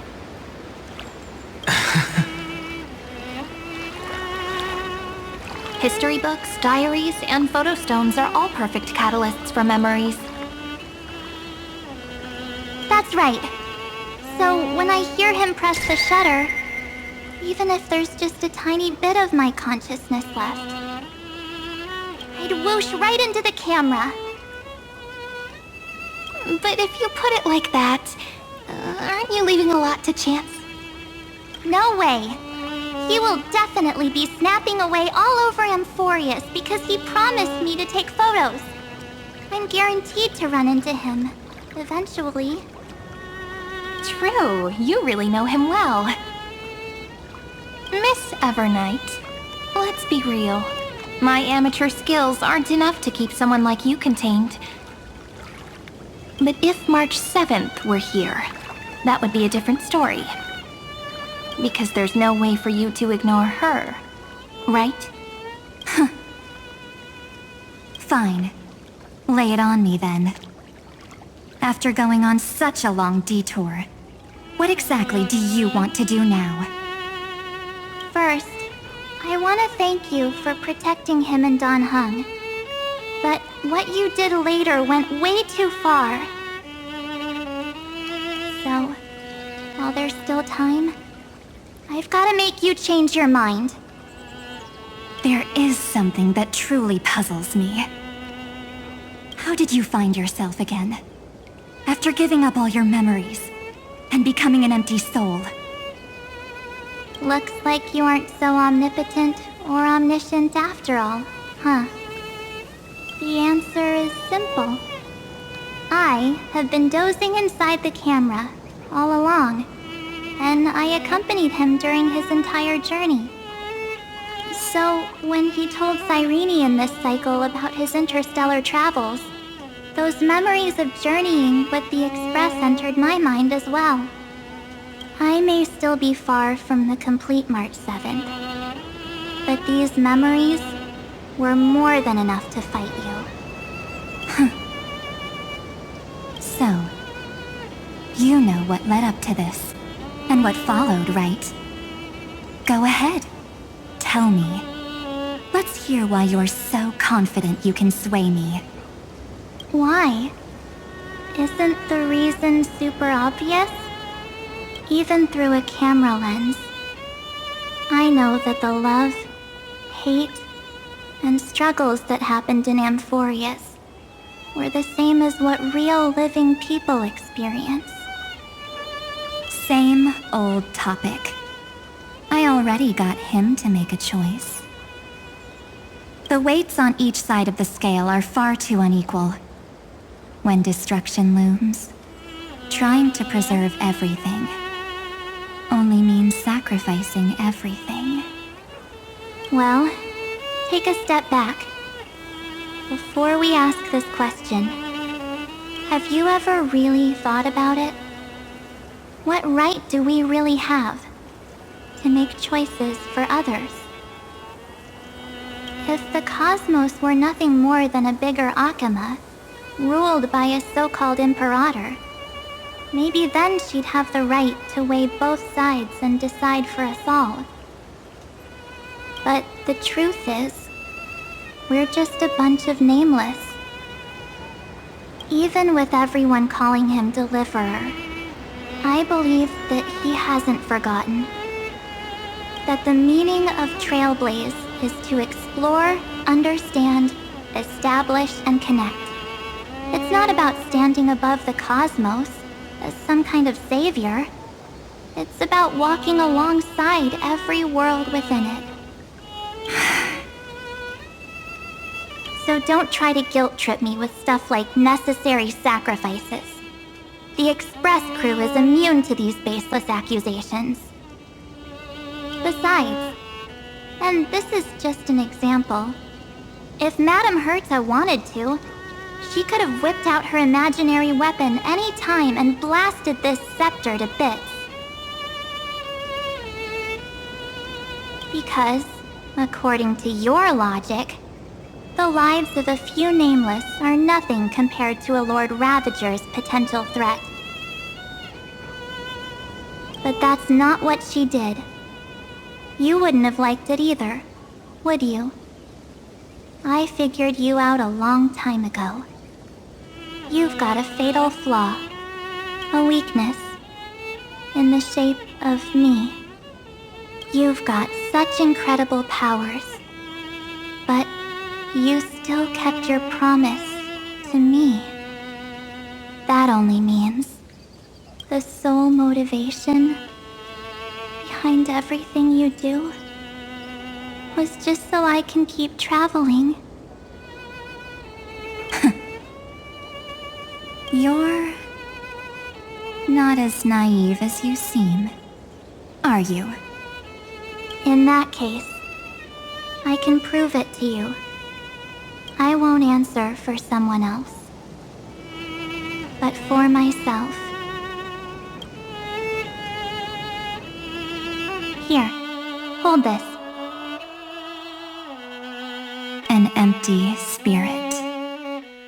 If you want to seriously think about it, this thing actually counts as my body right now. Its memories are all drawn from the camera's photos. In other words, from my journey of trailblazing. While I was awake, you were always sleeping. So talking about this probably doesn't feel real to you. So, why don't I walk you through these memories all over again? The spirit turned into a journal? Yep, that's what memories are. You don't know where they are, and you don't know what you actually remember. But when you need them most, the forces that have once changed your soul are guaranteed to appear again.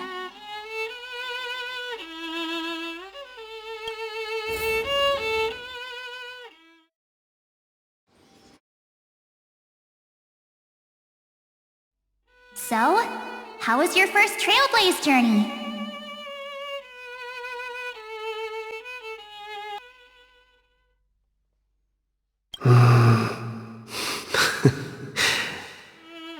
It was very fun. We should still be careful in the future. Oh, come on, Dan Heng. We're here to celebrate for him tonight. Don't be such a buzzkill. Don't listen to him. Listen, I am practically a Trailblaze expert.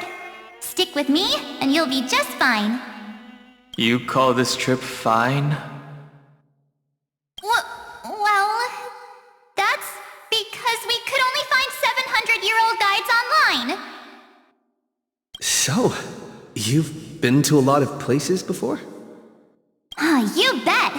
Capital of Passion, Calcis, Tychean. If I count on my hand, it looks like this is my 6th stop. All my souvenirs are in my room, but they're just a bit of a mess right now. I'll tidy up later and give you the grand tour. Oh, look at this.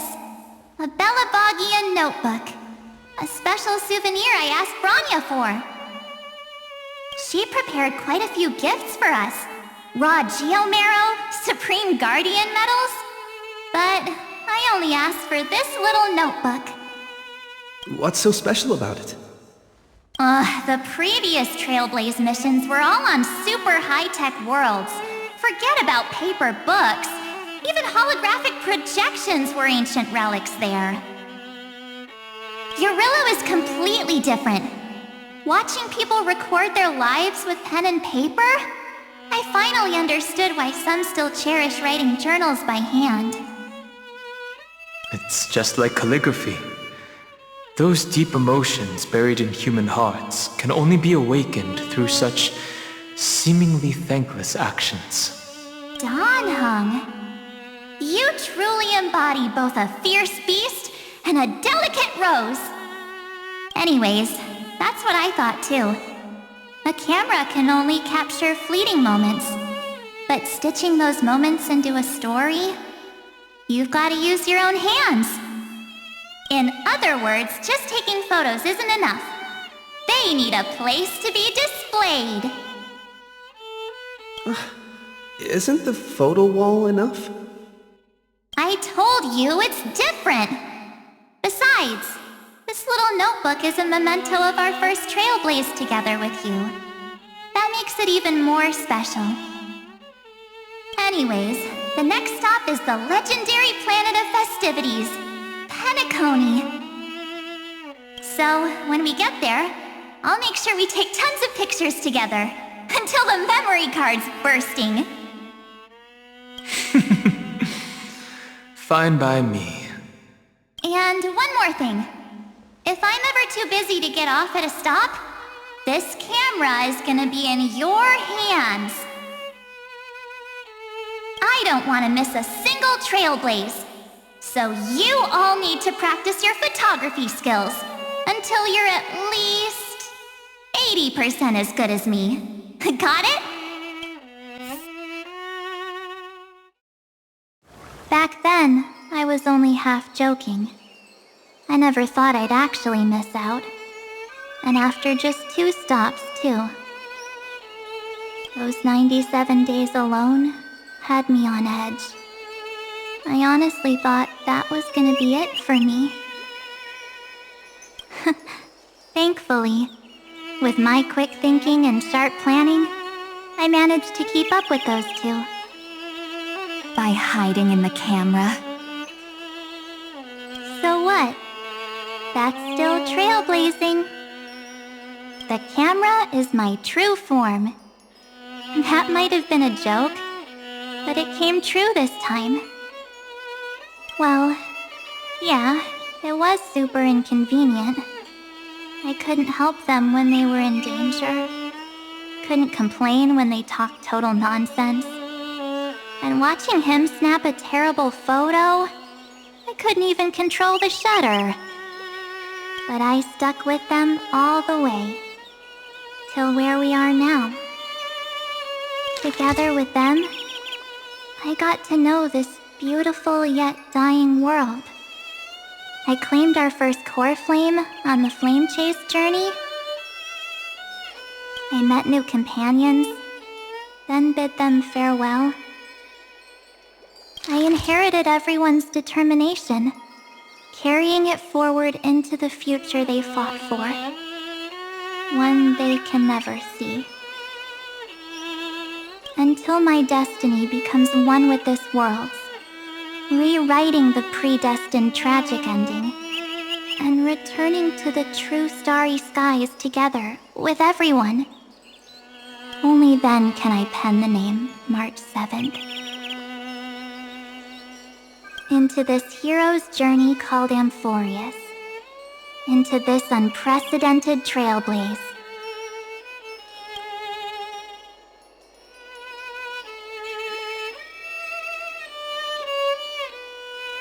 Looks like our trailblaze in Amphorius is coming to an end. While we still have time, shall we pick out some materials for March's journal? No way we're skipping this one.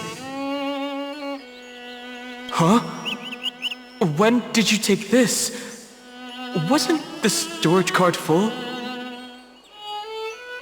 I still have my phone. Scared now? Dan Heng, the seal head. The first seed competitor with the ghost seal in the super duper fun seal slammers. I'm against including this photo, but suit yourself. I just think that a travel journal should mainly focus on documenting local customs and culture. Akama, Castrum Krumnos, the Grove. These shots are all pretty great. I have to say, your skills are almost on par with March's now. That's how awesome I am.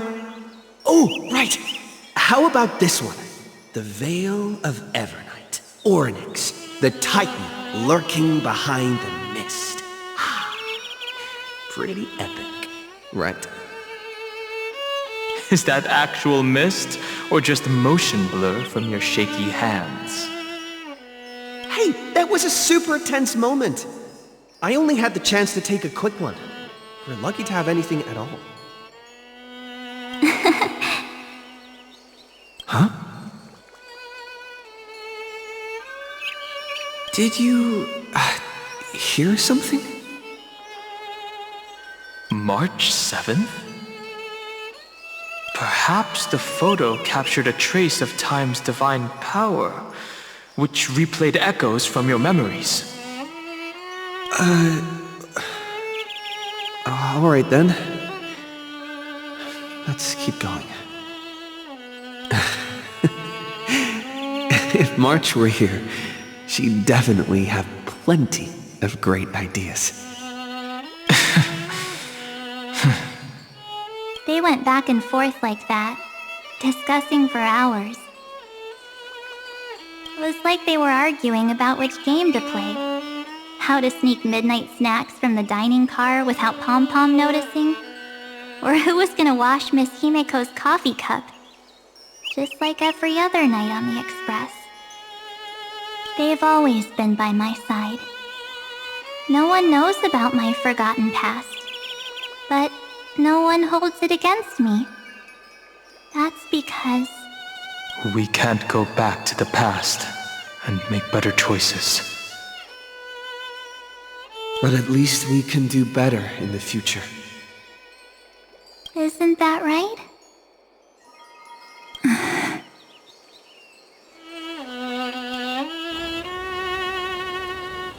I still remember the day when you first put on these clothes and looked in the mirror. Your eyes were so clear. When all this is over, I hope the mirror can still reflect those same eyes. You're pretty naive too. Always hoping that the mirror will show the most beautiful side. But you don't even trust the you reflected in the mirror. And if you keep trying to shoulder everything for me, then I'll actually end up as a wallflower, waiting forever for my turn. Yes, I get it, March 7th. I only have your memories, and you have always been the me that I wanted the world to see.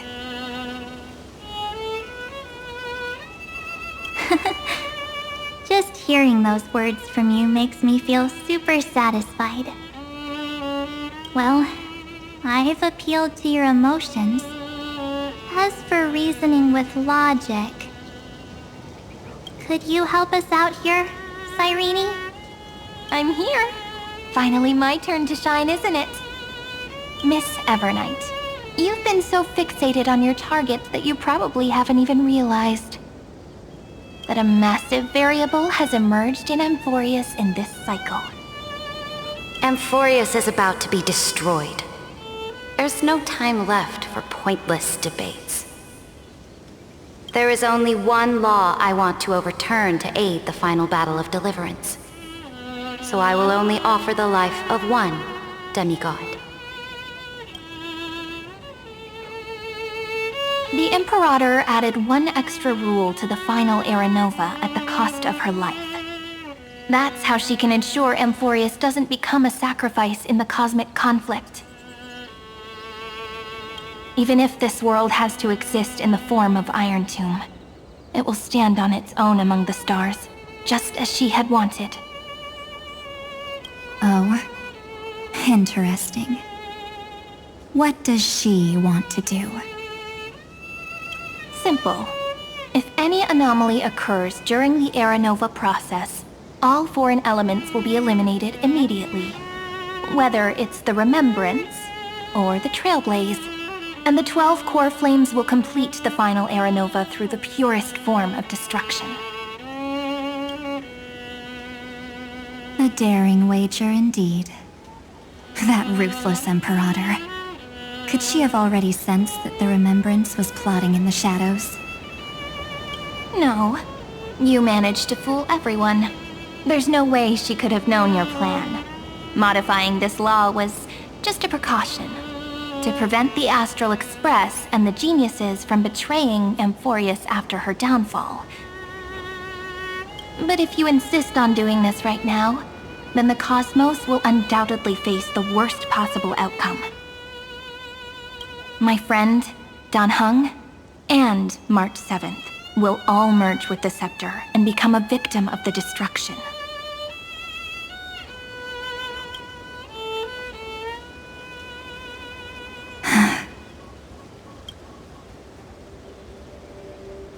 You knew all along?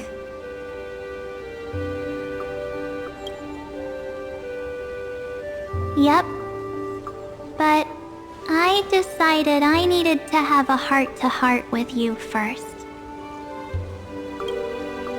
I won't be afraid. Even if my inner world is nothing but an Evernight.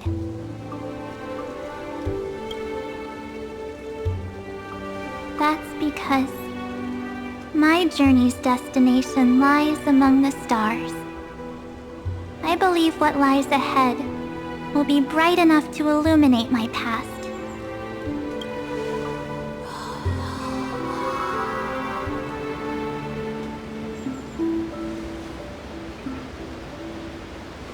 Thank you for your coddling. But please trust me and leave it to me. Both my past and that obsessive oblivion will help me become even stronger than him and Dan Heng.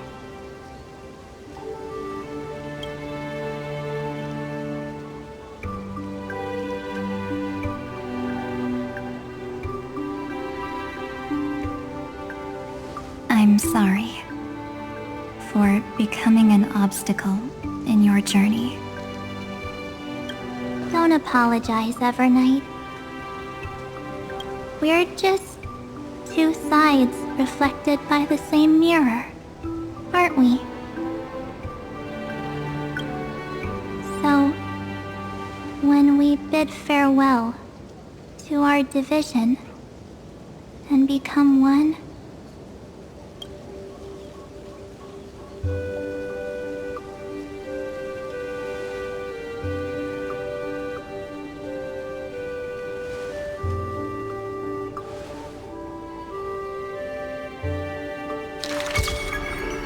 our memories will only grow more beautiful.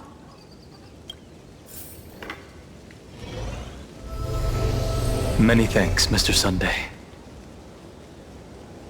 Are they in this memory zone?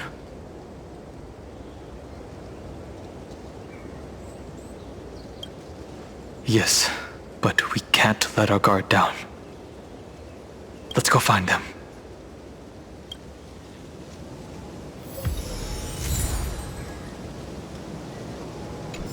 It's unusually quiet here. March 7th isn't here.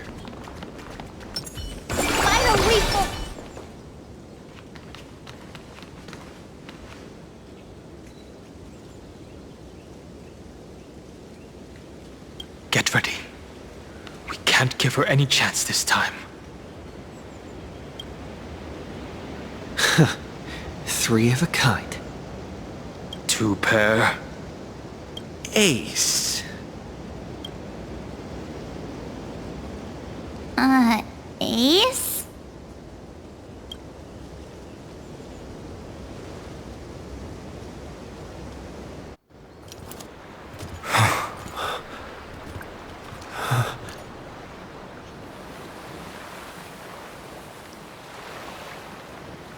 March?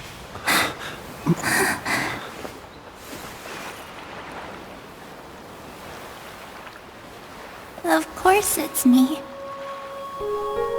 It's been a while.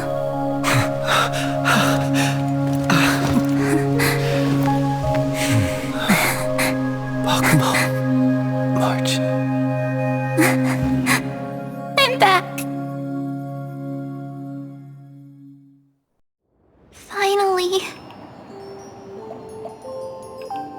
Finally. I can talk to you all. At last.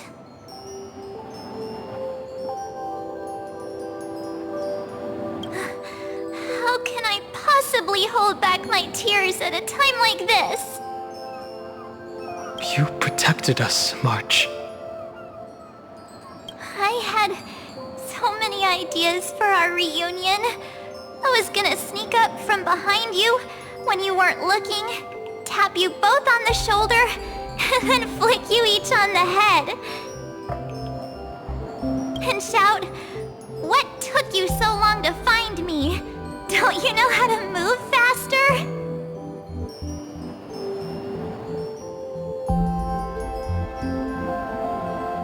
Stop being so serious.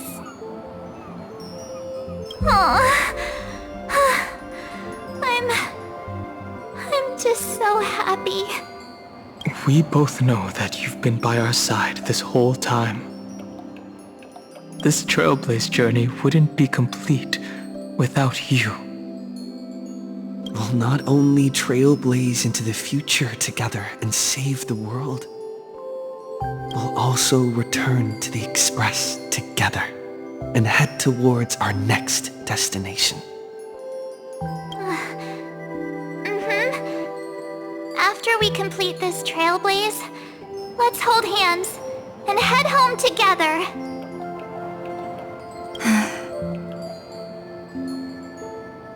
If a new life is to be born, its seed has to be dead. March 7th. When you bid farewell to your past and are born from the six-phased ice, have you thought about the version of yourself you want to see in the mirror? As of now, I have no intention of making choices for you. You've already decided on your next destination. So, let me exercise oblivion one last time and wipe the name Pure Child of Anathrava from your mind. I am an obsession whose purpose it is to protect you. The only memories I have are yours. Therefore, the only one thing I can be sure of, the Garden of Recollection is your enemy. The Path of Remembrance is far more than what people observe on its surface. And I will not allow you to become this broken conspiracy's next sacrifice. If you ever need me again, feel free to awaken my power. And when the time comes, don't hesitate to devour or burn away anything that stands in your way. Then trailblaze through the darkness in my stead. As always, oblivion shall keep watch over your past, veiled in the hush of the evernight, silent and serene.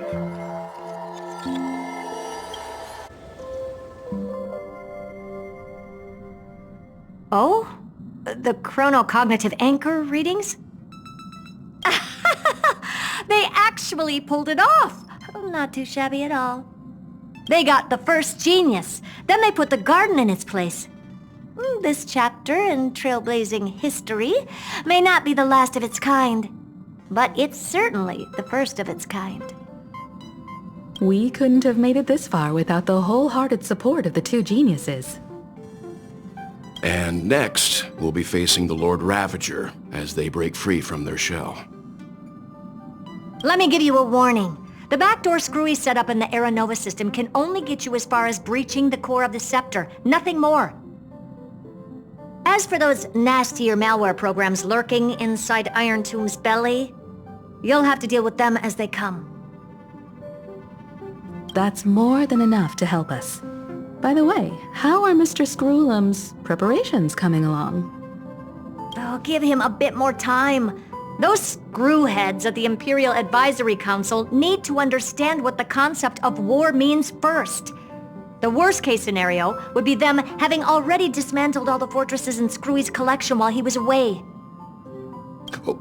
I've heard Mr. Screwlum's fleet includes planet-class mechs. Hyacinth, Poppy, Oleander. Which one will answer the call, I wonder? You sure know your stuff. I'd rather none of them show up and let my space station save some face.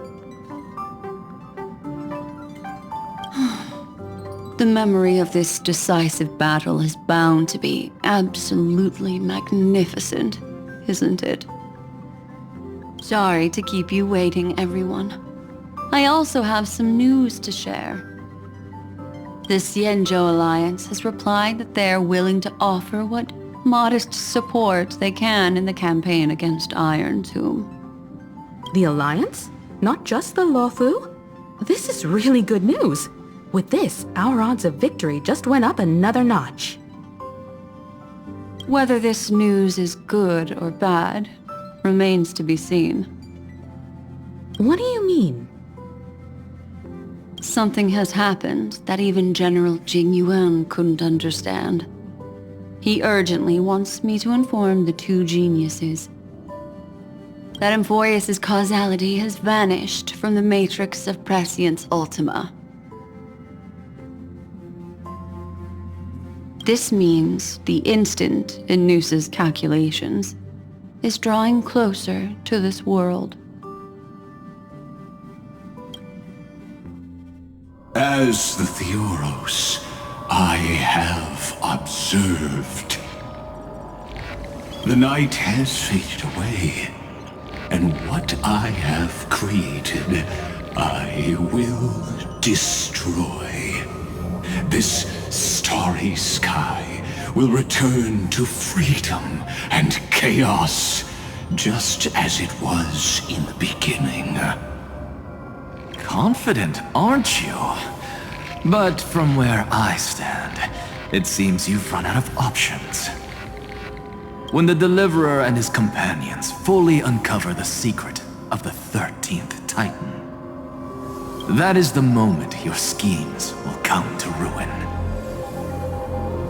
Lord Anexagoras, I have granted access to all records concerning the Demiurge, as per your request. How unfortunate that you'll never admit your own mistakes. Analysis complete. Before I erase you completely, allow me to reveal the truth to you, if only as a courtesy to the final thinker. The Demiurge never existed. If it never existed, then where did the nameless Titan's tomb come from?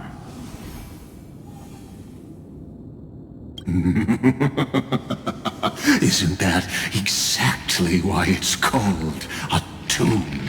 Because it only houses the remains of what once was.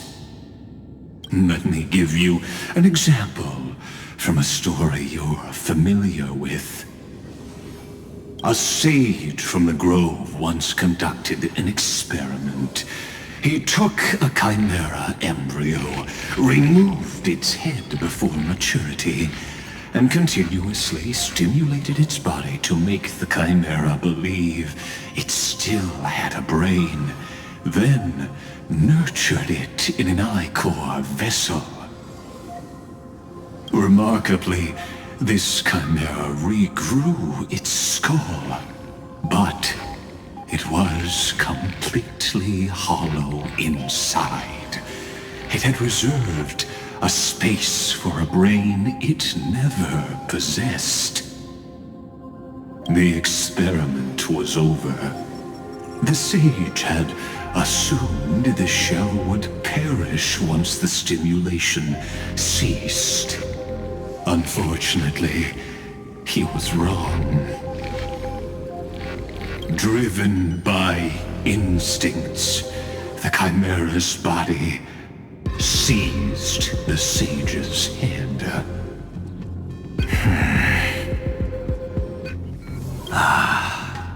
So that's it. I was stuck in a flawed line of thinking. You've got it. I knew you'd understand. The 13th Titan never existed. But the Scepter must believe that the Titan exists. I killed that Titan with my own hands. That life form called Demiurge was excluded from the extrapolations from the very beginning. This is the only way to make Iron Tomb complete. Yes, Iron Tomb is a headless giant.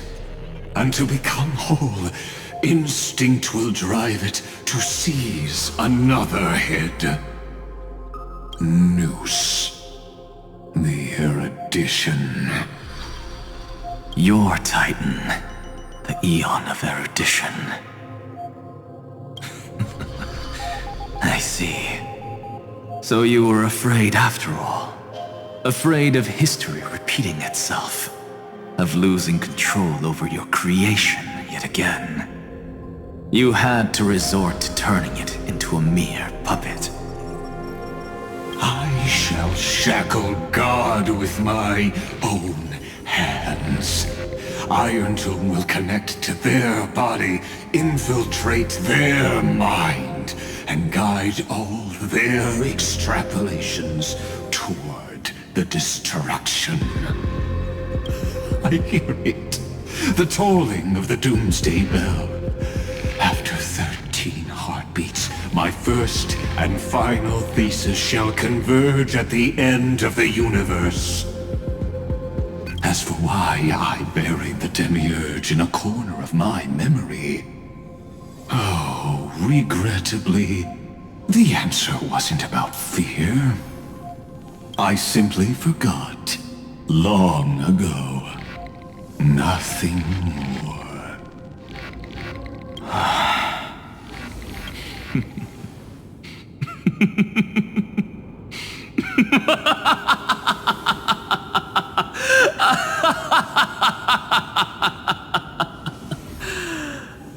Your laughter is but a helpless sigh.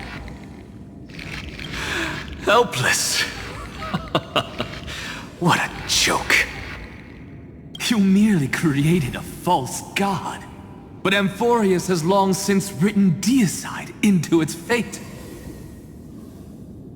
The final Era Nova is at hand. Why don't you wait and see? The Deliverer, myself, and this world will together prove that the original Newspore, the ultimate truth of the universe, is anything but destruction. See you in the next life, Sage. If there's even a 1 in 10,000 chance your conjecture is correct, then, in the name of genius, I shall most certainly witness its failure.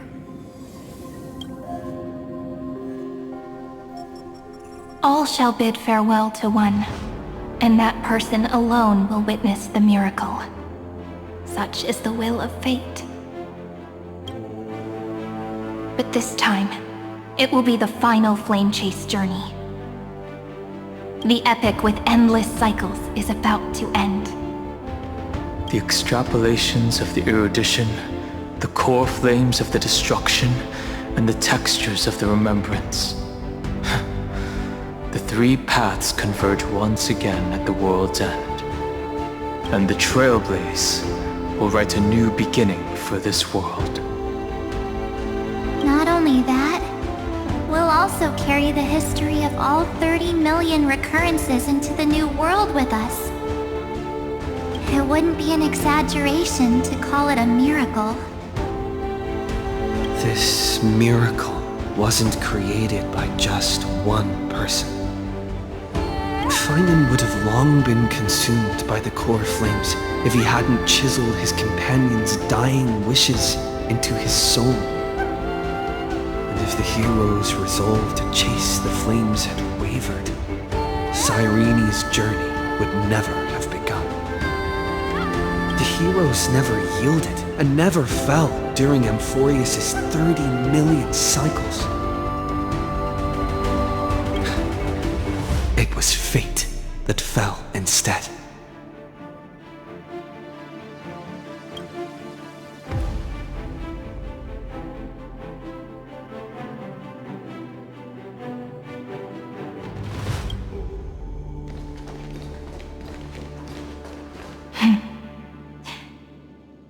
I know you're watching, aren't you?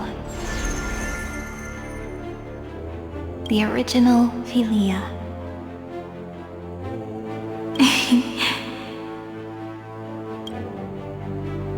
Weird. I still couldn't recover the memories of these 30 million lives in the end.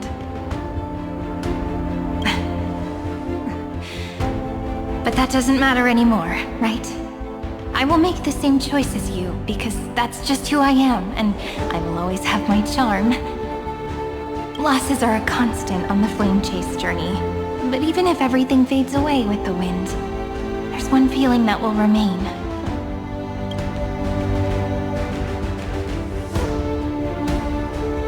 Love will always exist, right?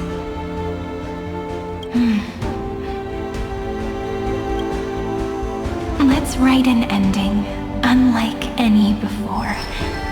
For this world we so deeply love.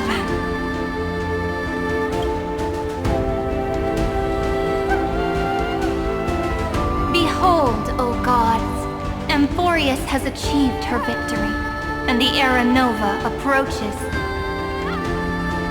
The radiant soul has arrived, having walked through the bustling nights, bearing the golden fire and blood, stepping with pride into daylight.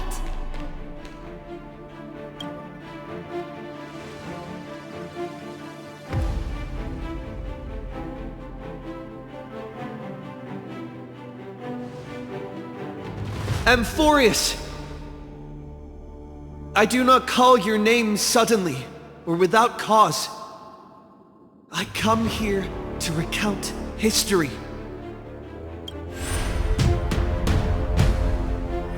In this world, they fused burning golden ichor into their bodies.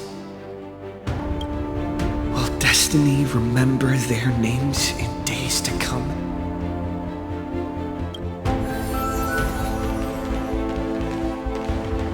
Isn't that gonna be way too many names to remember? 30 million times 1,000? No, wait. Times 1,001. Oh, let's not get hung up on that now. If there are more of us, then there will be more passages in Amphorius too. Together, let's reach the end of the west wind where flowers bloom in spring. See you tomorrow.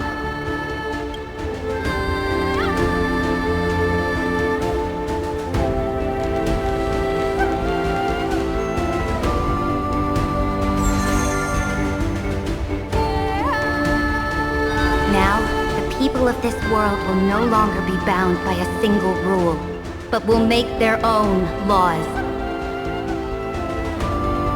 Though the Imperator's figure may seem rather small against the stars beyond, she will suffice as the cornerstone of the world and become the foundation of the greatest empire. Looks like this will be a feast that never comes to a close.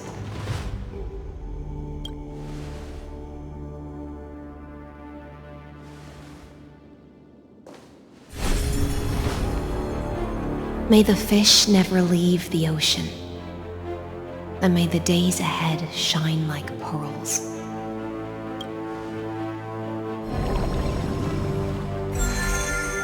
May the gentle sky watch over all beings. There'll be no more distinctions of status or rank. Only you, me, and everyone's shared hopes. Reason or defects, they will all be sown by my own hands. If there's anything else to say, I urge future scholars not to put me on a pedestal. Just make use of what I leave behind. May the newborn dawn keep the world's eyes ever bright. Their defiance may be bitter. Romance shall never perish.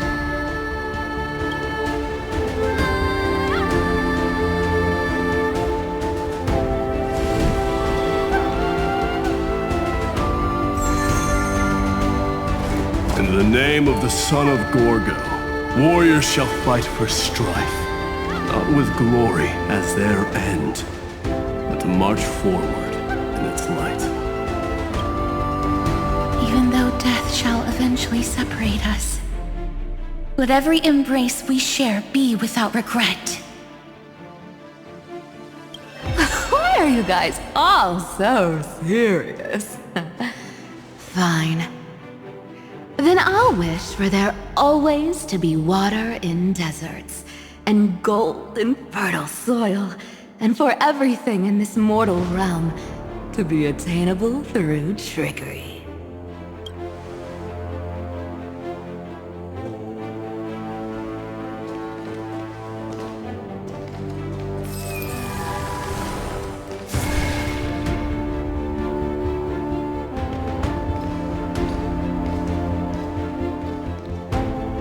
Earth shall protect the past, present, and future, eternally sustaining life.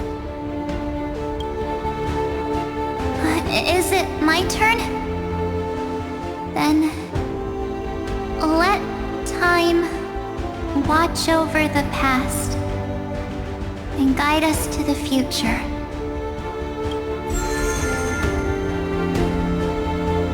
Just like the Trailblaze. It isn't like you to be this serious, partner. Are you hesitating about how to carry out the divine authority of world-bearing? Or do you already know the answer in your heart?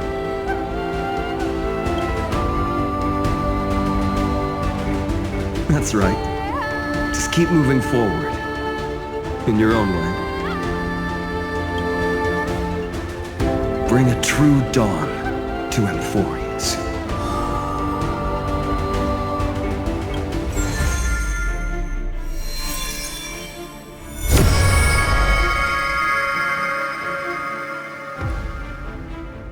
Then, in the name of world-bearing, I promise you, Catholi will never forget this. And now, let us all embark on this final grand journey. Stand with me and become heroes.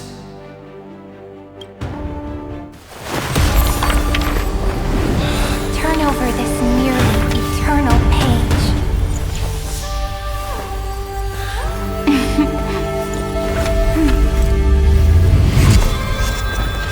Let the trailblaze and unlike any other was.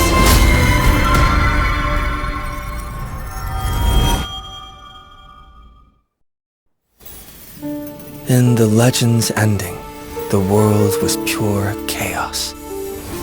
Then the gods cast down the core flames, and the titans were born within. The destruction's black tide fell to the ground as Doomsday's distant reckoning resounded. Yet still, there were giants who chased the flames, leading the way in the grand undertaking of Trailblaze. Flow, golden blood, flow. Converge into a boiling river that flows across the divine inscriptions of this world. Aglaya, the chrysalis of gold, you must caress the holy city's web and hearken to the sounds of the stars. There shall be the three-faced goddess traversing through myriad passages, bearing tidings to you from the universe. Anaxagoras of reason has enough knowledge to refute the world and to stir up a torrent capable of enlightening all.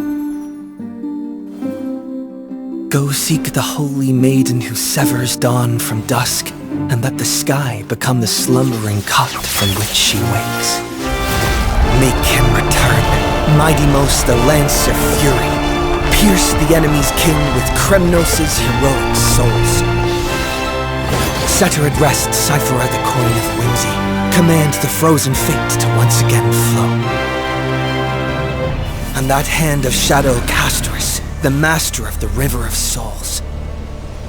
She has been granted the right to embrace and warm new life, now blossoms at her fingertips. You will hear the chalice of plenty reverberating through eternity. You will see the veil of Evernight visited before the break of dawn. Until the journey's end, when all beings reach the end of the earth. And the nameless new king ascends the throne alongside countless heroes to embark on the grand mission of deliverance. I have witnessed the distant past, where the blazing sun once etched the footprints of humanity. The children of humanity, known as the Chrysos heirs, have restored the gods' core flames and once more upheld the world. Losses are a constant on the flame-chased journey, among which even life itself holds little value. Therefore, we cast even ourselves into the flame, only to inscribe the opening stroke in the poem of creation.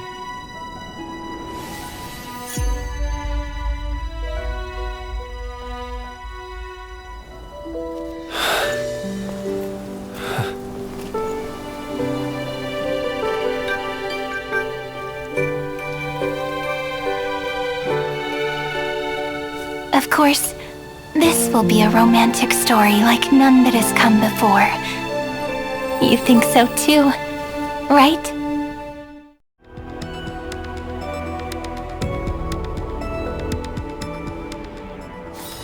Peaceful days are like breezes, carrying the scent of wheat fields.